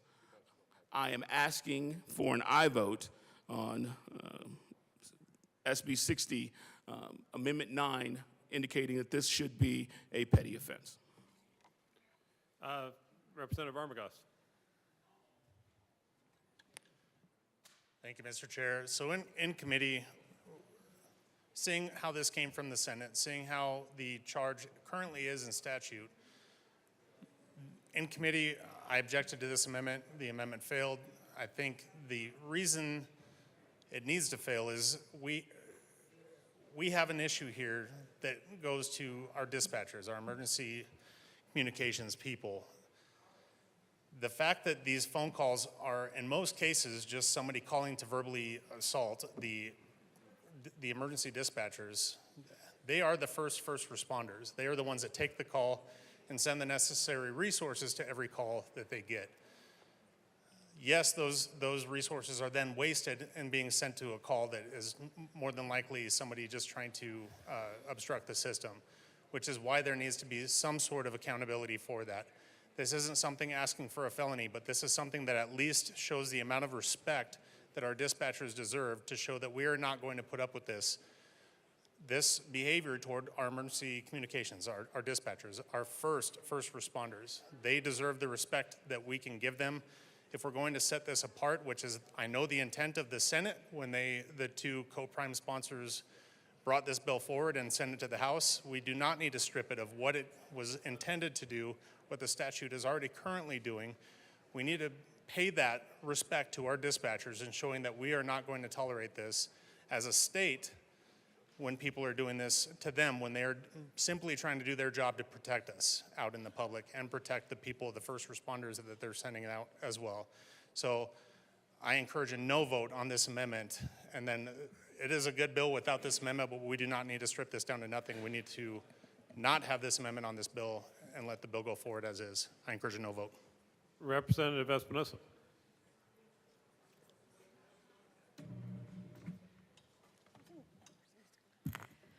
Thank you, Mr. Chair. I also rise in opposition to this amendment as a member of the committee and as a person who heard this bill. And the reason I did is, let's be a little bit clear about where this is fitting in the overall structure of the statute. So currently, we have an obstruction of government facilities that is a Class 2 misdemeanor. The bill was drafted to make this new offense also a Class 2 misdemeanor. The amendment is proposing that instead of making it equivalent to the obstruction of justice that already obstruction of government affairs that already exists, we would make this a lesser crime, a petty offense. Now, the reason that I'm opposed to this is when we created the new crime, we're creating different elements, but we're protecting the same type of conduct. That is conduct that is against a government operation. In committee, we heard that the reason the current statute of protecting a government operation is insufficient to handle these 911 centers is that that statute is directed at an interference with an individual in government trying to do their job. The new statute was brought to us and asked to be included as a new statute, consistent with the existing interference with government operations, for the specific purpose of regulating 911 centers. And the reason that's important is, unlike an individual police officer who might be obstructed in their duties, in this case, it may be multiple 911 callers that get those calls.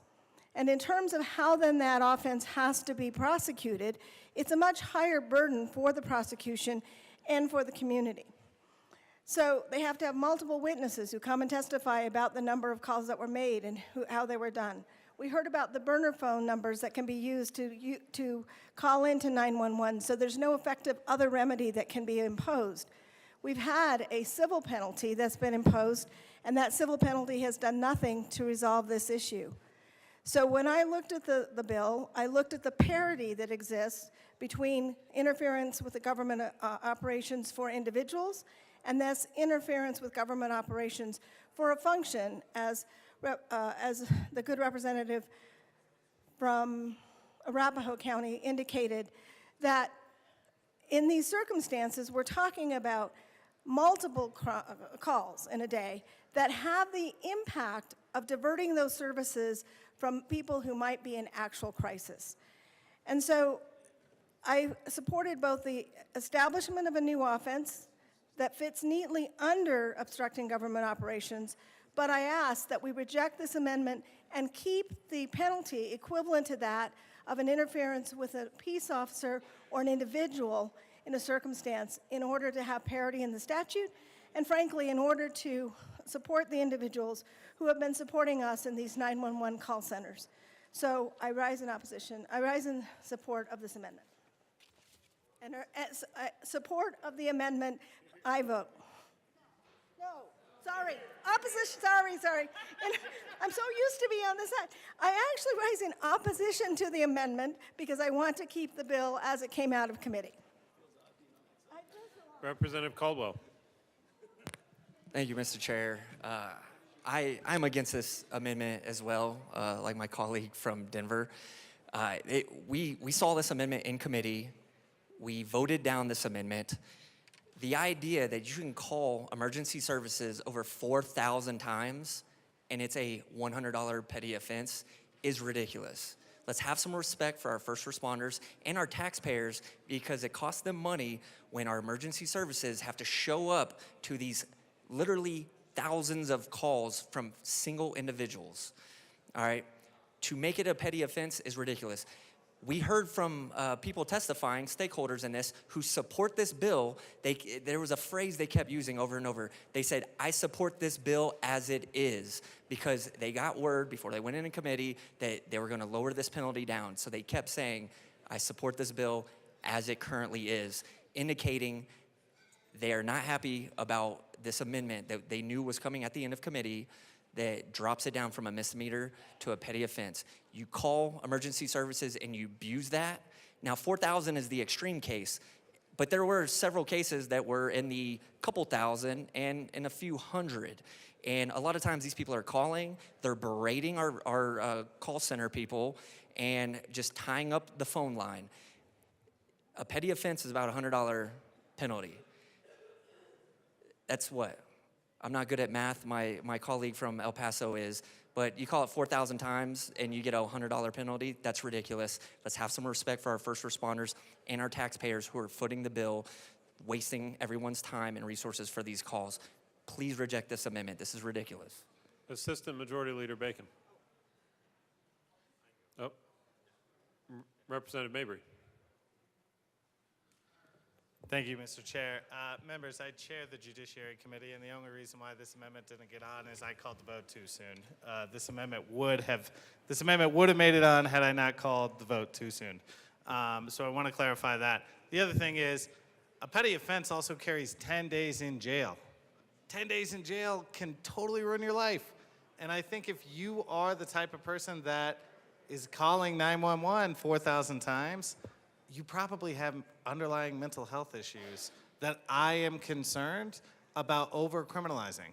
And so I rise in support of this amendment because I think that the petty offense is the appropriate punishment for this. I do agree, like, we want to make sure that we have strong protections against obstruction. We want to make sure that we are allowing our 911 dispatchers to do their job, but I think 10 days in jail is a much more appropriate penalty than you could face up to 180 days with the M2. And so I'm proud to support this amendment and thank the Vice Chair of the Judiciary Committee for bringing it. Representative Armagost. Thank you, Mr. Chair. I just needed to respond to that. Coming from law enforcement and hearing from everyone in law enforcement, that night in committee, you are not going to be getting 10 days of jail for a petty offense in this state. I can assure you that. The other part of that is, as most of the law enforcement that was there that night stated, there are most agencies in our state that also wouldn't be able to give jail time for a Class 2 misdemeanor. So this is not something that's going to require jail time. This is maybe something that after repeated offenses could earn jail time, but this is something that can at least hold somebody accountable for completely disrupting and obstructing our emergency communications in Colorado. So I encourage a no vote on this amendment. Representative Bacon. Or sorry, Assistant Majority Leader Bacon, excuse me. Thank you, Mr. Chair, and I want to echo what our Vice Chair shared, but also what I shared in committee were a few things. We've heard this bill or a version of this bill a couple of times, and the way that we were going to address it last year was through civil infraction. And so for us, civil infraction is a fine or a ticket, kind of like, you know, what you might get with, I don't know, littering, lane change, and whatnot. And the reason why we're talking about petty offense, especially with jumping up to an M2, is because it's something in between. The concern that we had was about the clarity of language. It simply says repeated, which means more than once. And when we are calling 911, we do not want people to be threatened with a crime if they might actually be concerned to call more than once. And so you can think of a stalking situation. Someone may feel like someone's watching them. Law enforcement may go out, no one's there. If they call again, does that qualify for a crime? That is the question that we raised. And so the notion I can appreciate that if law enforcement says they do not, arrest people or whatnot, but I can say, in my years of being here, I spent a whole year trying to ask if we could do summons in lieu of arrest for petty offenses, and all of law enforcement said no because they need the ability to put someone into custody. And by the way, if it is true that people don't serve time, then we wouldn't have it in statute, because the question is it possible? And so all we were trying to do is match the action with what we believe is an appropriate outcome, and the concern that we have had is who discerns what repeatedly is, and to give arresting authority was what our concern was. And so I asked questions in committee. I specifically asked how many times. Now, what I will agree with, because I don't disagree that people clogging up the lines is obstruction. I heard terms in committee called nuisance. 4,000 times is not 2 times. That's a big difference. But we're making it a crime in an area that is already tenuous at best if people will call when they need help. So we did not want to signal and say, when you call, something better be wrong, because if you call again, you might be faced with a crime. It's still a petty offense, but that is criminal versus a fine. And so we thought that this would be a compromise in the sense that it is a crime, but it is something that you could at least try to advocate for. But I will read to you the language.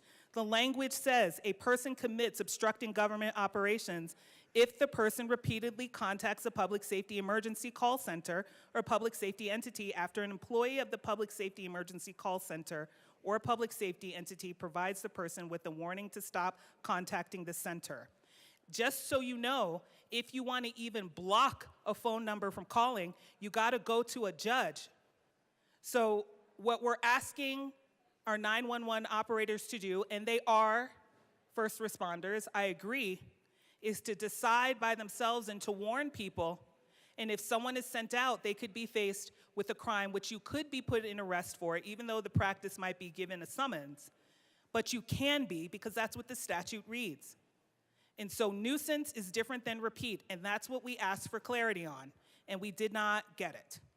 And so again, I don't think the consensus across the committee was that these things don't happen and they aren't of concern, but our job is to match behaviors and elements to an appropriate outcome, which is the crux and basis of criminal law. And it's also to be specific with elements so one can know how to defend themselves in concerns of liberty, which is the basis of our Constitution and due process. So again, please don't hold debate in judiciary as ridiculous. We ask questions. Thank you for all the commas and semicolons. But we ask questions to break down the elements, and that is what is of question in this bill. Thank you. Seeing no further discussion, a division has been called.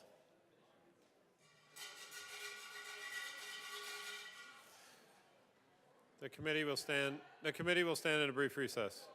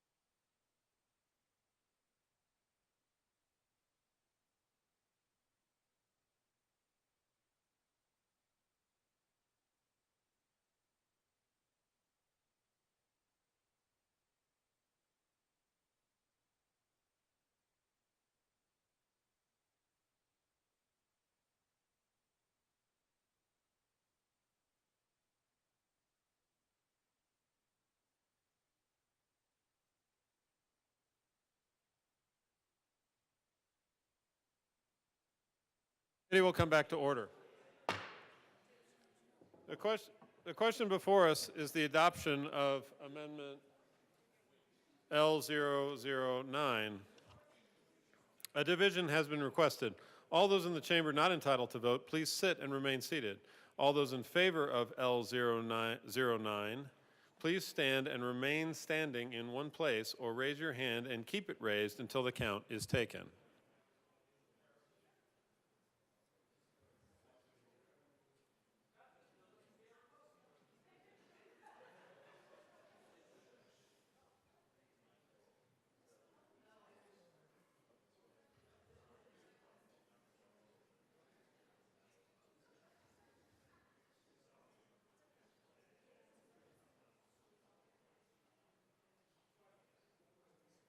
I support this amendment.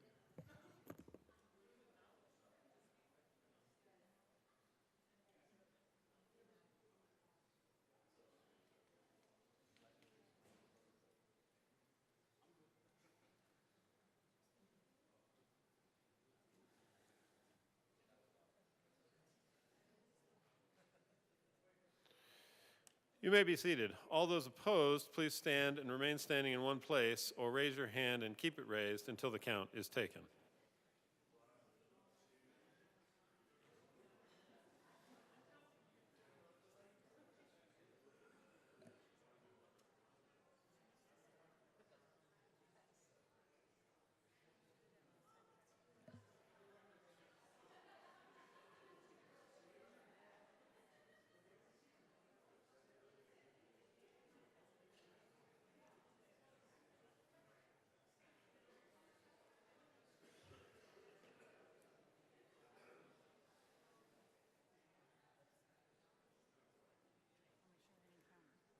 You may be seated.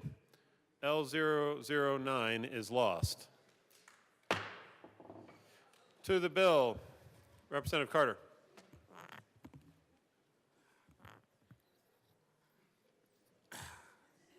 Do you know what you call a public defender with a bar license? Lawyer. I'm also a judge, but I also represent individuals in the criminal justice system. In regards to this bill, my name is on it. And because my name's on it, that means something. What they have not told you, or what I will, is that the stakeholders, meaning law enforcement, were 1,000% in favor of creating a new crime. What they don't tell you, or what I will tell you, is that specifically the 911 operators, the people who we are trying to help and protect, did not want this to be an M1. They did not. They were okay because 911 operators want to help people. And so when we're talking about stakeholding, when we're talking about the individuals who we actually came down here to do something for, it was not law enforcement. So when we call it that division, what you were standing for was that. I vote, actually, I want you to vote your conscience on this one. Representative Clifford. 1 second. I urge an aye vote on the bill. Thank you.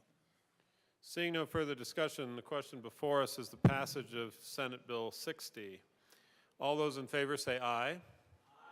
All those opposed, no. Senate Bill 60 passes. Mr. Schiebel, please read the title to Senate Bill 73. Senate Bill 73 by Senators Liston and Marchman, also Representatives Kelty and Martinez, concerning enhancing support for military-connected children with disabilities who enroll in Colorado schools. Representative Martinez. Thank you, Mr. Chair. I move Senate Bill 73. To the bill.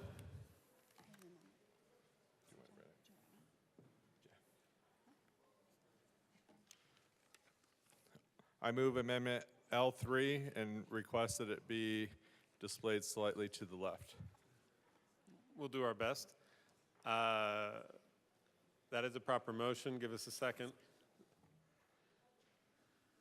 Thank you. It is displayed slightly to the left. Please proceed. Thank you, Mr. Chair. So this this came up in committee as a fix to being able to the eligibility, and we just wanted a redefinement, so we request an aye vote on Amendment L3. Seeing no further discussion, the question before us is the passage of L003. All those in favor say aye. Aye. All those opposed, no. L003 is passed. To the bill, Representative Kelty. Thank you, Mr. Chair. Good morning, or afternoon at this point. It's supposed to be the morning.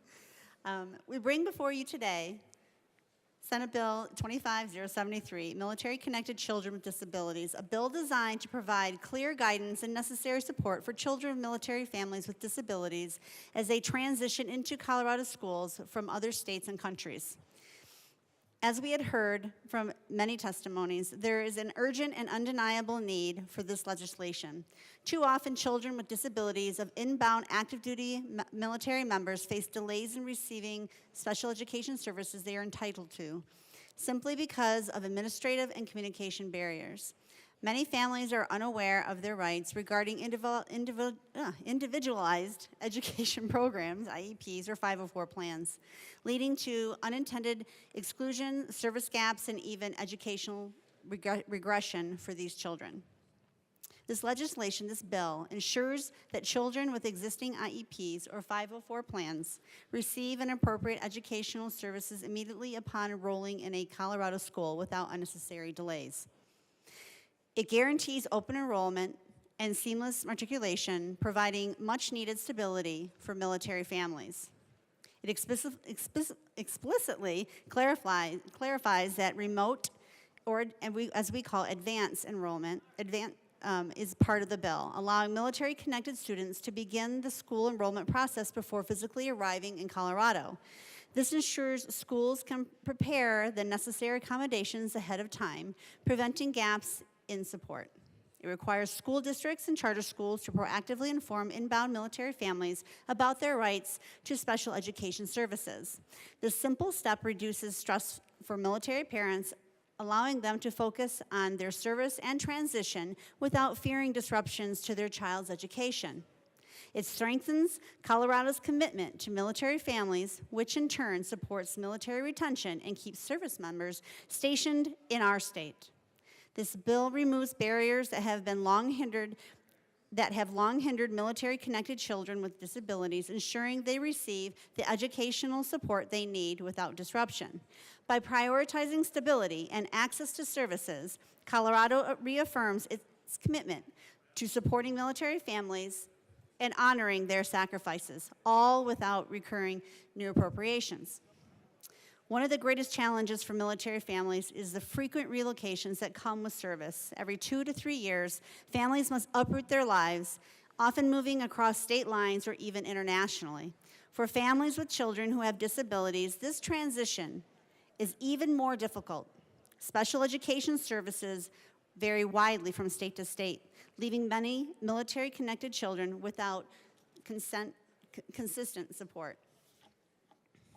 SB 25073 provides clarity both for schools and for families on their rights and responsibilities regarding special education in Colorado, and ensures IEPs, 504s, and other accommodations are recognized and implemented promptly. By allowing advanced, or as we call it, remote enrollment, this bill ensures that children can transition into their new schools with their services already in place, reducing stress for both families and educators. This is a call to action. Colorado has been a proud home to military families, and with this bill, we reaffirm our commitment to them. We had heard directly from military families and education advocates who share their real-life impacts of these challenges. Their stories underscored by this bill is not just necessary, but essential. Let's take action today. Let's stand with our military families. Let's stand with our children. And let's remove the barriers that hinder from their success. I urge you all to vote yes on this critical piece of legislation. Thank you. Seeing no further discussion, the question before us is the passage of Senate Bill 73. All those in favor say aye.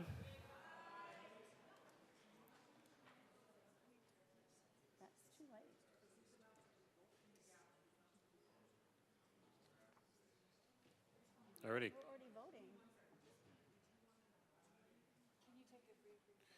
The committee will stand in recess.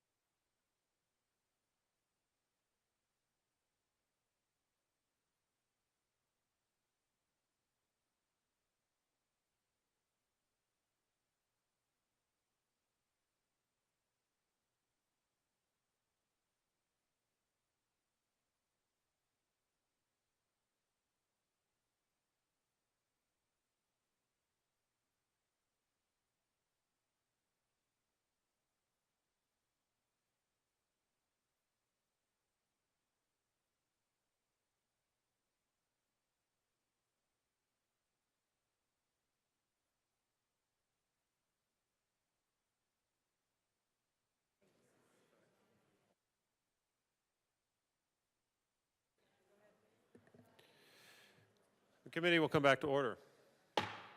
All those opposed to Senate Bill 73, please say no. The ayes have it. Senate Bill 73 is passed. Madam Majority Leader. Thank you, Mr. Chair. I move the committee rise and report. The committee will rise and report.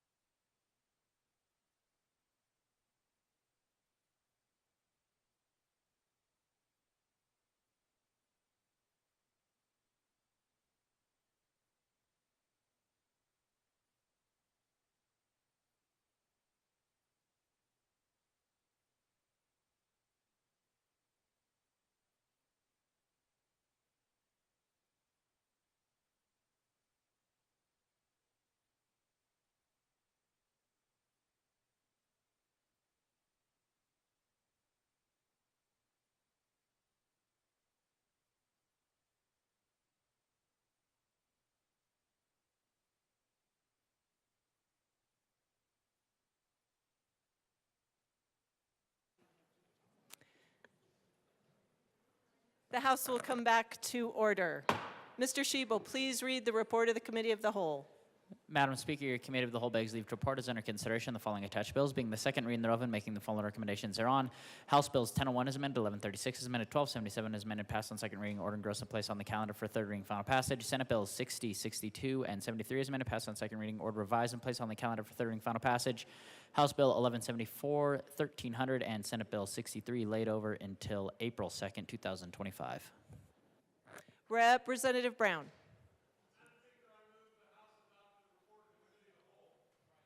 Members, you have heard the motion, and there are amendments at the desk, and we're going to stand in a brief recess.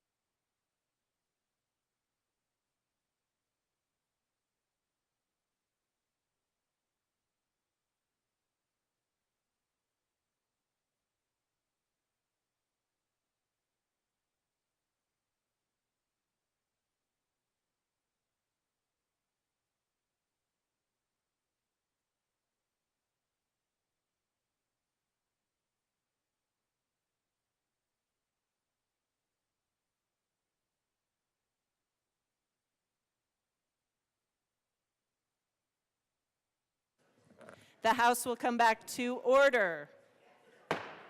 Members, you heard Representative Brown's motion, and I did inform you there are amendments at the desk. Mr. Schiebel, please read the Barone amendment to the Committee of the Whole report, House Bill 1277. Representative Brown moved to amend the report of the Committee of the Whole to reverse the action taken by the committee, not adopting the following Barone Amendment, L23 to House Bill 1277, to show that said amendment passed, that House Bill 1277 as amended passed. Representative Barone. Thank you, Madam Speaker. I'm bringing up this amendment too. I know we brought up a lot of amendments on this bill, but this one actually, I believe, is the most common sense amendment that I thought we could run. If we're going to educate people on the cause of global warming and the significant impacts of health to the products they are putting into their vehicle, I do believe these stickers should also be included on electric charging stations, because they do create electricity coming from coal-powered power plants. And that's a very important thing for them to understand. I do believe that this is a good amendment, and I urge an aye vote. Oh, sorry. Please make the proper motion, Rep. Barone. Sorry about that, Madam Speaker. No I problem. move H002 to the Committee of the Whole. The proper statement is you move the Barone amendment to the Committee of the Whole report. I move the Barone amendment to the Committee of the Whole report. I apologize. No problem. Thank you, sir. And it is properly displayed. Assistant Majority Leader Bacon. Thank you, Madam Speaker, and thank you to my colleague. We respectfully ask for a no vote. Seeing no further discussion, the motion before us is the adoption of the Barone amendment to the Committee of the Whole report. Mr. Schiebel, please open the machine and members proceed to vote. Representative Soper, how do you vote? Yes. Representative Soper votes yes. Representative Lindstedt, how do you vote? No. Representative Lindstedt votes no.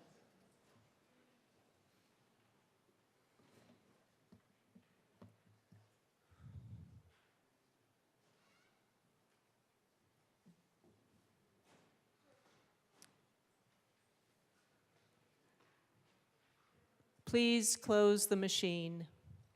With 21 aye, 42 no, and 2 excused, the Barone amendment is lost. Mr. Schiebel, please read the Gonzalez amendment to the Committee of the Whole report for House Bill 1277. Representative Gonzalez moved to amend the part of the Committee of the Whole to reverse the action taken by the committee, not adopting the following WOOG Amendment, L18 to House Bill 1277, to show that said amendment passed, that House Bill 1277 is amended passed. Representative Gonzalez. Thank you, Madam Speaker. I know we had a robust discussion when it comes to this bill. I move the Gonzalez amendment to the Committee of the Whole report and ask that it be properly displayed. One moment. It is displayed. Please proceed. So, per our previous conversation, this is just to kind of provide more disclosures when it comes to products made with petroleum. I know we did specify that some labels are not made with petroleum, but this is to apply for those that do. Given the importance of this matter when it comes to our products and services that we use in our everyday activities, I encourage and ask for an aye vote. Thank you. Assistant Majority Leader Bacon. Thank you, Madam Chair. We respectfully ask for a no vote. Seeing no further discussion, the motion before us is the adoption of the Gonzalez amendment to the Committee of the Whole report. Mr. Schiebel, please open the machine and members proceed to vote. Representative Soper, how do you vote? Yes. Representative Soper votes yes. Representative Lindstedt, how do you vote? No. Representative Lindstedt votes no.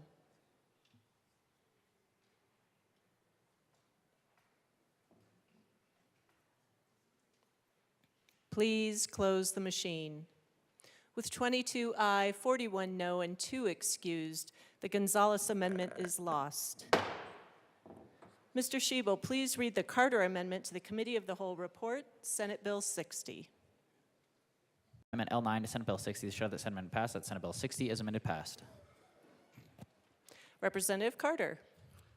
Thank you, Madam Speaker. I move to remove the Carter Amendment. The amendment is withdrawn. Thank you. Seeing no further amendments, the motion before us is the adoption of the Committee of the Whole report. Mr. Schiebel, please open the machine and members proceed to vote. Representative Soper, how do you vote? No. Representative Soper votes no. Representative Lindstedt, how do you vote? Yes. Representative Lindstedt votes yes.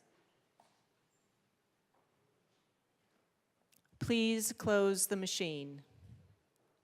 With 40 aye, 23 no, and 2 excused, the report of the Committee of the Whole is adopted. Members, we are moving on to announcements. I have an announcement.